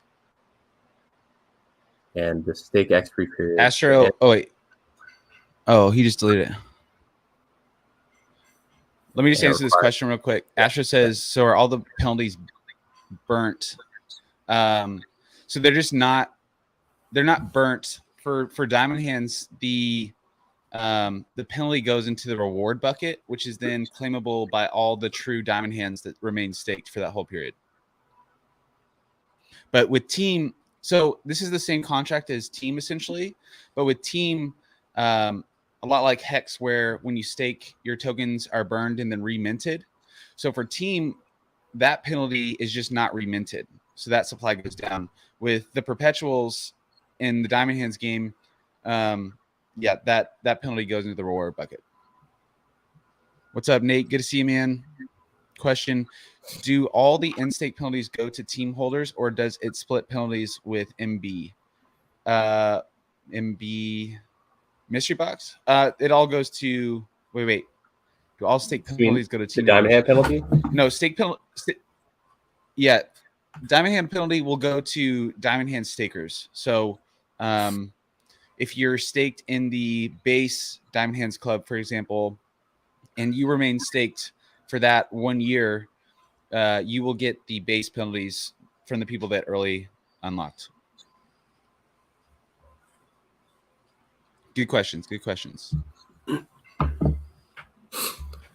So the staking period. So it requires that to extend the stake, so that's rolling forward, it must be when it's active. So the current period is the expiry period.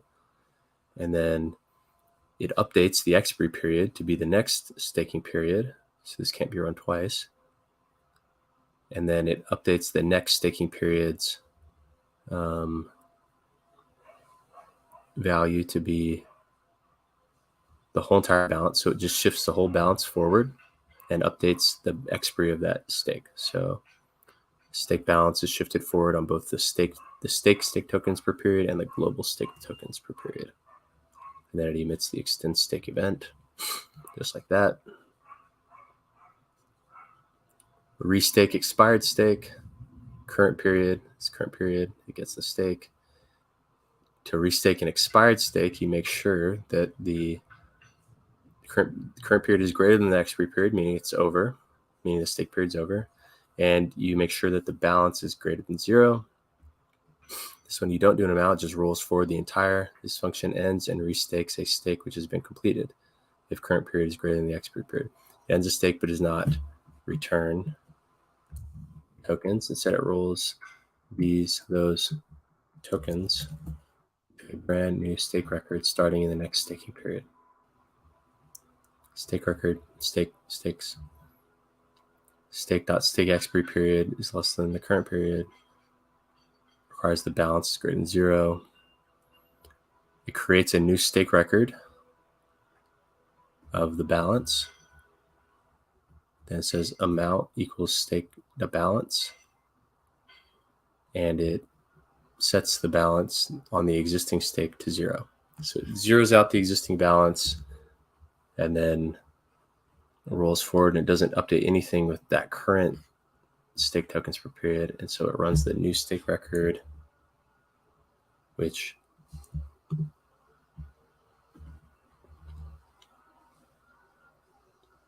gets the next staking period, rolls it forward.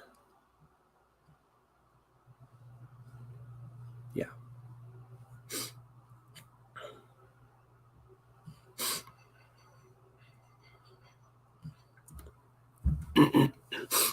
New stake record of the amount. Yep. Get address, period, and total. Stake period, stake ID. Gets the stake tokens per period. And get global stake tokens per period, and it gets global stake tokens per period of the period. So then get address per period and total divided by get global stake tokens per period is the redemption rate scalar. At current period, so for the pool contract, I get current period.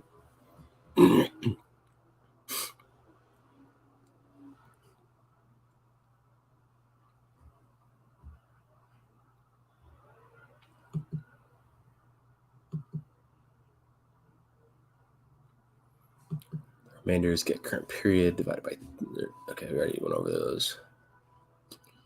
Okay, so looks like the diamond hand contract is good.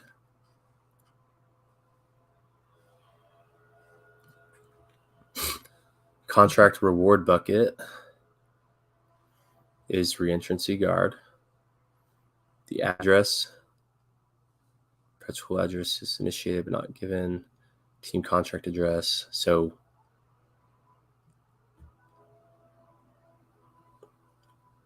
team contract, it renders the based on team contract address and doesn't have that, but it initiates it, ready to accept it.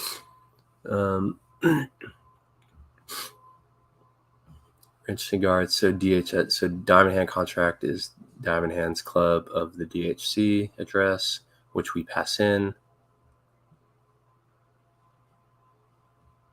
Activate.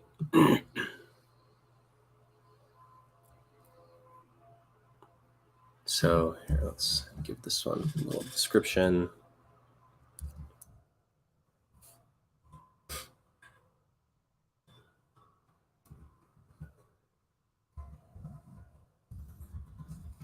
This function must be run when right after deployment.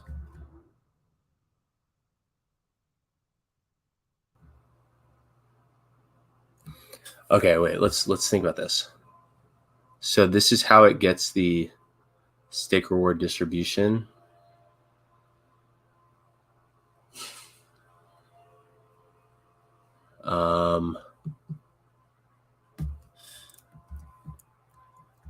Require.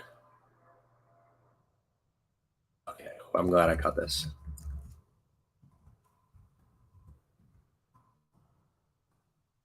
Is not equal to 0.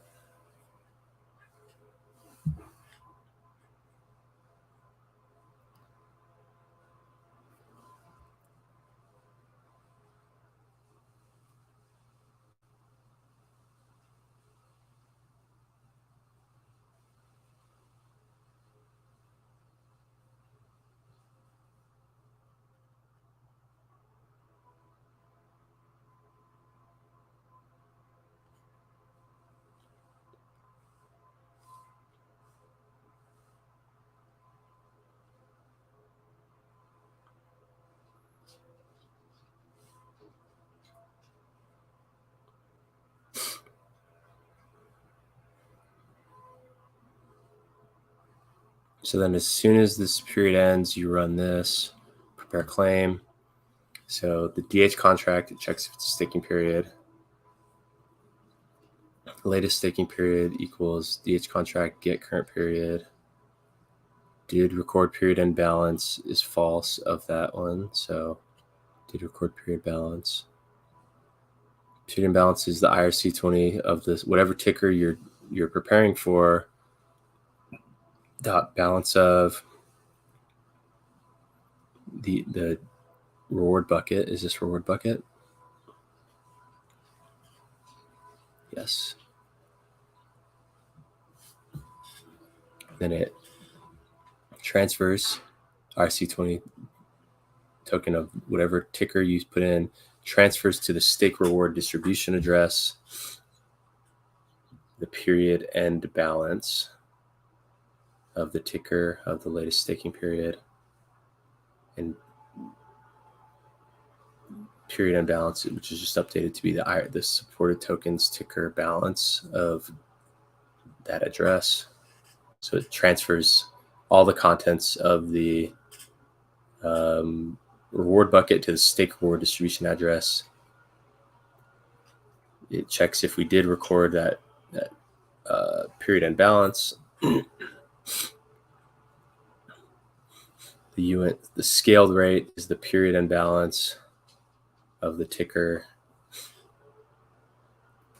of the latest staking period, scaled up, divided by the diamond hand contract, get global staked tokens per period. Let's see the get global staked tokens per period. Let's see what's going on with that. It's a public view returns, so that should have no problem calling. Get global staked tokens per period. Yeah.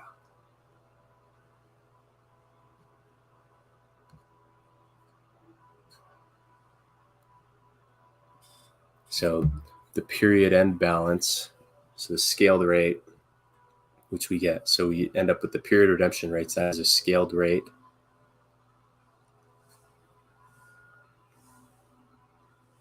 And then we read from that the get period redemption rates of the ticker of the period.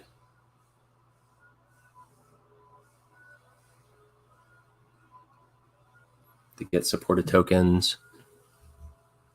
So the total amount successfully staked is the diamond hands contract of get address period and total user period stake ID. So get the end total of that period from that user of that stake. You get the redeemable amount is the get period redemption rates of the ticker and the period. And you multiply by the total amount successfully staked. So total amount successfully staked times the redemption rate divided by the scalar. And then so the scalar comes out to be like, these have like 8 extra decimals, that gets rid of them. And then it's the amount of tokens is the amount that they successfully staked times that redemption rate. And then we return the redeemable amount and the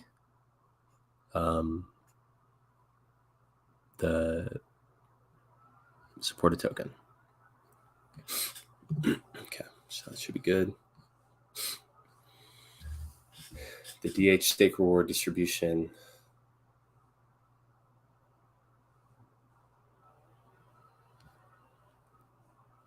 Reward bucket address, reward bucket contract, DHC address, DH contract. So those are not set until initialization.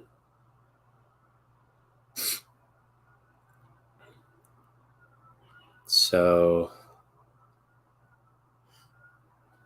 we have, see, these are stake claim per period and support tokens. Okay, so we construct this. So we need this to, so here, let's also require that reward bucket address is not equal to address 0.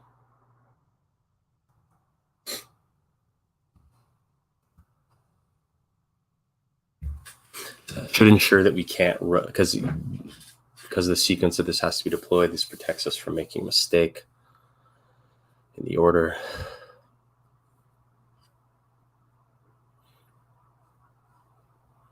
Reward bucket from that.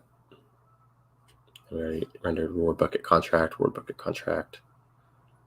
So to claim rewards, we call the get claimable amount. Oh, that's nice. It require no get claimable amount.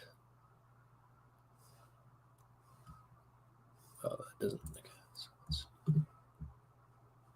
Total amount successfully staked is the diamond hands get address per period and total. The amount is get period redemption rates.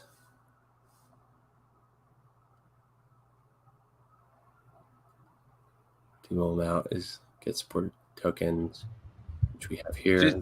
Just for clarity, the reward bucket is a separate contract, right? Yeah, so there's 3 contracts here. There's the Diamond Hands contract. That's what holds the locked tokens. All Diamond Hands does is it gets your tokens and then returns your tokens. And if there's a penalty, it sends the tokens to the reward bucket. Then there's the reward bucket. Reward bucket is where the penalties are held. And also, if you want to reward people, if you want to incentivize people to join the pools by adding to the airdrop, you send coins to the reward bucket. Then there is the, and all the reward bucket does is it just collects the coins. And then when reward bucket, when the stake period ends, somebody calls this function prepare claim on the reward bucket. And what that does is it checks to make sure it's not that it's not a staking period, meaning a staking period has just ended. It gets the latest staking period. It checks to make sure that this hasn't already been run. It measures how many of that token are in the reward bucket. And then it transfers that token to the stake reward distribution address. So it just sends everything that's in there to that other address. And then it calculates what it calculates the reward redemption rate, and then it saves that value. So it measures how many tokens came into there relative to the total amount of pool tokens that were successfully staked in that period. And then it sends those tokens to the reward distribution address, and then it saves the amount that each token is redeemable for. And then when you go to claim your rewards, you're claiming from the reward distribution contract.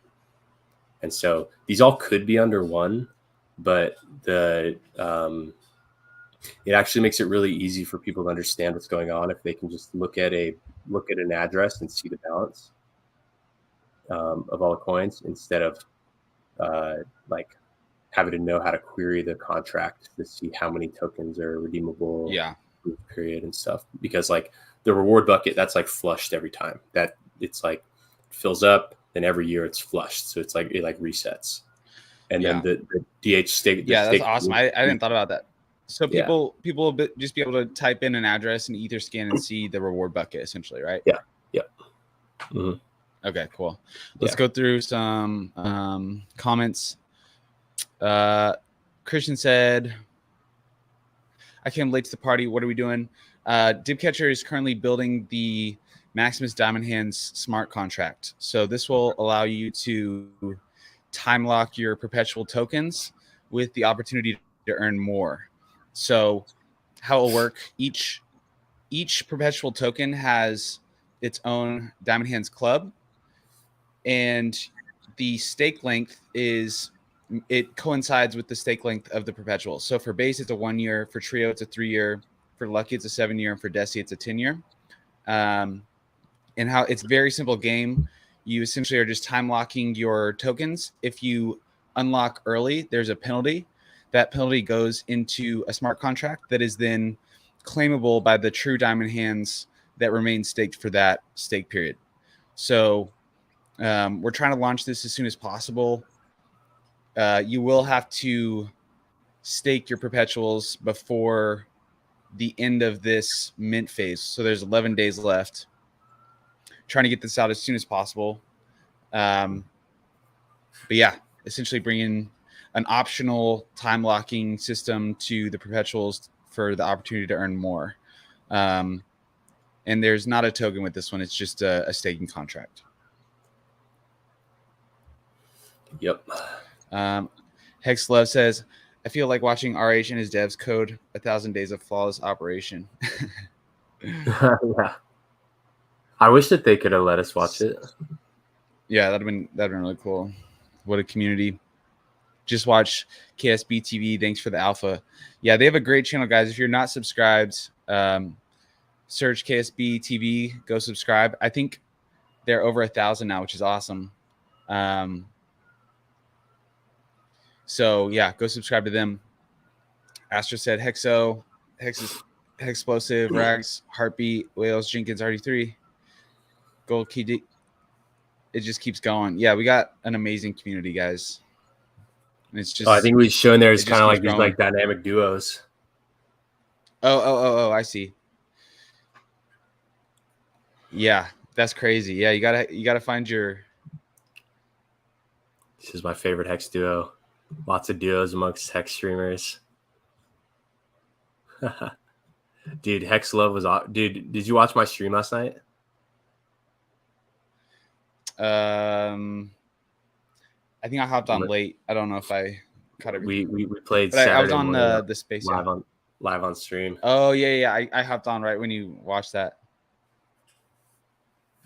We need to drop another single.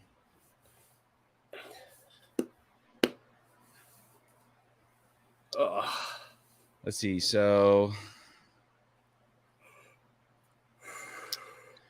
by when Diamond Hands should be ready to be used. So, finishing the contracts right now. We're going to try to get an audit turnaround really quickly from the same auditors. Again, this is like very similar contracts to Team, basically the same one. So, we should be able to just have them look at the updates and maybe get like a 1 day turnaround, which would be great. But yeah, trying to get it out in the next couple days.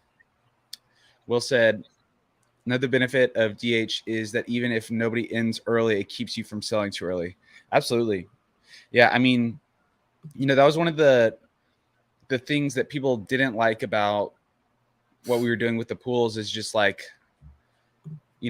some people don't want liquidity and they really like, solo staking for that benefit to like protect themselves from themselves is kind of the narrative. So, with DH, you have that and it's completely optional. So you could hold your tokens completely liquid. You could hold a portion liquid. You could, diamond hands maybe 50%. But a lot of people just use these stake pools as a way to maximize yield and save on gas. So for those people, it's just a way to earn even more. Christian said, so diamond hands should be running before the perpetuals mint days is over. Yes, that's what we're trying to do. Trying to have as many days left. Lies said, hello, how's it going? Got to make that track. Yeah, got to. Man, in Vegas, I was just blown away. We have some of the best artists in our community. Just straight, like a lot of crypto rap is just like so corny, but ours just goes so hard and it's like unmatched. I've never seen anything like it.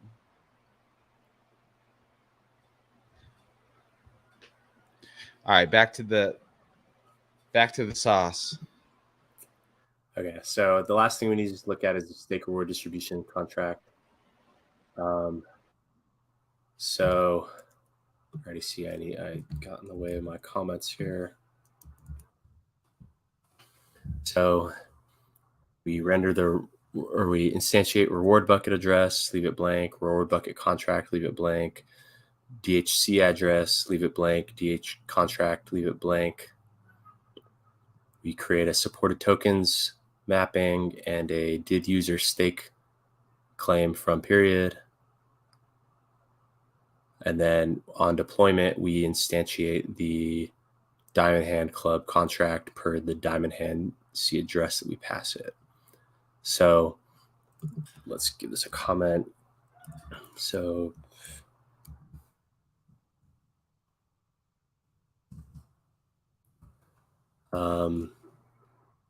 on deployment, we must collect the reward bucket address from the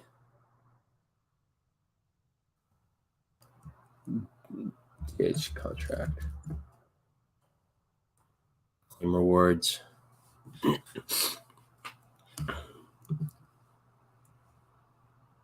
Why do we need to do that again? Oh yeah, because that's where the get claimable amount is stored. Because reward bucket, it collects the funds, and then as it sends them, it updates its own value.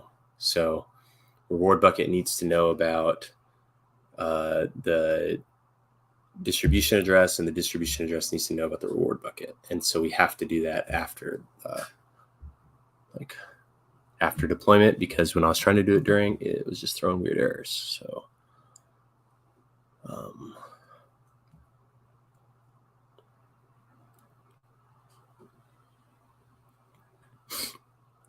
it gets the reward bucket at, make sure that the address is not, make sure that it is 0, and then it collects the address, and then it checks to make sure that the address is not 0.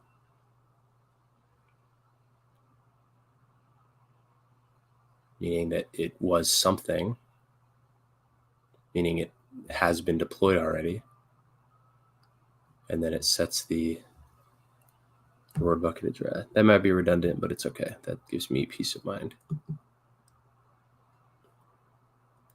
Reward bucket contract, okay.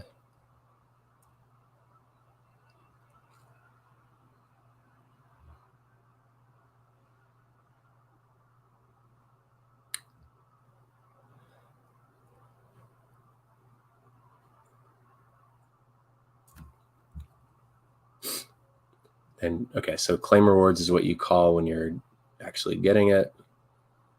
What you do is it gets redeemable amount and the token address from reward bucket contract dot get claimable amount of the sender period ticker stake ID, user period ticker stake ID. Yep, user period. So I think we already went over that, but let's just revisit the get claimable amount function, where the total amount that you successfully staked is the period end total. So get address period end total of the user period stake ID. And then it does the redemption rate times the amount successfully staked divided by 10 times 10 to the 8, the scalar, because the redemption rate is already it's pre-scaled right there. Period redemption rate is the scaled rate, and then we unscale it. So let's revisit get address per period and total. It gets the stake based on the staker address and the stake ID. And then from that stake, it records that staked tokens per period, which solidifies the stake's end. And it reads right there. Okay.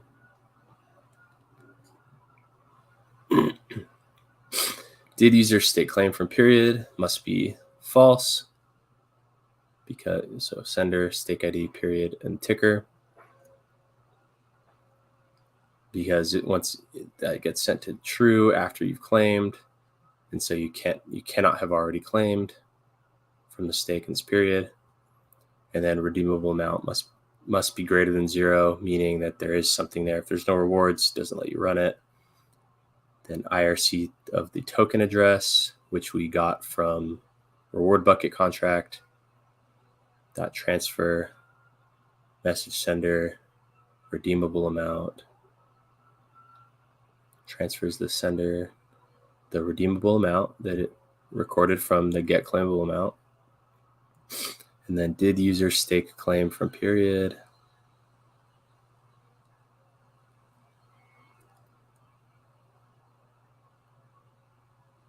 Okay.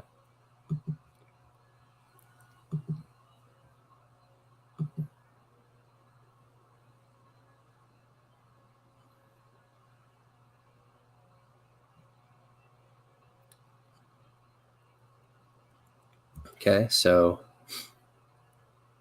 while we're doing this, so in the start, we must, so also to initialize, so this one has 2 initialization things you have to run, get reward bucket and prepare supported tokens.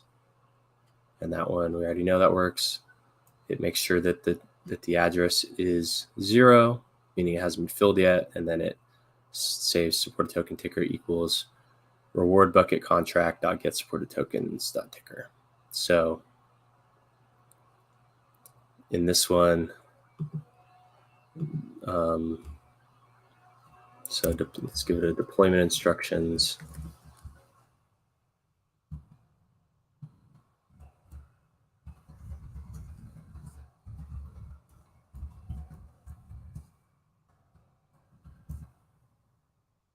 Run get reward bucket. Run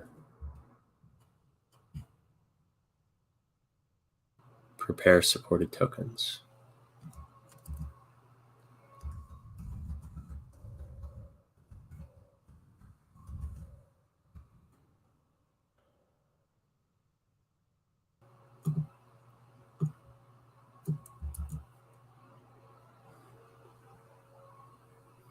Then for the reward bucket, the instructions for deploying this are we need to run activate.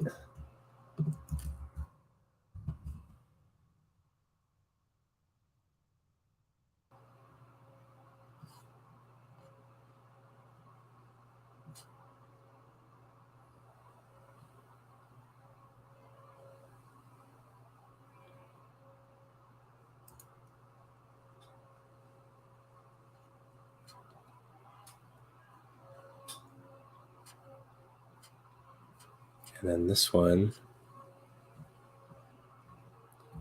So let's, deployment instructions are to do this. We need to first run deploy stake reward distribution contract and deploy reward bucket contract.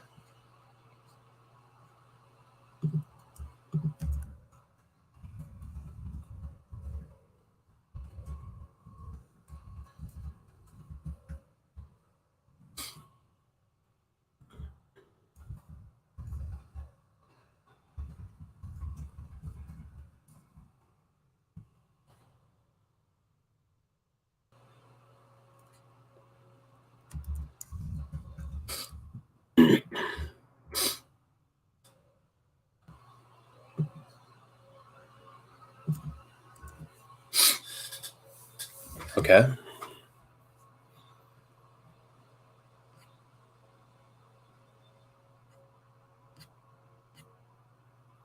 So let's practice the deployment here. It's going to deploy against something that already exists. So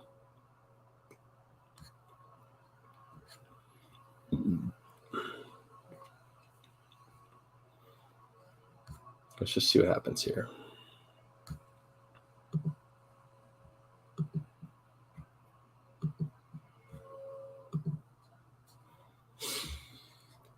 Okay.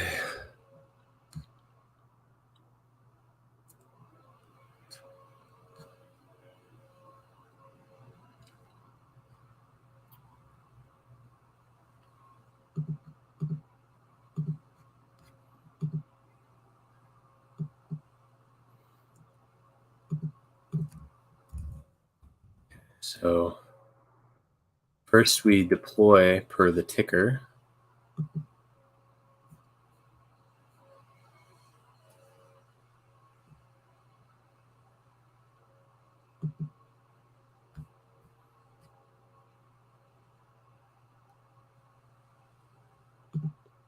Okay. Now we need to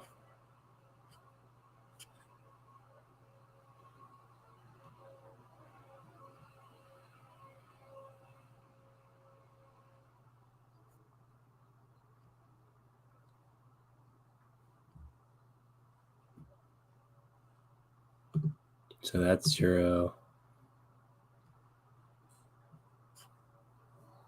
Okay. Let me deploy that.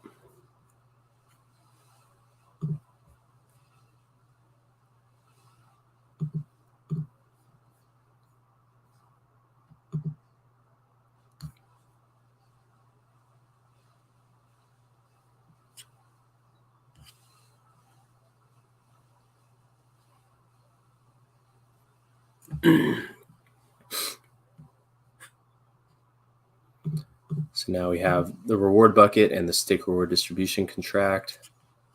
Let's get the current period. Okay, so it is a staking period. So let's get the base contract here.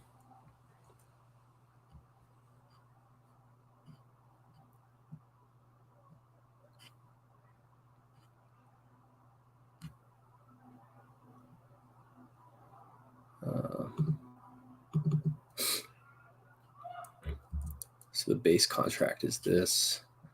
We need to pull up the base contract here, which is a perpetual pool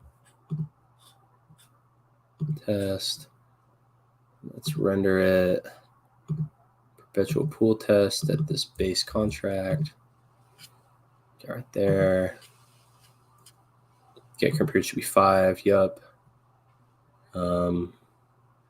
Means it's a staking period.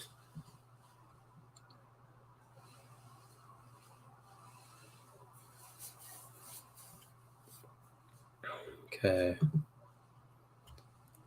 And we also need to, so let's deploy these reward buckets. So that's reward bucket address. Let's deploy reward bucket.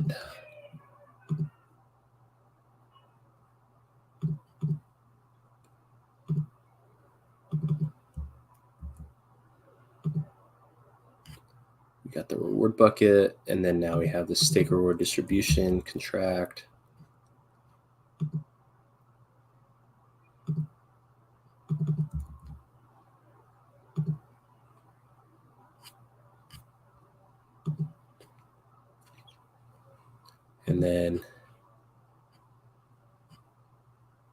here we need to run activate.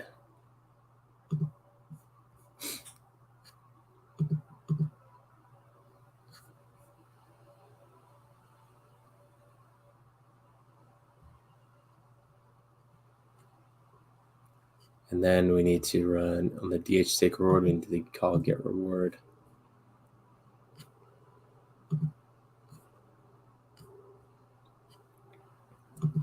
And we should see this as 0 until we run prepare supported tokens.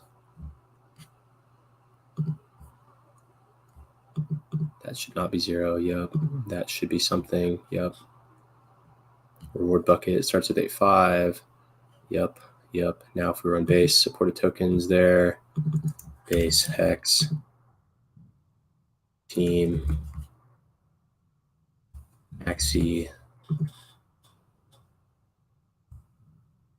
If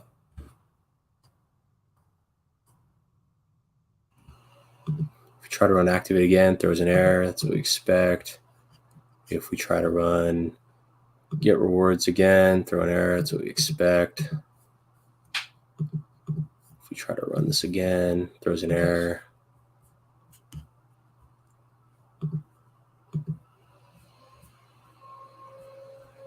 Try to throw these again, throws an error. Already deployed. Already deployed. Okay.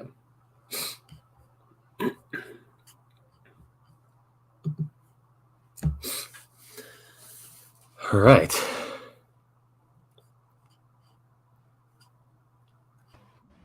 Astro says, can't argue with yield on yield opportunities.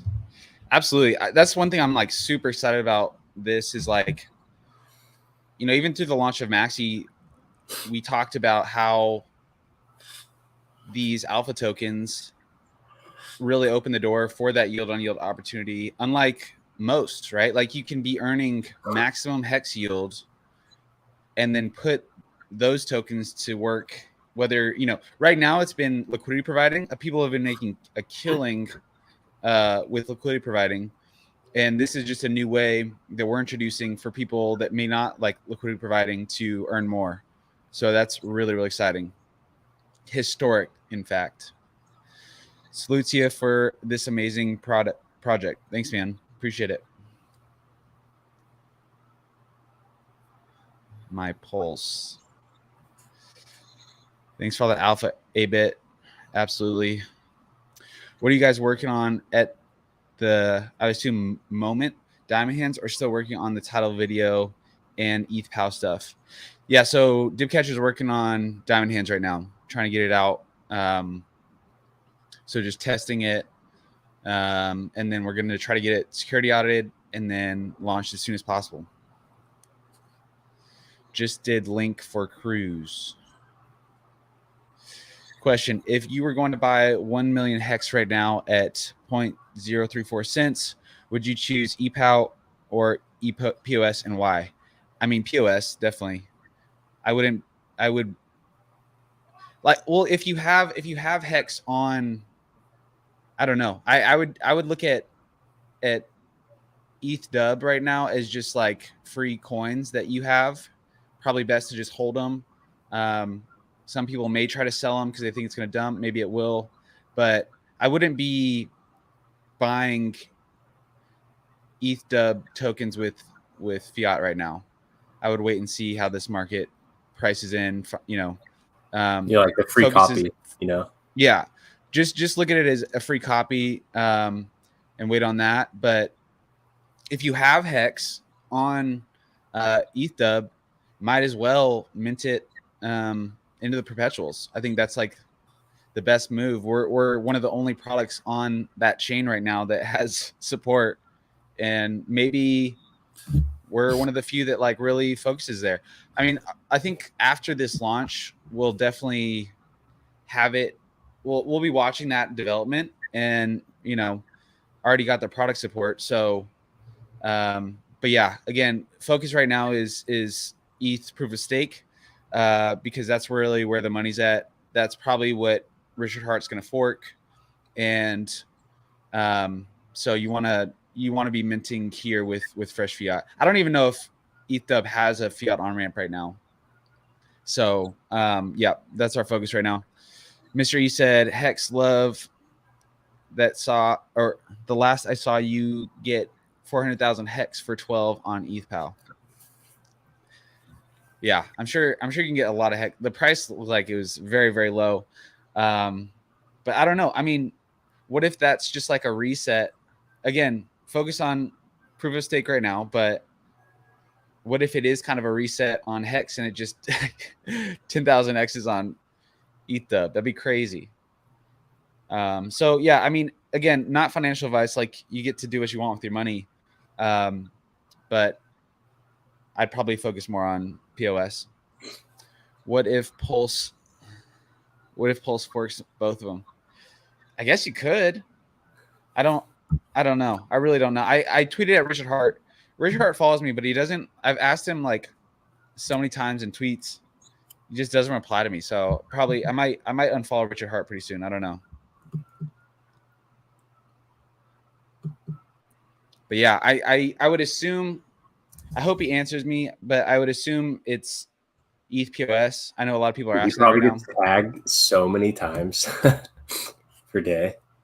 Like, think about all the like, but you know, unusable. He is, yeah.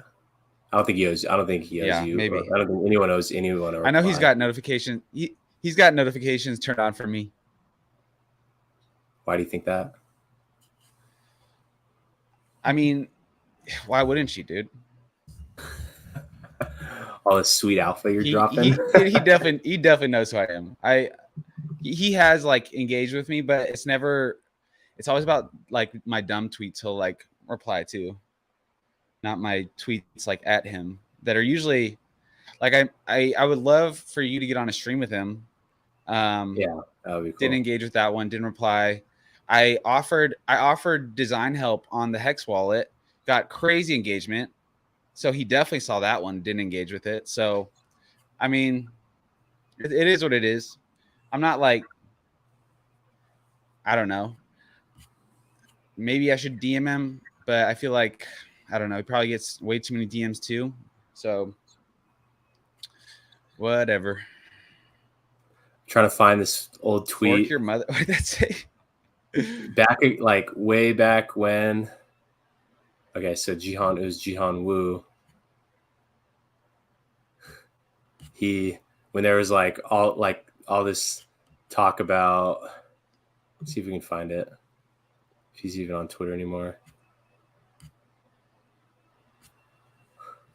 This had to have been in like 2016 or 2017.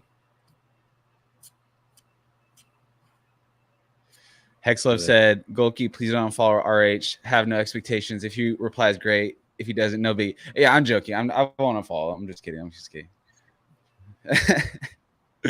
I'm glad he still follows me. I probably, I wouldn't like tweet it out if he unfollowed me and be upset about it like a lot of people are. But I mean, I think I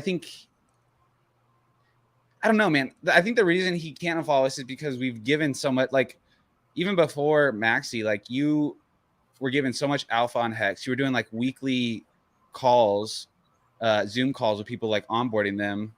You built great tools before.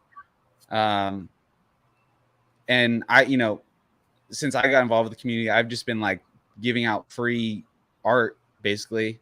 Kind of moved away from that since the start of Maximus, or just kind of focused that more on Maximus. But like, we've been pretty involved with the community a long time. And also, I think he shouted out Maximus multiple times. I think he respects what we're doing.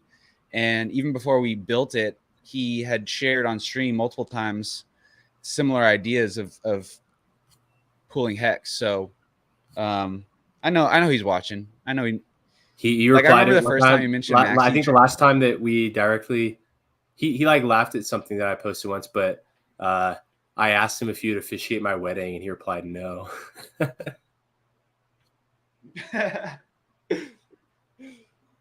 Where is his tweet? I remember the first time. I remember the first time he mentioned Maxi. This is how I know he knew about it, because he acted like he didn't. he was trying to act like he didn't know the name of what we were doing. And then he, in that same thought, he was like, acted like he didn't know that the bigger pays better bonus maxed out at 150 million. He was like, I think they're at like, it was in that thought, he was trying to act confused, but he knew about it for sure. I mean, that was when we were already over the bigger pays better bonus. We were at like 200 million. So I didn't know that. But it's all good. I hope to one day meet him in person. That'd be cool. It. So Jihan Wu was like back when Bitcoin like forked into Bitcoin Cash, when they were like fighting about it. There was this hilarious tweet where he says, "Fork your mother if you want." You see here people, fork your mother if you want fork. And it was just like really like this iconic thing. That's he funny. lost like billions of dollars as a result of this. And in one of my in my YouTube channel, I actually have a whole. I had to like manually record this video from like an archive related to the last time there was like a big fork event. So maybe we can learn something about the POW fork.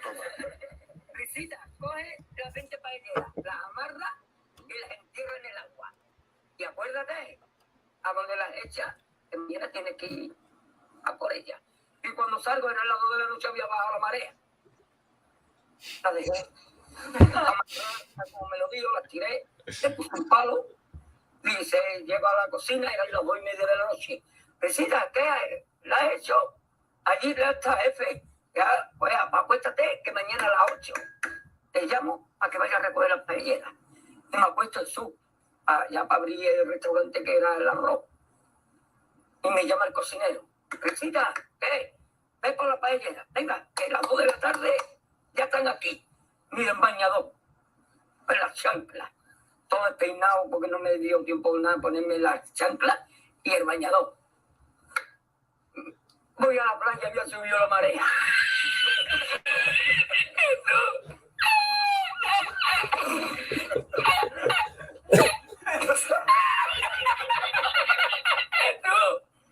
Había subido la marea y encontré una paella.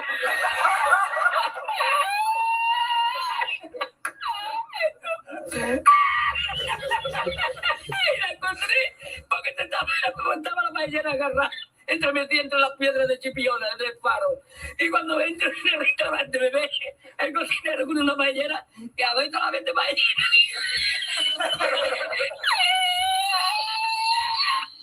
¡Asómate! Mira dónde llega el agua. Llegaba el agua hasta el restaurante. Había subido la marea.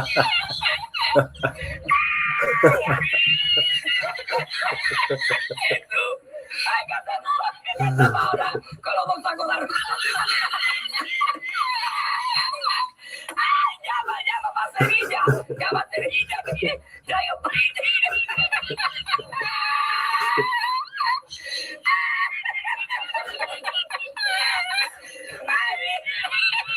Yo con el bañador con la paella. El cocinero. No vea, para Sevilla. Y al último que cuando ya salió la vida de regla, estamos llorando. Me cobró el tío la paella. Me cobró a 500 metros la paella. Y ya no fui más. Me fui andando a cuero amarillo hasta hoy.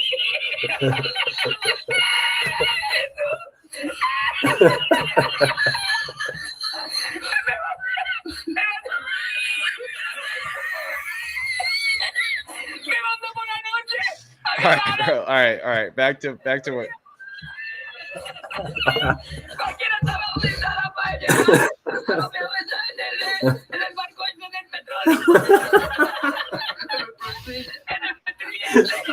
It's the most insider Bitcoin jokes I've ever seen.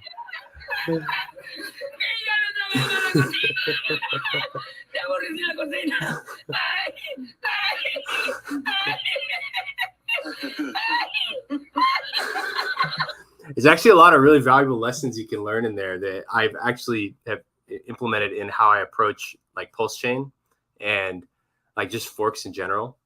like that part about how they're like coordinating to like pump it to try to get everyone to switch over. And then like what happens if you try to pump it and people don't end up switching over, or there's some other issue that causes them not to. And so I think it is, while you're right that it is filled with like 2017 Bitcoin inside jokes, it kind of is relevant, with this ETHPOW fork and also the Pulse Chain fork. And I think that Richard in designing the Pulse Chain fork, because of that whole like where the ETH is basically just like scaled down, and then like the supply of Pulse Chain is based on the sacrifice and not on just the ETH balances. Whereas like the reason why Bitcoin Cash failed, what he was pointing out there was that there are so many people that just got their one-to-one copy that just dumped it, and that was they had more to dump than what the people that were trying to like push the fork on everyone could afford to pump.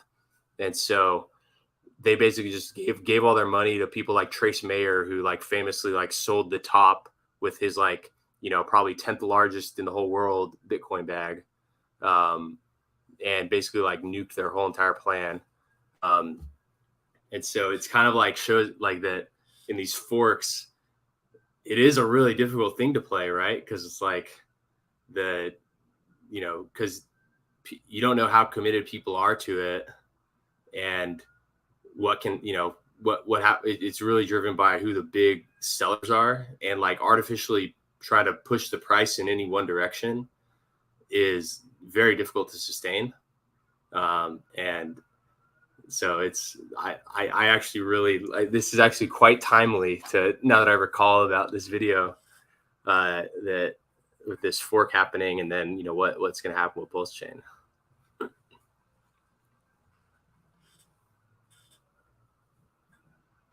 What's the links for? Check if the links are up now and working for ETHPOW.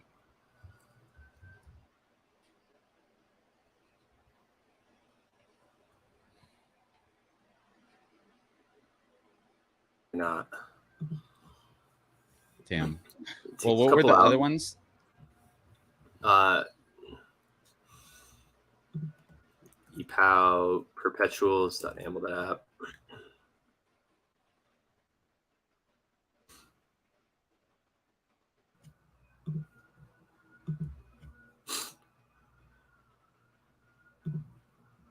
Drop those in the comments. Okay.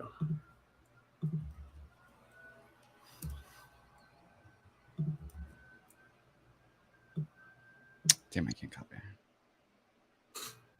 Yeah, I wonder how Richard is gonna kind of frame the merge. Dude, he's gonna shit on he's gonna shit on ETHPOW. Just expect that. See, I don't know. He's probably already shitting.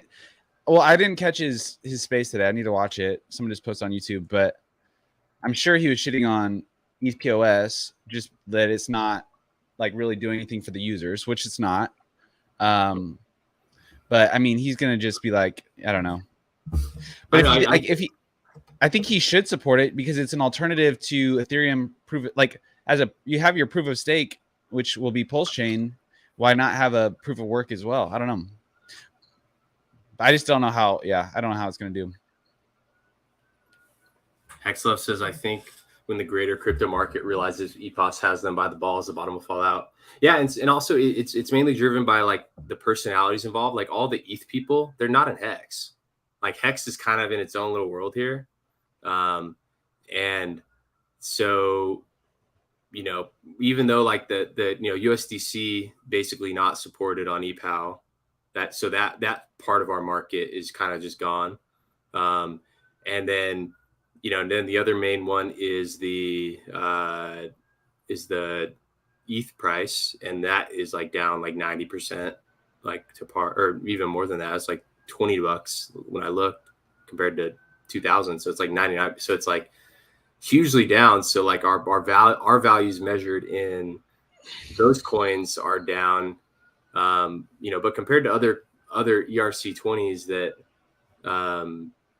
it's not like, I think Hexicans will treasure their EPOW tokens more than kind of the people that are like very pro Ethereum proof of stake that'll like want out of those. So I don't know, maybe Hex is like one of the few assets that can have like a vibrant time on there. But you know, if you know, no fiat on ramps support it, and if there's no reliable bridge, then like how can new money flow in to increase the value of those coins, which is like the main thing that it needs. Mm-hmm. He says, I think he's going to support EP. Yeah, I mean, you kind of have no choice, because like that is, you know, what Ethereum is network ID 1. The Ethereum we just got is network ID 10001. So, you know, Ethereum is ETHPOW. Pulse chain is and it is what we make it, right? Like, why shouldn't we? I mean, I don't think anything like ETHDub shouldn't be viewed as competition for Pulse chain. It really shouldn't. Like, and we have the opportunity to utilize it. And like, what if we just made Hex like the token to have on ETHDub, and everyone bought in, you know, buys it. Oh my god, gets in the. It'd be crazy. Like, that would drive so much traffic in preparation for Pulse chain. I think it'd be crazy. But again, I don't know. We'll see. I was trying to pull up a tweet where I said 3-headed, but if you just search 3-headed, some disgusting things on Twitter appear. I was trying to pull up this. This is a big deal. A 3-headed cross-chain hexagon dragon could drive Hex economy to many trillion-dollar market cap. 3 different network models connected via PulseX markets makes for a very resilient economy with strong speculative stickiness. And so, because if you think about it, someone will make a bridge between ETHPOW and ETH. And if the entire ETH system state is cloned on Pulse Chain, then Pulse Chain will have a ETHPOW bridge. So that kind of like triple market environment where we have Hex on 3 different chains that like originated at the same moment, but then, you know, since then have a life of their own. That can be pretty powerful. Like right here, Axis says, trifecta, unified by the exponential growth of the immutable T-share. The only constant in cryptocurrency is 3.69%.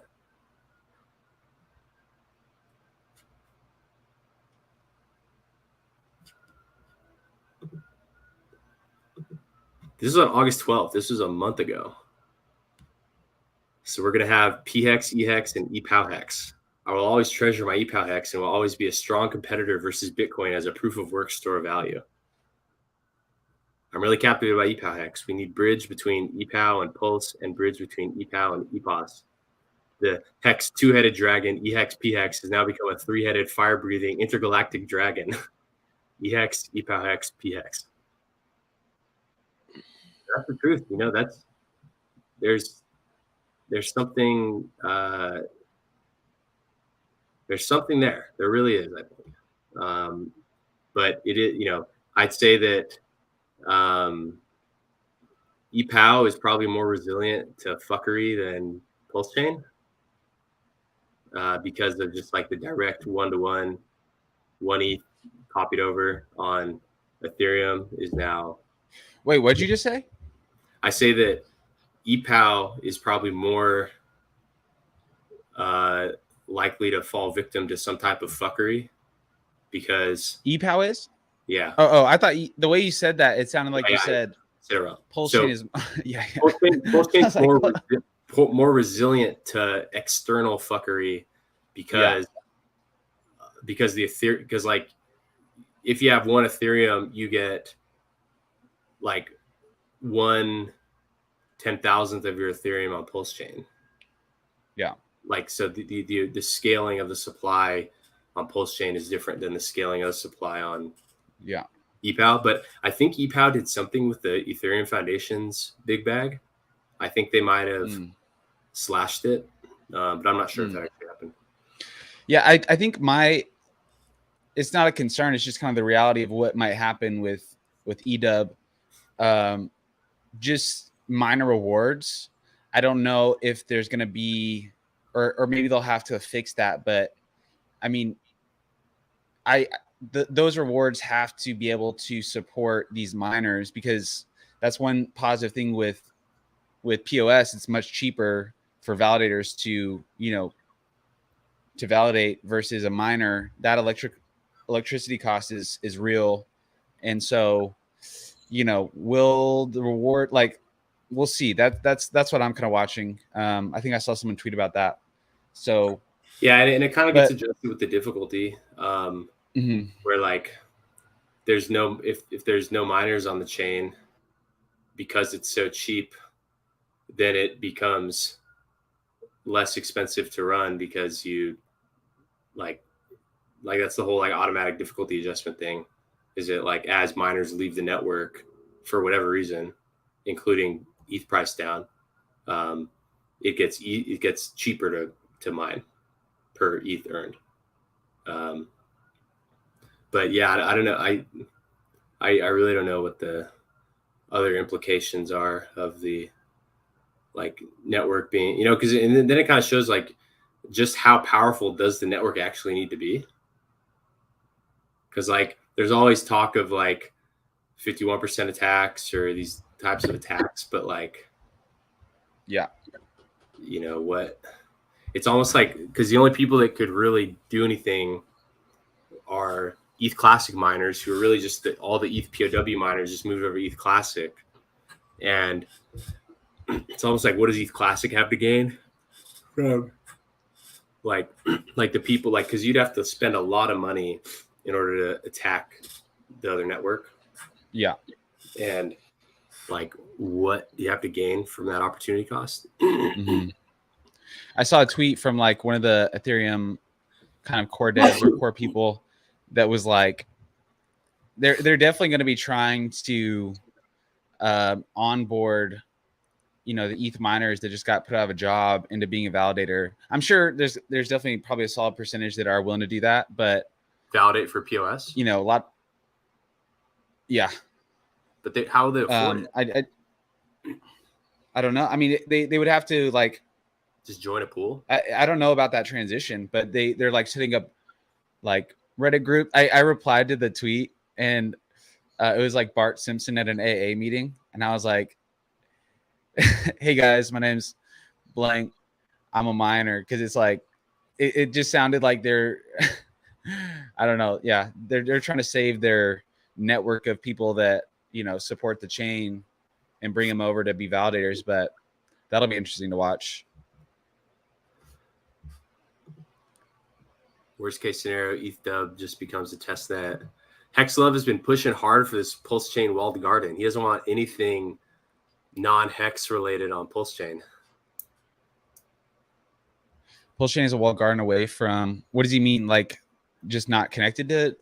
So he wants his idea, which may work, but I don't know. I don't think it's going to. He suggests that Richard implement a admin key where he can shut off any application on Pulse Chain.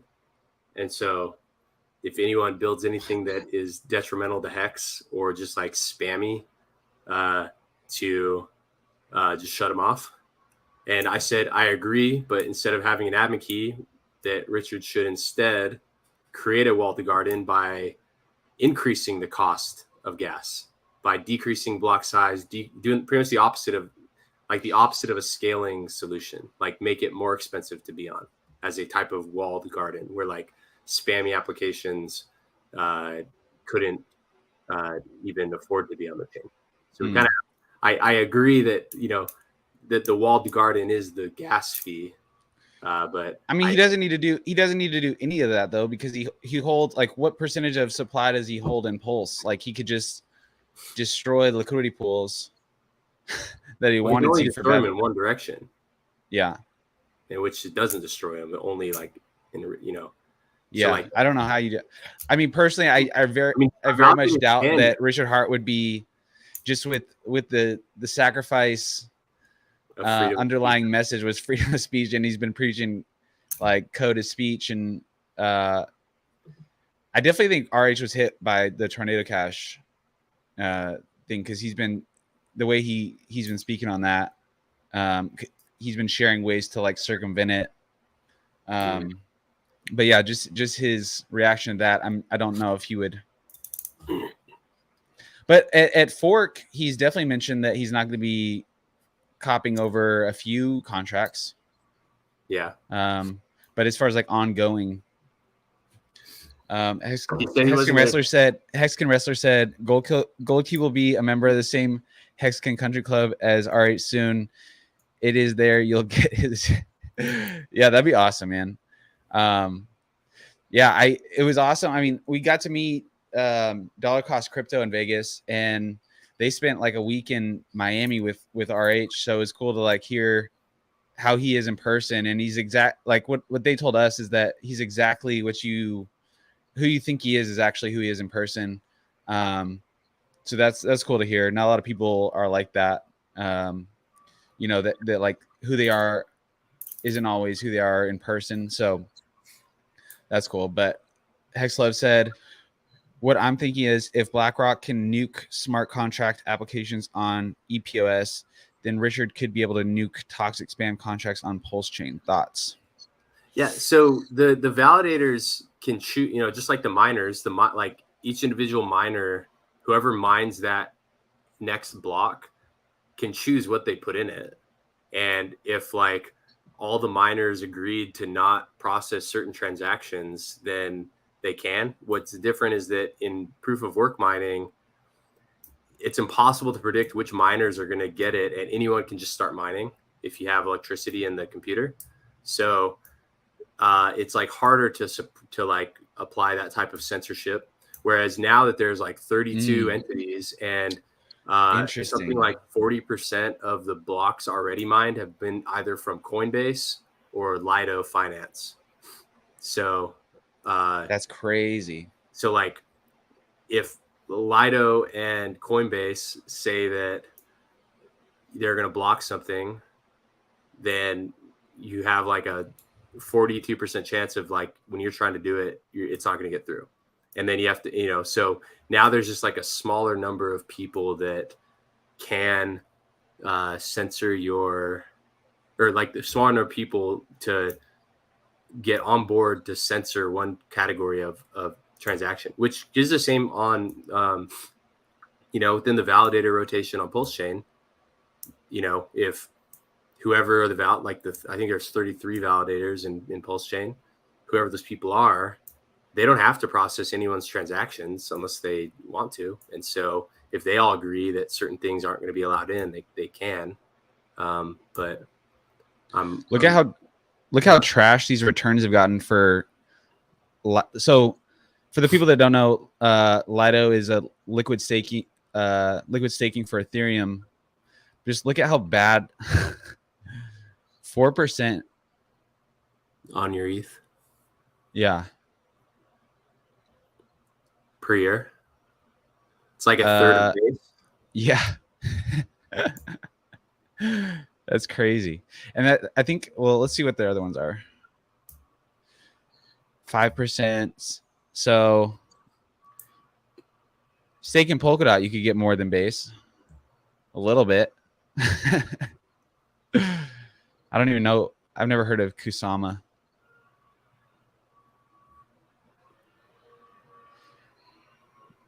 These returns are whack, dude. We're so much better.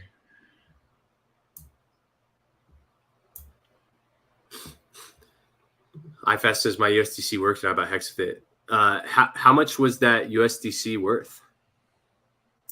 Maybe it was the same ratio of the USD to Hex that you see on the mainnet or on the regular ETH, but I'm interested in what that was. Hex price was so low.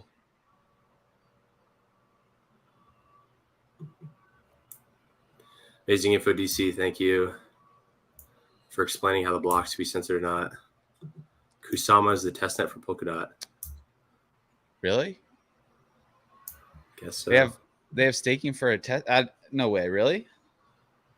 That's interesting. Crypto Gains, what's up, man? So where are we at with the Diamond Hands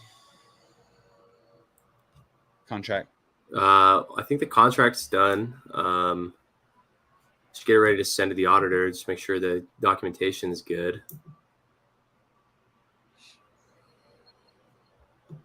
And then the UI just needs to get finished.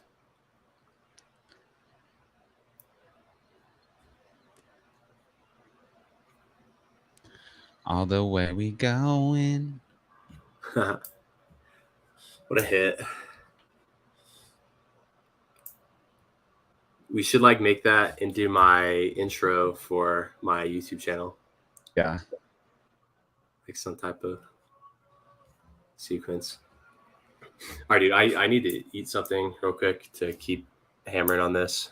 I've been streaming for 5 hours and 40 minutes. You should keep the show going while I go eat something real quick. And, all right, I got you. Yeah. So here you can share your screen.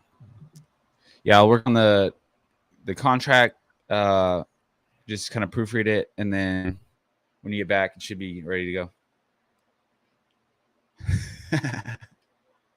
go. What's up, you guys? Gotta drop that hit single real quick.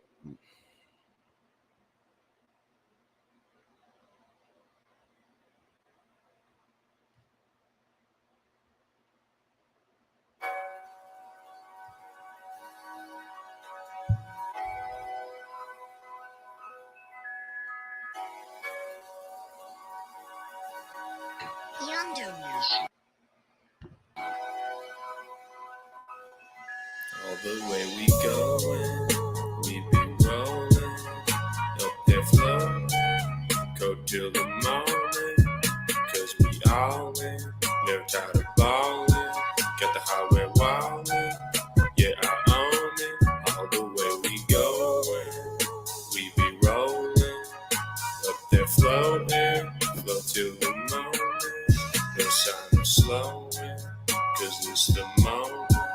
And we was chosen.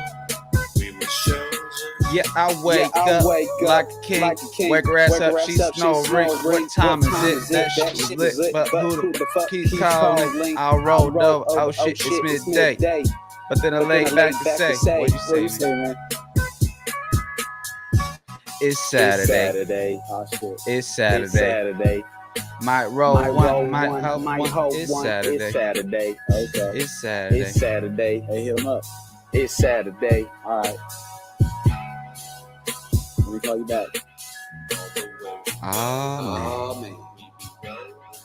Might be the best day of the week. Sunday's pretty cool too. Friday feels good.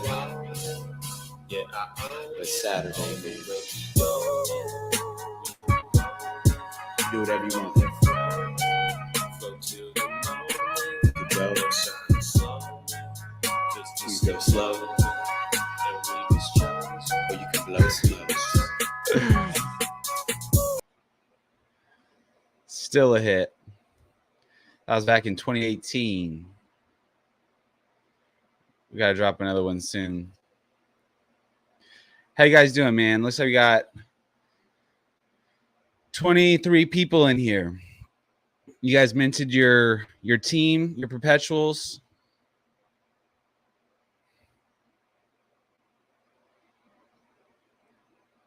I need to add I'm going to add a page to the marketing site for Diamond Hands.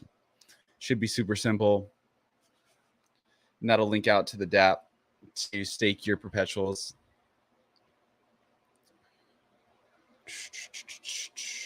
What a crazy 2 days it's been.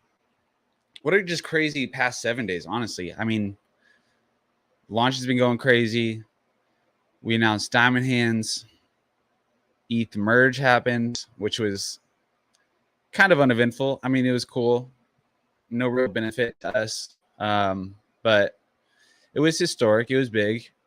Then ETH dub drops and we get our first double of all our tokens, which I don't know what they're going to be worth. I think, it really comes down to like how much attention ETHPOW gets, but if they're able to get a good group of miners over, or like a lot of miners over that aren't happy about ETHPOS, could be something. I don't know. But I thought it was amazing how fast Dipcatcher was able to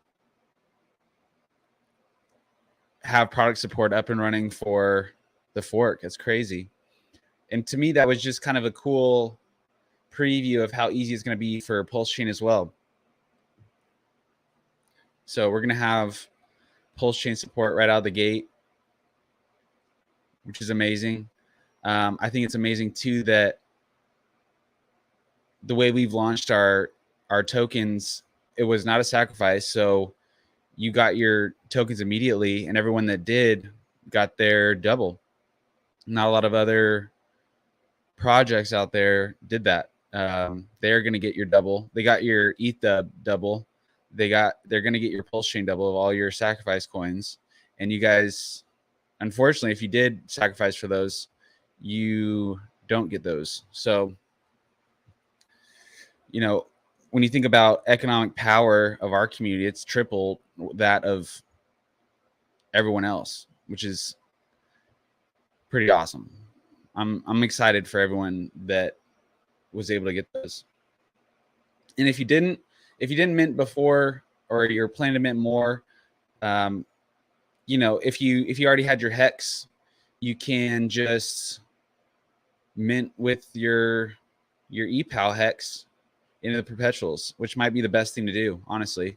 What else are you gonna do? I mean, you can't really do anything else. Like, it's crazy. We're not only one of the first products that offered ETHPOW support, but like probably out of all of Ethereum, we're probably first 100. People couldn't even find a DEX. It's crazy. So we have like a big first mover advantage right now. I just submitted for Maximus to be listed. I can't remember the site, but it was listed.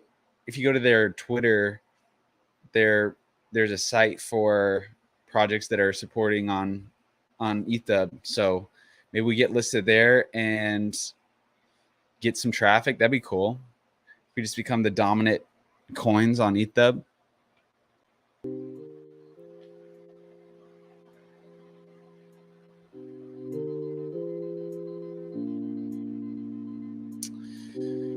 What's up, GG? Gold Key, can you run through the yield you earn if you lock team? Trying to weigh up advantages versus dis of locking. What would be the best way to calculate that?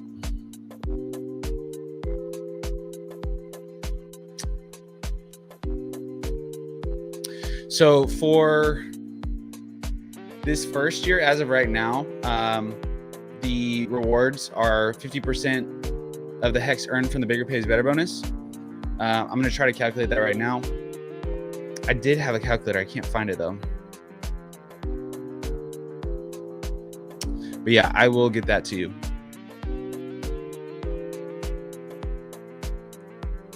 And it earns all the Hedron from base as well this first year. And then any airdrop tokens to the contracts will be claimable by team stakers. If you do plan to take stake team, make sure to stake it before the end of this mint phase. And because that's when the team stake will start. So when you're stake, and to earn for that, you need to stake it before that period starts. So make sure to do that. Looks like a lot of people already have. Looks like I'm pulling up the dashboard right now.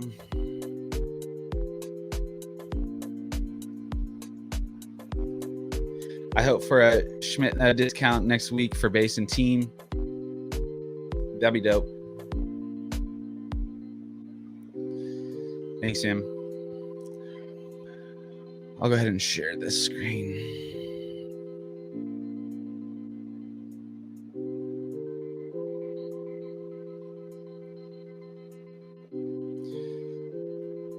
So it looks like we got 21.64 million hex in base, 20.77 million in trio, those two have been going back and forth, which has been so fun to watch. Why does Siri always pop up? What do I say that I'm not talking to you, Siri? Odd. Lucky 18.75. DECI crushing it 86.38 million. Total of 147 million hex in the perpetuals right now. 15,000 T shares right now. Total team minted 39.25 million. Stake 29.87 million. So there's currently 9.37 million liquid team.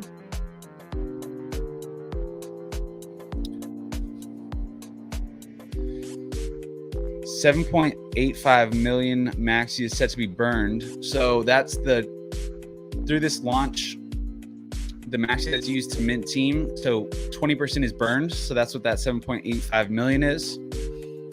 The 369 MAXI rebate is 30% of the MAXI used to mint team, and that is rewarded back to team stakers in years 3, 6, and 9. Hence the name. So currently 11.77 million MAXI is going to be rewarded back to team stakers. And then 50% of the MAXI used to mint team goes into the mystery box. So that's 19.62 million. And we've got a leaderboard down here. This has been really interesting to watch. So we've got some people that minted 2 million team, staked all of it. Top Dog still has 2.4 million MAXI. So they kind of went 50-50, a little under 50-50. Same here. This person minted all their MAXI into team.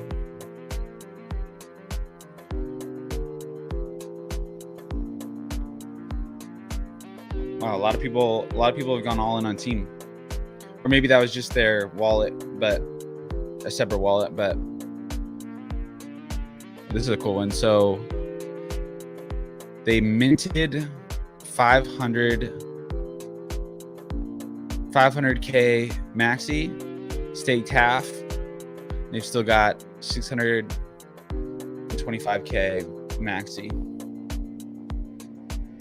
It's this first page.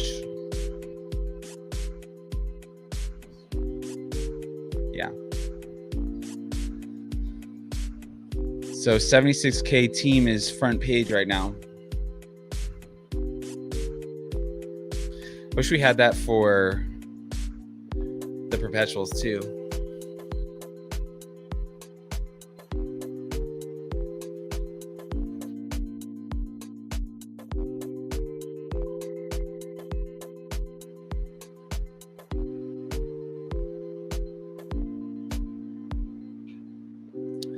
See how many days we have left. So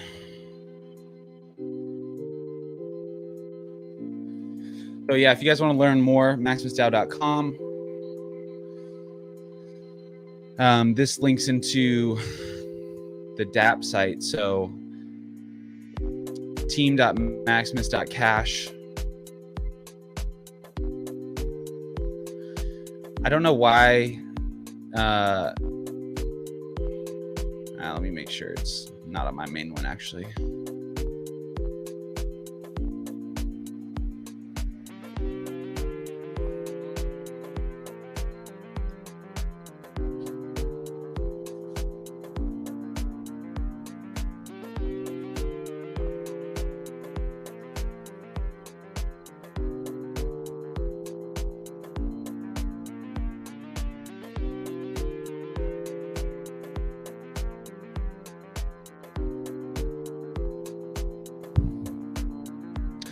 Gosh, I'm so happy I sold the news on ETH. People thought I was gonna pump after the merge, and I was like, I don't think it will. And I was right.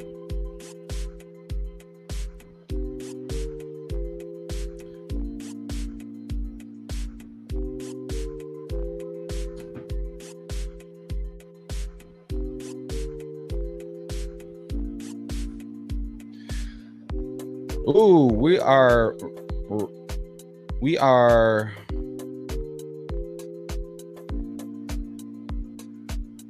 about to be 11 days left. 2 minutes.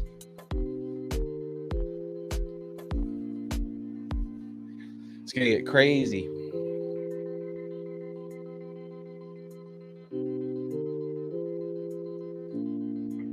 Since we hit the 14-day mark, minting's just been crazy, so I feel like it's just gonna keep heating up.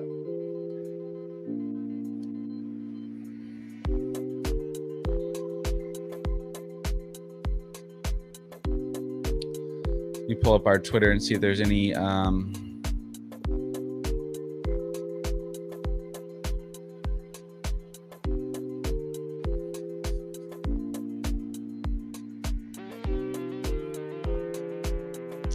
questions that I can answer.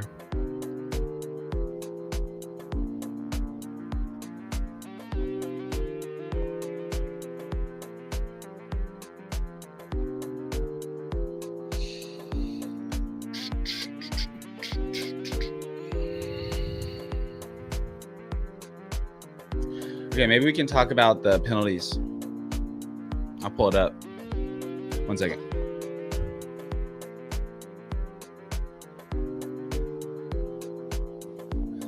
I'll just copy this, copy this.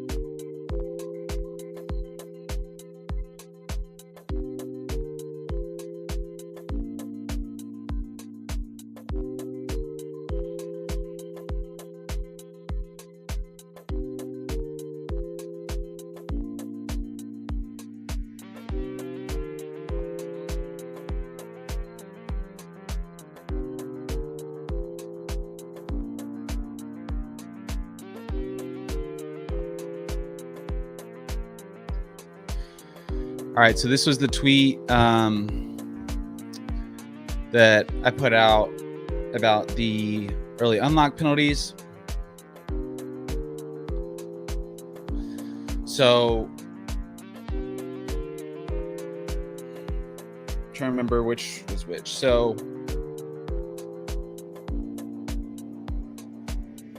okay, so this side was amount early unlocked or percent early unlocked, and then this side was the penalty.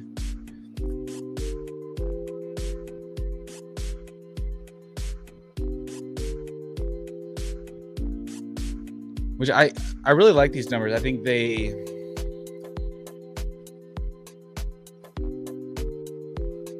make sense. So for base, that's why it's over here. If it was 36.96% penalty and 5% of people early unlocked, unstaked, everyone else would earn, the true diamond hands would earn 1.9% APY. Whereas with DECI, 3.69%. Because it's a longer period, more people are probably likely to early unlock. So that could be pretty high, honestly.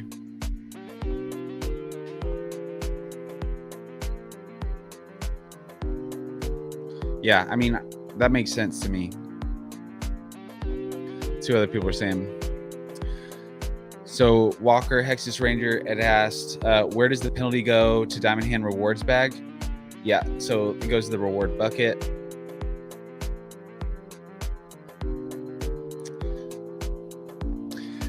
Prime Hexum Pulse X said, I think it should be the same % penalty across the board, regardless of the stake length. People that aren't committed to holding their full stake length will go with the smallest staking period anyway.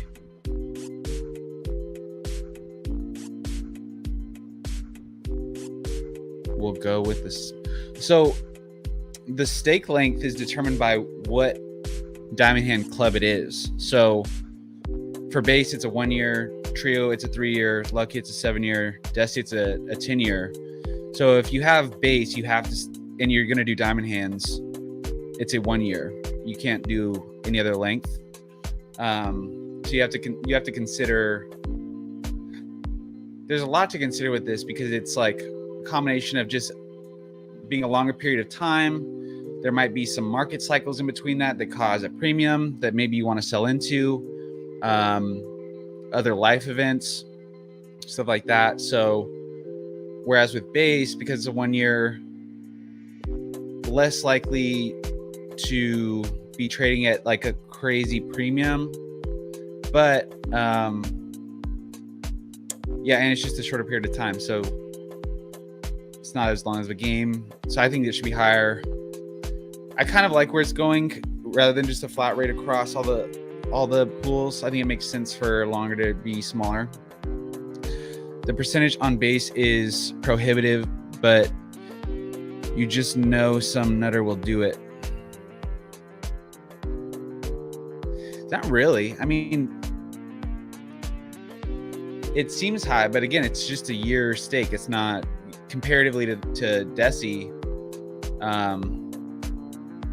And again, this comes down to a balance between, you know, the smaller the penalty, the smaller the reward bucket, but you don't want the penalty to be so high that people don't use it.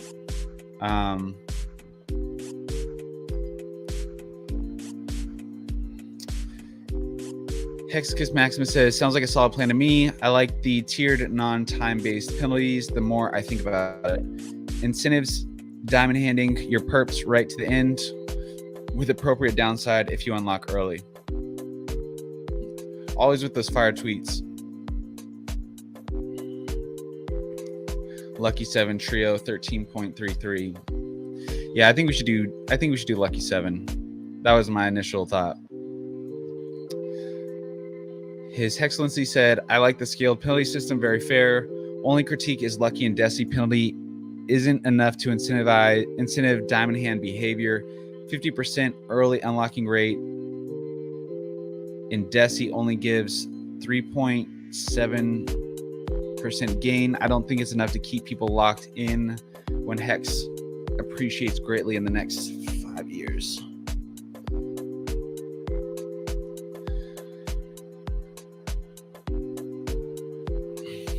Let's see. Let me pull that up again. So he said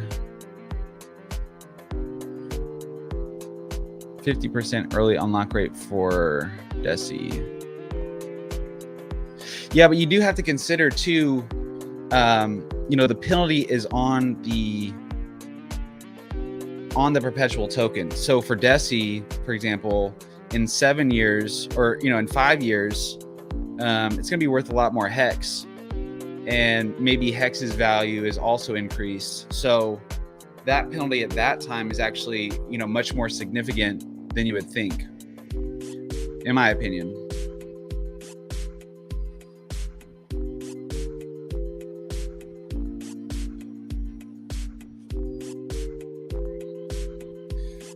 Thank you guys for applying to this. We're trying to really, you know, involve the community in this decision, because obviously this is a tool for the gladiators to use if they want to. We want to, you know, build it as best we can. DG says, so to refresh gold key locking team gets you Hex, bigger pays better, 12%, Hedron and Maxi. Yes. So Correct. So as of right now, MAXI, Hex, and Hedron are the 3 tokens that are definitely going to be earned from team stakers. Each year is different. So, for example, this first year, it will be the rewards will be 50% of the bigger pays better bonus from base. But for example, in year 3, it's going to be base. So the 50% of the bigger pays better bonus and all the Hedron from base, trio, and then the 369 maxi as well. So that year, it'll be Hex, Hedron, and maxi. You must keep locking for 3 years to get all 3. Is that correct? No. So it's a 1-year stake. So whatever rewards go to the contracts in that year is the reward. Like if you stake for that year, those are the rewards you'll earn. In 4 days, we need a meme of the creepy girl from The Ring coming out of the TV to let people know how many days left to mint the person team. That's a great meme. You got to make that. We have the best memes, guys. I was just going through our Twitter. We're not even a meme coin, and we have the best memes. I had to tweet that out. It's true.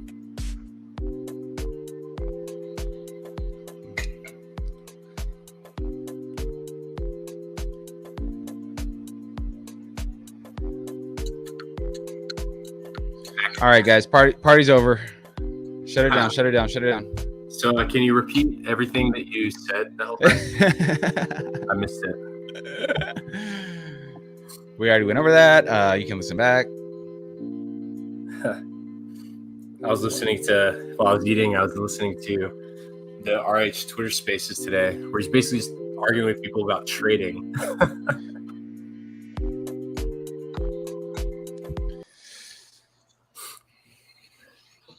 Yeah, I mean, it's interesting. I'm not making a direct comparison like between the two, but just how. So like Richard Hart and Trump both have their talking points that they just have in their arsenal that they like repeat, and it kind of is just like they could literally drop it at any. Like you'll be watching a stream with Richard Hart, and they'll be talking about something else. And you'll be like, "Hey, did you know I called the Bitcoin top?" And it's like kind of those just like things that he just says. So everyone, you know, it's powerful when you repeat something like that because then everyone's like, "Oh yeah, Richard Hart called the Bitcoin top." But I don't know. I've got the biggest diamond. I've got the fastest Ferrari. He's got this arsenal of things to just drop on people. How many oranges I've eaten the last 2 days? Hey, thanks for coming back on stream so we can listen to you eat. No, I already ate. Oh, good. With all these goddamn oranges. We need to get Maximus DAO sponsored by an orange company. He throws away. No, bro, hang those up. hang them from the roof.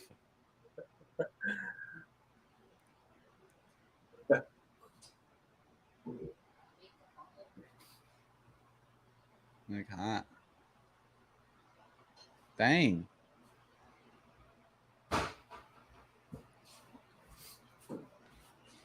Free coins. It's kind of chilly. Big PP. Bro, it's crazy. It's crazy how the picture of Vitalik's bulge just went viral. And Richard Hart's been talking about it, doing that cock talk for months, and then one picture.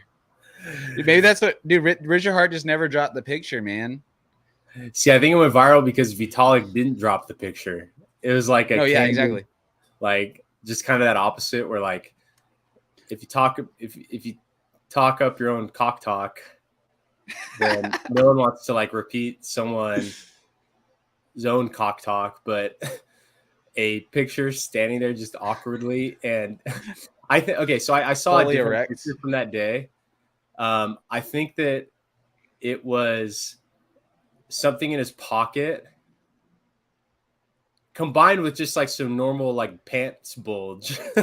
It's the pleats. It's the pleats. The angle of like whatever was in his pocket, which maybe a phone or something, or chargers, like who knows what. Just like the right angle, the right shadow, and then the right like, just like normal pants bulge, But I think something. I don't think that Vitalik just had like a fucking screamer right there in that photo. Yeah, you think if you just were fully erect, you probably wouldn't take a photo. I'd probably like, I need like a couple minutes. Can we take this in a minute? No, man, it was the pleats. Yeah. All right. So we have that stream in like 2 hours. I want to go hard and finish the diamond hand thing.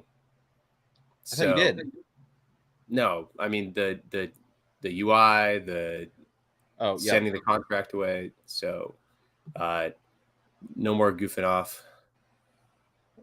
I'm going in. Please, dude, get this shit done. Deadline was yesterday, dude. The merge. Dude, there's been no team on the blockchain that has delivered on time every time like we have. Like we've never missed a launch date, never pushed. 100% uptime.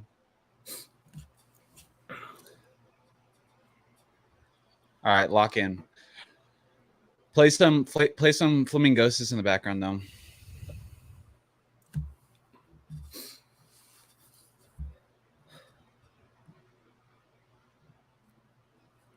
How much time we're going on? It's 7 o'clock. Yeah.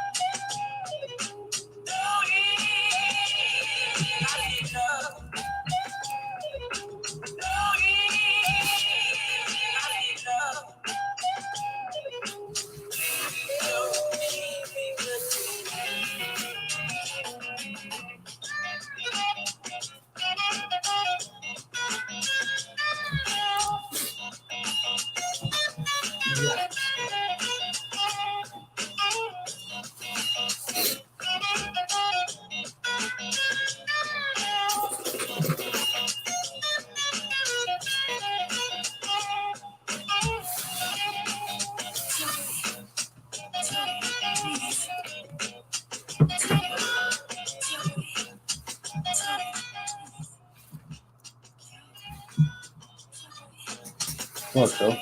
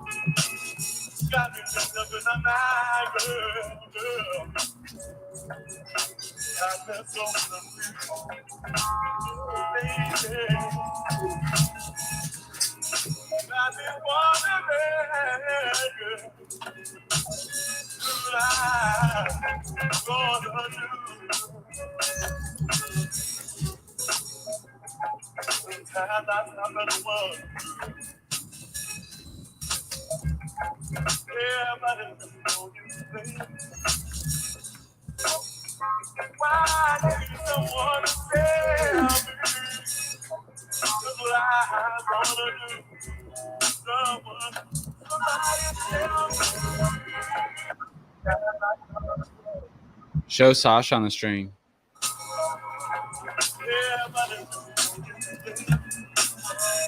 Just hold her up. She wants to go outside. Dude, the door is open. She wants you to go outside. She thinks that raincoat means it's walk time. She does. You're right. You want to go on a walk? No, don't even say that. You want a treat? Or maybe she wants to go on the patio.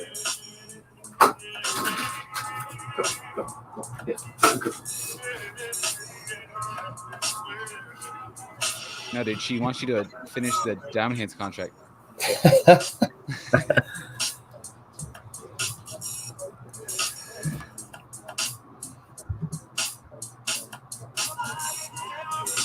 All right, I'm gonna drop for a minute too. I'm gonna get some food for this stream. Yeah. Enjoy yourself.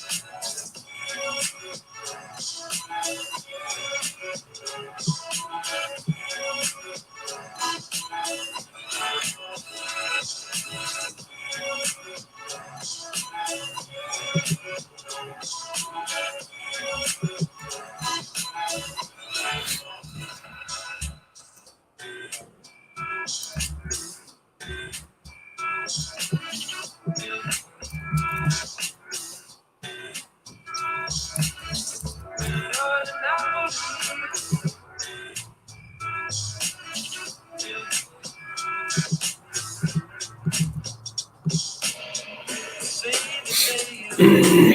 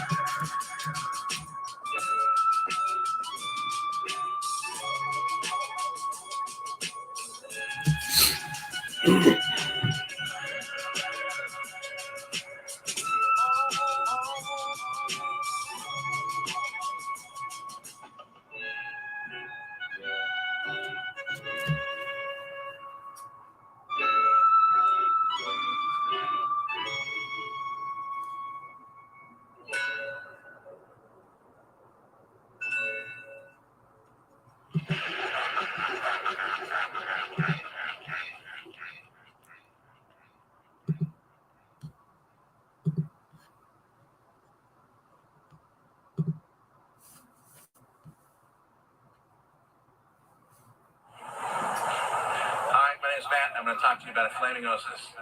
A flamingosis is like a flamingo. Flamingo, you step on one foot, you spin into the disc. Flamingosis, spin away, same position, you catch it.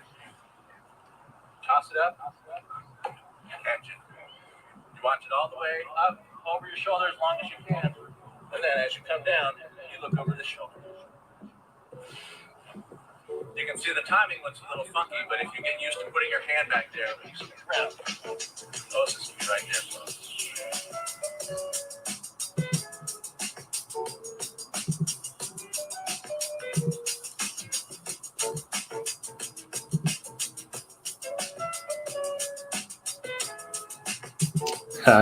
Renee says Maximus DAO is putting us all to shame. I have to work a little harder.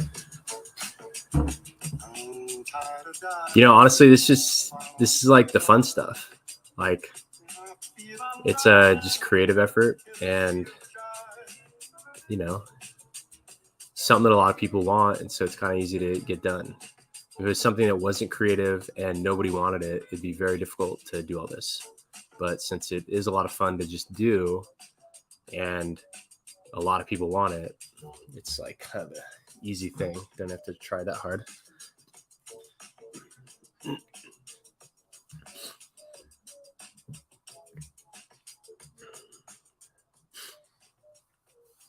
We are 7 hours in today. This is kind of a cool thing. I mean, like, I feel like we've discovered this entirely new type of like work style where it's just kind of like this radical transparency where you just kind of let people in. You know, it's like there's just so many people that would never even consider how this stuff actually gets built. And then now that you can just watch this live, it's pretty awesome, you know? Like, imagine, okay, so, you know, there's all these like high school, college kids that want to learn this stuff, but then they think they need to go to a computer science degree. Why don't they just hop on the Dipcatcher YouTube? Just watch and ask questions. Like, you know, we look at the chat every couple of minutes to answer any questions. And I feel like this could be like a whole new way to do educational content. This helps get stuff done. I don't know. There's something special with this. I'm glad we discovered this type of like working style where we can just hop on here and share this information with you and share this experience with you.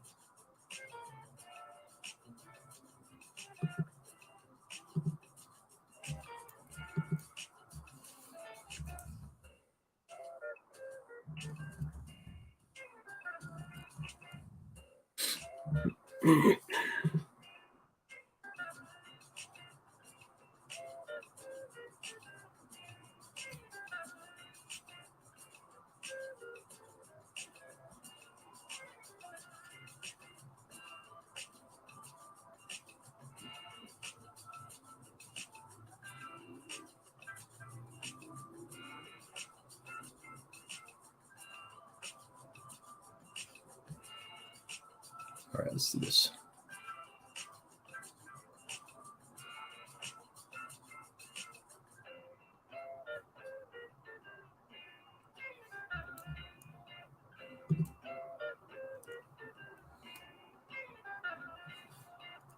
Okay, so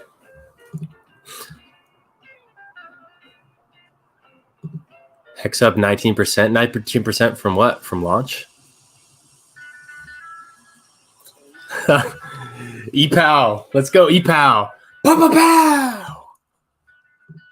What's that scene from Step Brothers?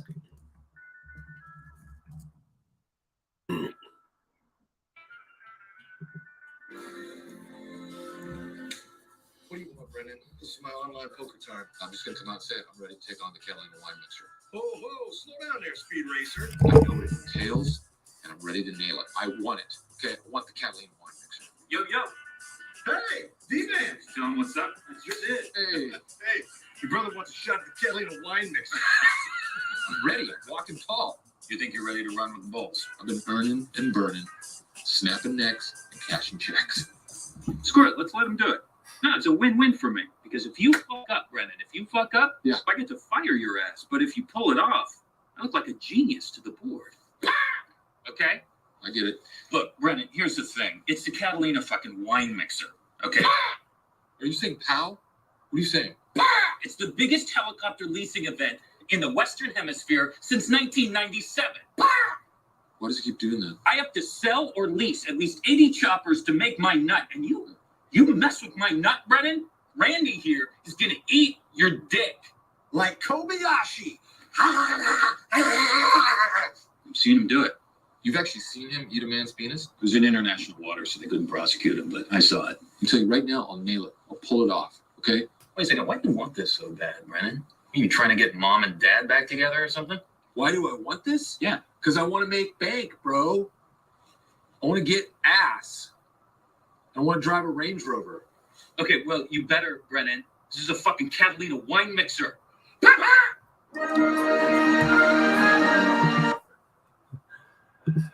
That's what I think of when I see ETHPOW, as I just spat all over my thing. Hex pow! Maxi pow! Pow pow pow! All right, so I'm going to clip this just for my own reference. So action. So right now we're going to practice deploying the Diamond Hands contract. It involves a couple steps. First is just to click deploy for each of the tickers. So we have base, trio, lucky, and DECI. And then when each one of these deploys, there's a sequence of events we have to do. So first we have to, inside the Diamond Hands contract, run deploy stake reward distribution contract, and we need to deploy the reward bucket contract. And then we need to go to both of those contracts and then click activate. So 4 steps here: deploy reward box, deploy or reward bucket, deploy stake reward distribution contract, and then within each one of those, we need to go and run the activate function. So 4 steps. Let's see if we can get it right. So first we go to base, firm,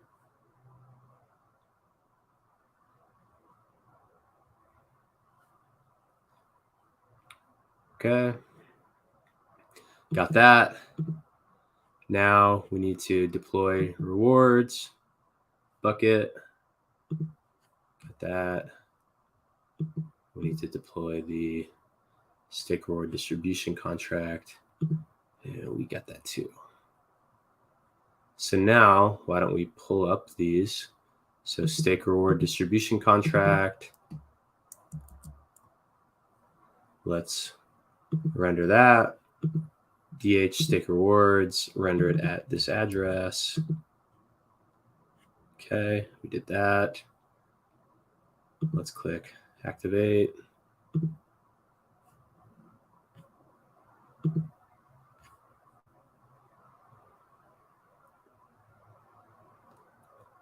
Okay, let's prepare supported tokens. Which we also have to do. That's the other step in there. Okay, let's test if that worked. Base is in there, we know it worked.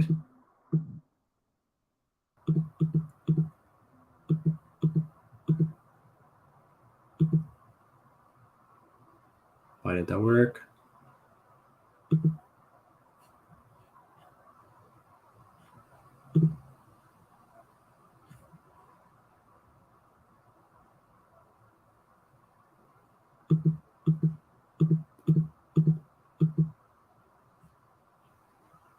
What the hell?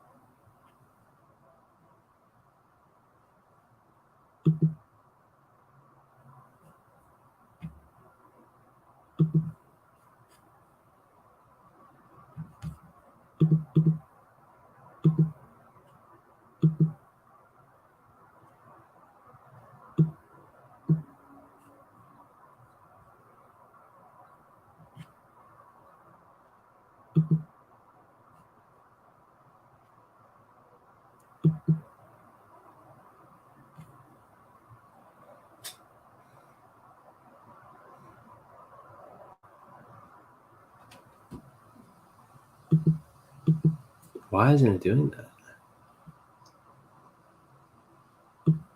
Oh, duh, because it's reading from the reward bucket, and we haven't approved that yet. So that's good to know, is that we need to do the reward bucket first. So good thing that it doesn't stop it. So even if we forget, we can just make it right. It's not the team, it's in Diamond Hands. So let's get the reward bucket contract. We need to activate that one. That's it. That's it. Reward bucket.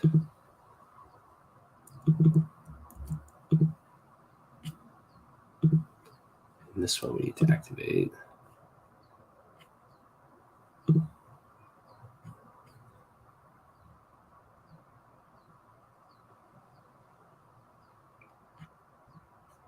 And then now, so reward bucket, we simply unactivate, and then I think we already did the prepare supported tokens. Okay, so we don't, let's update this. Activate, because we consolidated the supported token thing. And now if we go to here and we run activate, that should fail. Yup. Prepare supported tokens. And then this should turn to not zeros. Yup. And now if we try to run that again, already did it. Activate, already did it. It's got the DHC address, got the rewards address.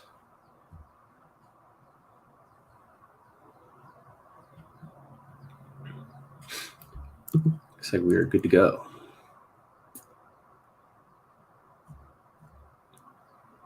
All right, so we're going to do that one more time. I need to just practice this and internalize. So let's just close these out.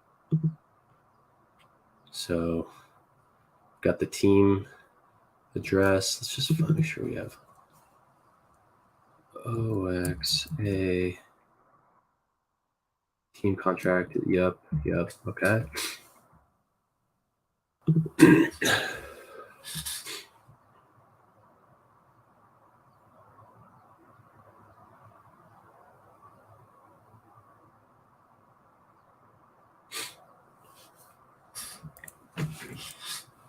Diamond Hands Club, deploy for base.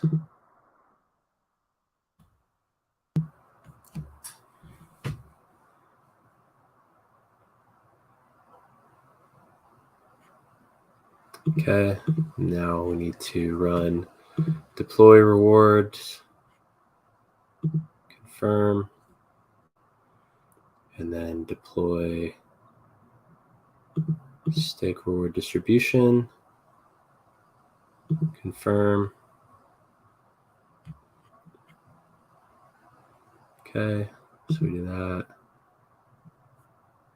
So the first one we need to do now is the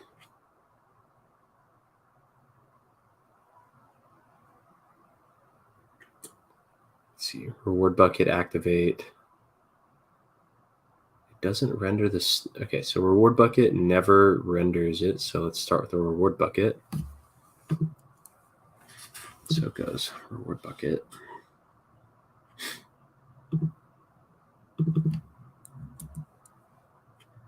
Let's do reward bucket.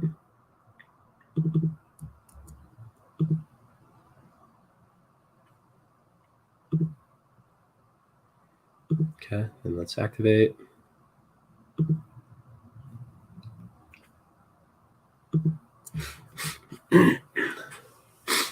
Okay. Now let's look at, make sure all the addresses are there. So there's an address there for base, address for stake reward distribution, and we have this. And let's see if that's the stake reward distribution. That one is OX9B. Let's just look here because this is the source of truth. OX9B. Let's now render the DH stake reward distribution. Get that down here. So now we need to activate.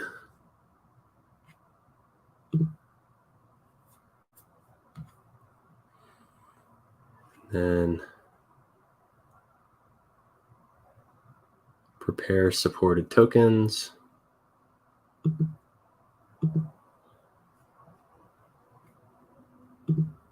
Boom. Okay. So now we know we have the diamond hand address, the reward bucket address. Let's check those rewards there. Yup. Supported. If we see MAXI in here, we know it works. Yup. If we try these again, it throws an error. That's what we expect. Yup. Try to run that one again, throw an error. Yup. Prepare claim. Try to run that, throws an error. Yup.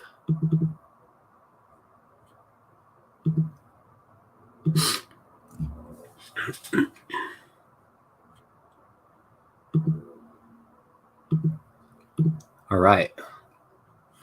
So now it looks like we can get rid of these functions that aren't being called. The get RBA, get, even further reduce the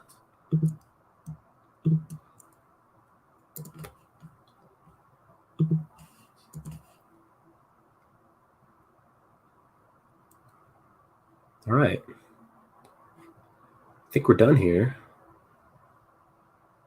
Join club, new stake record, calculate penalty, early in stake token.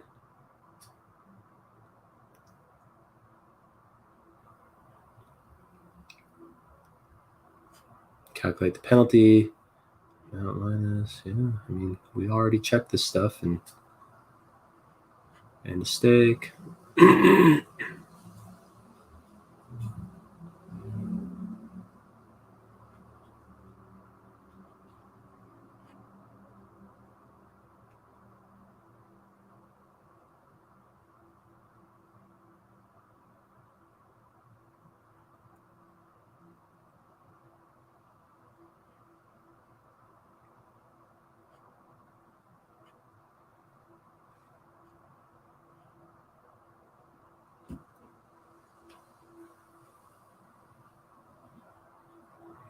Get global staked. All right, guys. Well, I think we're ready to send this off to the auditor.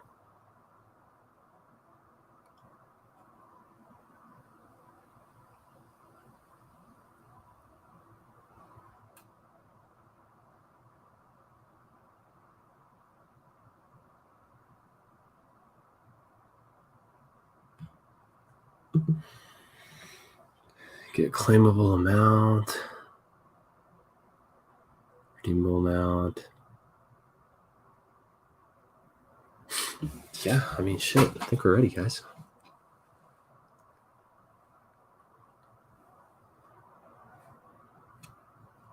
All right, guys, we're just gonna fucking do this.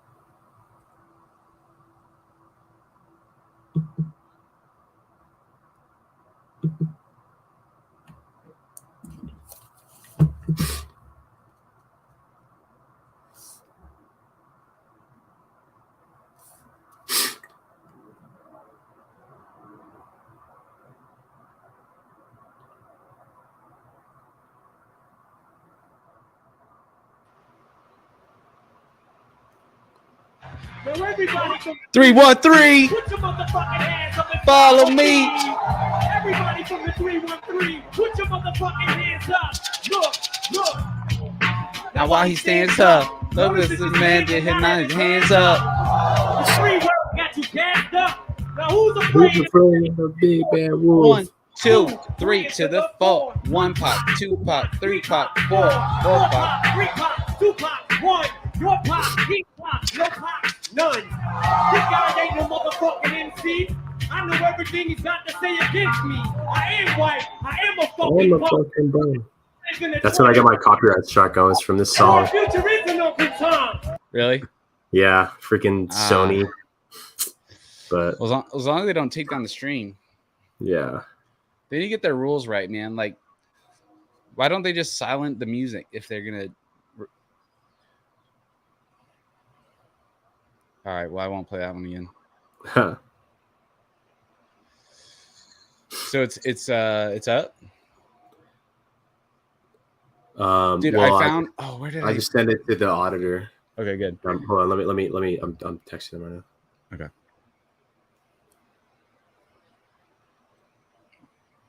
So, guys, we're doing a live in 30 minutes. I need to tweet that out, actually, with Puello. That'll be a fun stream.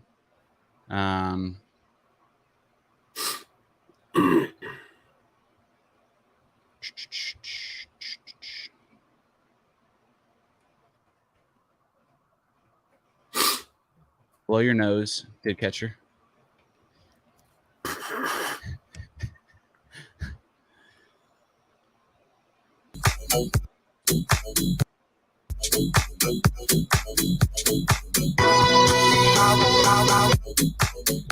We're just out here, guys. We're having a good time. How many people are having this good of time in the bear market? We're just building stuff, owning new chains.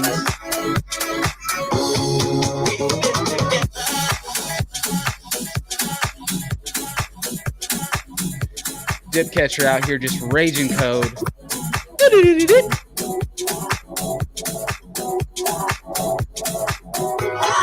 drinking a Maximus beer. Is it really? Shout out.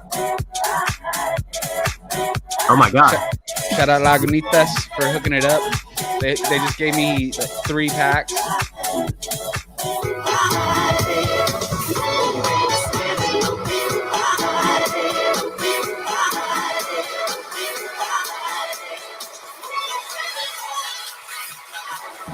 Welcome to the 7 o'clock pre-stream hour. Let's go.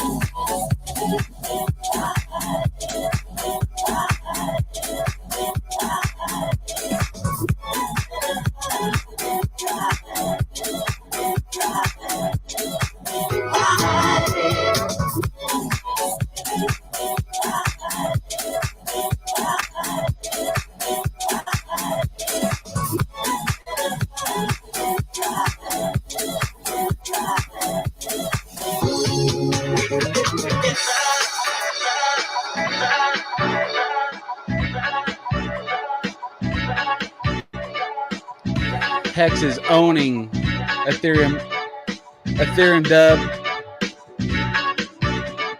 Let me pull that up.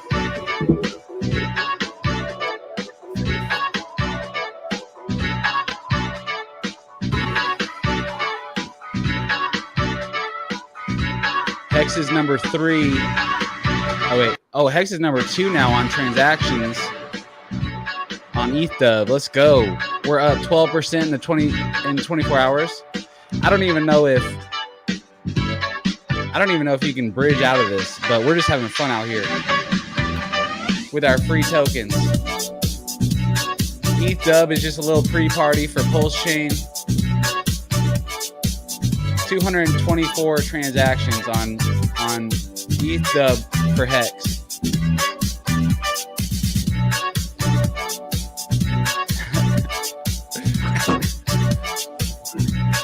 Hex has 4 zeros right now. 4 zeros, 2 6. On ETHPOW? ETHPOW, dude. We're up 12%. $922 in volume. Let's go. We're only second to weed. To what? To weed. I'll turn this down a little bit. Yeah, I'll share the screen actually. I found,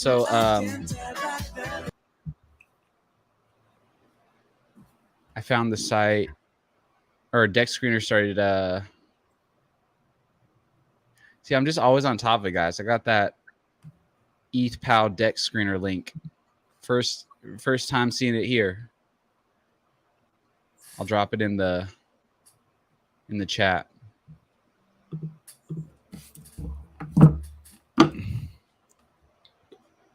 I don't know why it has me as you for commenting through StreamYard.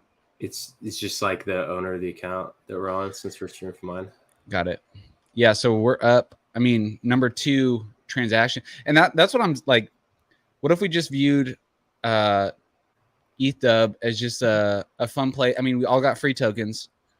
I wouldn't advise anyone, do your own research, not financial advice. Wouldn't advise anyone. I don't even know if you can bridge. I definitely don't think there's an on-ramp or off-ramp. So, I mean, basically, we're just playing around with free tokens right now. Maybe you got some other shit coins that got copied over that you want to just swap out of. Let's just pump Hex, man. Let's get pumped that. Let's get Hex that number 1 spot. Let me look at. So we were. Okay, there were. I got a screenshot. We were top. We had 2 through 4 in 24-hour pumpage. I don't even know where we're at now. People might be swapping out. I don't know why you would. Hex is the thing to have on ETHPOW.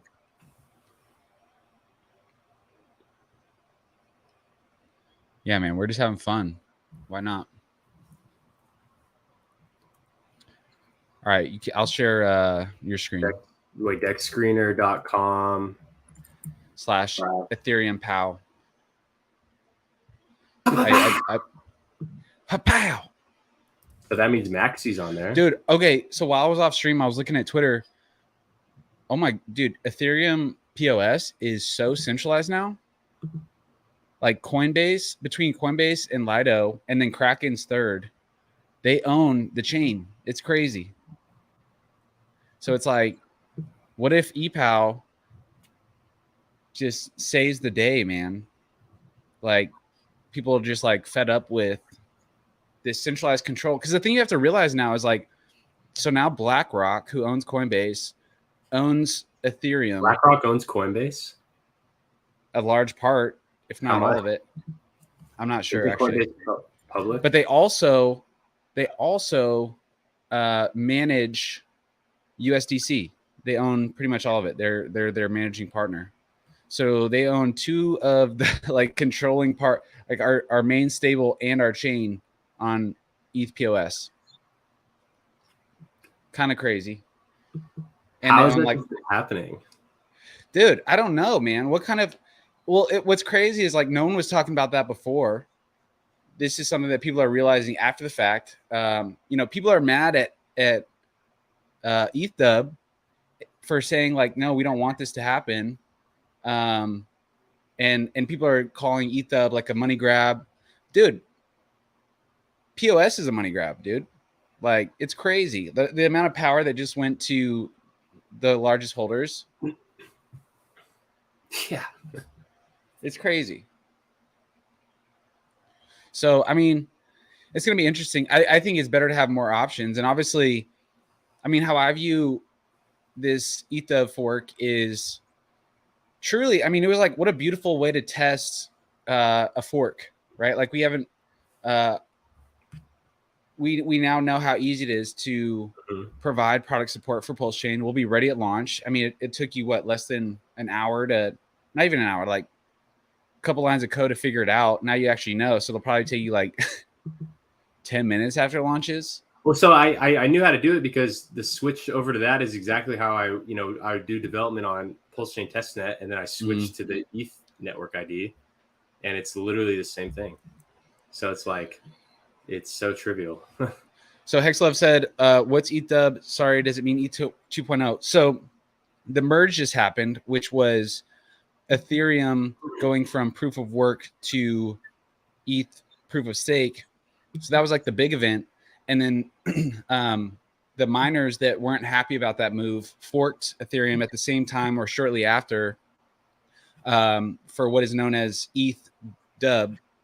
And that is a proof of work chain fork of Ethereum. So, yeah, it was, I mean, we didn't have to do anything like main Ethereum went to proof of stake. So we didn't have to do anything on our end for that. It just worked, which is great. With this fork, Dipcatcher just had to change a couple lines of code. And yeah, it just worked. Trying to find where the MAXI. Maddie send us over. What's up, boys? What's up, Swearworks? Shout out Maddie, man. That's awesome. Thank you. 7 hours. Whoa. ETHUB is 2.0, I guess. I don't think the merge, like ETH POS is like, some may call it ETH 2.0. I don't know if that's actually what ETH 2.0 is supposed to be. It's just moving to proof of stake. But that's what like the big event is. Like ETHUB is kind of like this counterculture movement that we're literally leading right now. We were probably the first product. I mean, now that I've seen Etherscan, the only thing above Hex is in transactions is WETH USDC, which and so we're like the first ones to kind of know about ETHUB, and so we were able to like support it very quickly because everyone got their copied coins. What we've been repeating is like not advising anyone to like bridge or buy, with fiat on ETHUB. This is more just like having fun with free coins, but we were able to quickly connect our front end to this fork. And so if you've got Maxi or you've got Hex, you can go mint right now. The mint phase is like, because it's a direct fork, it's going on for the same amount of time. And so might as well. I mean, that's like one of the only things. We were like the first app to provide support, and still probably one of the first. So yeah, man, just have fun with ETHPOW while you can. Well, I don't know why I said while you can. It's not going anywhere. I've heard of ETHPOW until BlackRock sends you to prison. What's up, Maddie? How's it going, man? What's up, Benny? Awesome, man. Dude, I need some yep. light blockers on me. ETHPOW equals ETHPOW. Yep, same thing. Dope glasses and hat, gold key. Thanks, man. I was given this in Vegas. It's like my favorite hat now. Check it out. I don't know if I've shown it actually. Check it.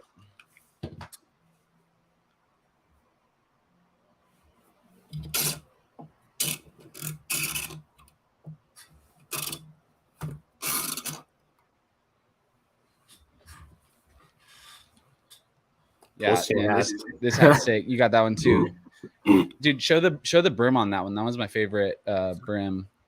It's like a gradient. Yeah, it's super dope. Got the pull sex on the side. Yeah, so shout out to, I'm trying to remember who actually made these, but it was through the golf tournament that went down on Monday. I guess it was an amazing event. We unfortunately couldn't make it, but a lot of work went into it, and it was an awesome event. I like saying ETHPOW. Yeah, what should we call it? ETHPOW. I'm really is kind of fun because ETHPOW is kind of dope. My thing yesterday, that image that I made here. My screen's still sharing. I'll show that image that I made yesterday. I just said ETHPOW from my original, like, I don't know, and it's just like, I like how it exudes power. Like ETH dub, yeah. It's like dub is like cool. Like, well, dub is a win. Yeah, we're also like a dub. I announced how we decided how ETHPOW should be pronounced. Now I'm be like, the gladiators have changed their mind. ETHPOW is now ETHPOW. Dude, it's so funny. That was honestly the highlight of, I think, every stream I've ever done was Louis Puello, who we're about to get on with in 15 minutes. He like asks, he's like, are we gonna get a copy? And I was like, yeah. And then I'm like, here's how our ecosystem is gonna look. And then I started to like type out the number of connections, like, because there's a website that I found that lets you like make these charts. I start typing out and think about how many lines of like connections you have to type. And I'm like, wait a minute. And I literally just had to like write a script to even come up with all the possible combinations of all of our tokens. And I just pasted in, and it just created this amazing, beautiful, just like intersection across like our whole ecosystem.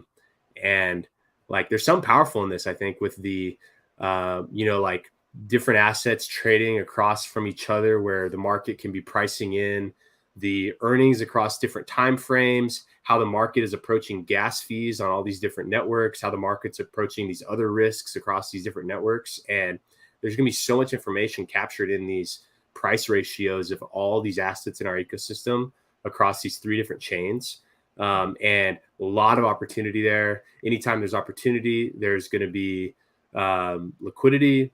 And since liquidity is a major value proposition of our ecosystem, I feel like we're perfectly in tune with like a multi-chain environment. And there's some magical in there. I feel something magical coming to the Maximus ecosystem with the, triple chain 3-headed monster that we've got going on here. Oh wait, so now how do we spell? We gotta figure this out. Is it lowercase e, uppercase POW? No, I just think ETHPOW. Why you gotta say it like that? ETHPOW. So all lowercase? Are we doing all uppercase or all lowercase? I don't know. I mean, I did all lowercase there and it works, and the URL is all lowercase. Let me see. I don't know. Well, when it's I kind of like it. I kind of like it. Capital E, lowercase O. No. I'm just gonna do all caps for this tweet. Yeah, it doesn't matter. It matters, okay, dude. we're literally we're making history right now. Honestly, what if we got ETHPOW, whoever the foundation behind it, to just like be like, these guys are legit. I don't know if I told you, I submitted. They have this site for ETHPOW projects. I submitted Maximus for it, so we'll see if they list us. Oh, fuck yeah. Dude, well, and this morning I went on the ETHPOW Twitter space, and I was just like, people were asking questions, I was answering them, and like, it was cool. It's pretty funny. Like I just came in and I was like, hey, and I was right when I was trying to figure out how to add support. And I went in there and asked, and someone was like, yeah, look at the link tree. There's the network right there. And so, you know, I've already kind of dropped ourselves in as the, like, you know, DeFi. We're the DeFi guys on ETHPOW. All the other DeFi guys are just like these, you know, ETH boys, and all the ETH boys, they hate ETHPOW. And I feel like we're actually like kind of how Hexicans are kind of have always been kind of like the DeFi counterculture.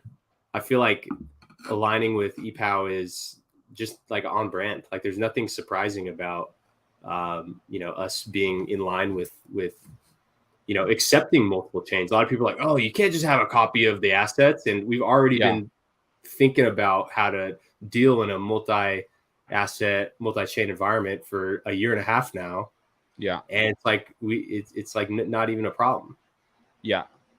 So I think it's amazing. This is no, absolutely. And people have to realize, like, this is what chain's going to look like. It's going to be a lot more exciting and a lot more focused, and, you know, a lot more going on. But, you know, notice what people are saying about ETHPOW, because that's probably what a lot of people are going to be saying about Pulse Chain. So it's like, it's very cool. Like, we get a chance to identify what people are going to say right now and know what to say when Pulse Chain comes out to respond, which is really interesting. You know, the narrative of like, oh, it's worthless, those are going to go to zero. It's going to be a ghost chain. You know, that's just the reality of a fork. And, you know, I think it's going to be, we're having fun today. Just being one of the first. What we were talking about earlier is like the focus is definitely going to go back to EPOS. You know, it's still the focus right now, but probably won't be, you know, talking about ETHPOW for, you know, the rest of mint phase, just because it's like Richard Hart's probably going to be forking ETHPOS. So we want people, we definitely not advising anyone to like on ramp fiat to ETHPOW right now. But it's, you know, it's free coins, right? And we're having fun with it. And we were able to learn a lot today and show the world that it's very easy to connect our dApps, and it just works. So that's really exciting from today. 36 Chambers actually has a great question. He says, what are the chances of a replay attack from using ETHPOW? Can they drain my wallet? Some people online were saying that IP addresses linked to the ETH can get doxed. Is this true? So I looked into the replay attack thing. So that actually could happen. But the kind of the worst that can happen is just that it's replay attack means that they can just like redo whatever you did on the POW chain on the ETH chain. So that's why, you know, you shouldn't be, until we get, you know, until there's certainty around, you know, kind of what's going on with that other chain. You shouldn't do any big money things that you wouldn't want to undo. And just in case. And yeah, so I don't think they can drain your wallet. And then as far as people, IP addresses linked to ETH can get doxed. If that's true on that, then it's been true for everything else. So, you know, if you're concerned with that, use a VPN and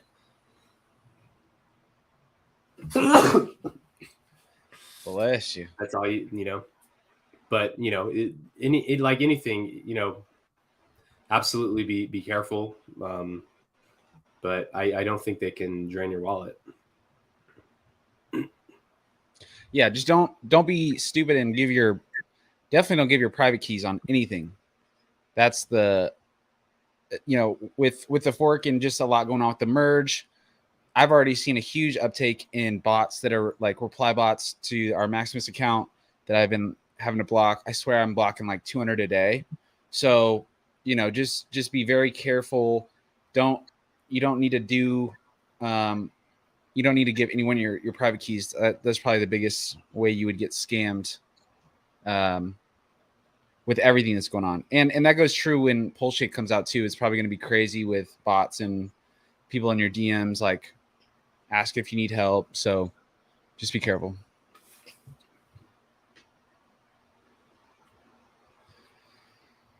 All right, so we're going live in 10. I'm going to drop, go use the restroom, but I'll see you in a little bit. Let me drop before I go though, I'll drop the stream link. Okay. All right, guys. Thanks for joining us today. Wait, don't drop it yet. I'm going to drop the link.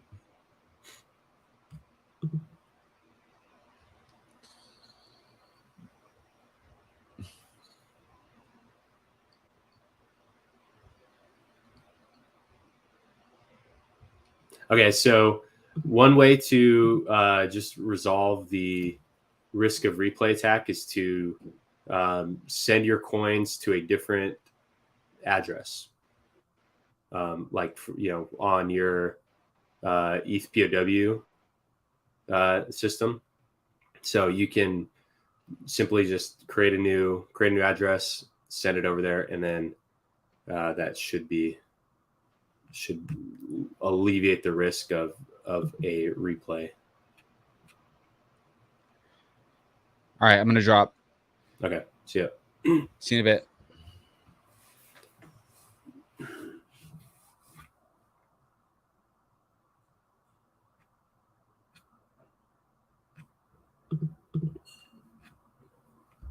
All right, guys, before I go, so he dropped the link. Catch us there. We're about to go on in about 5 minutes. So we'll see you guys in just a little bit.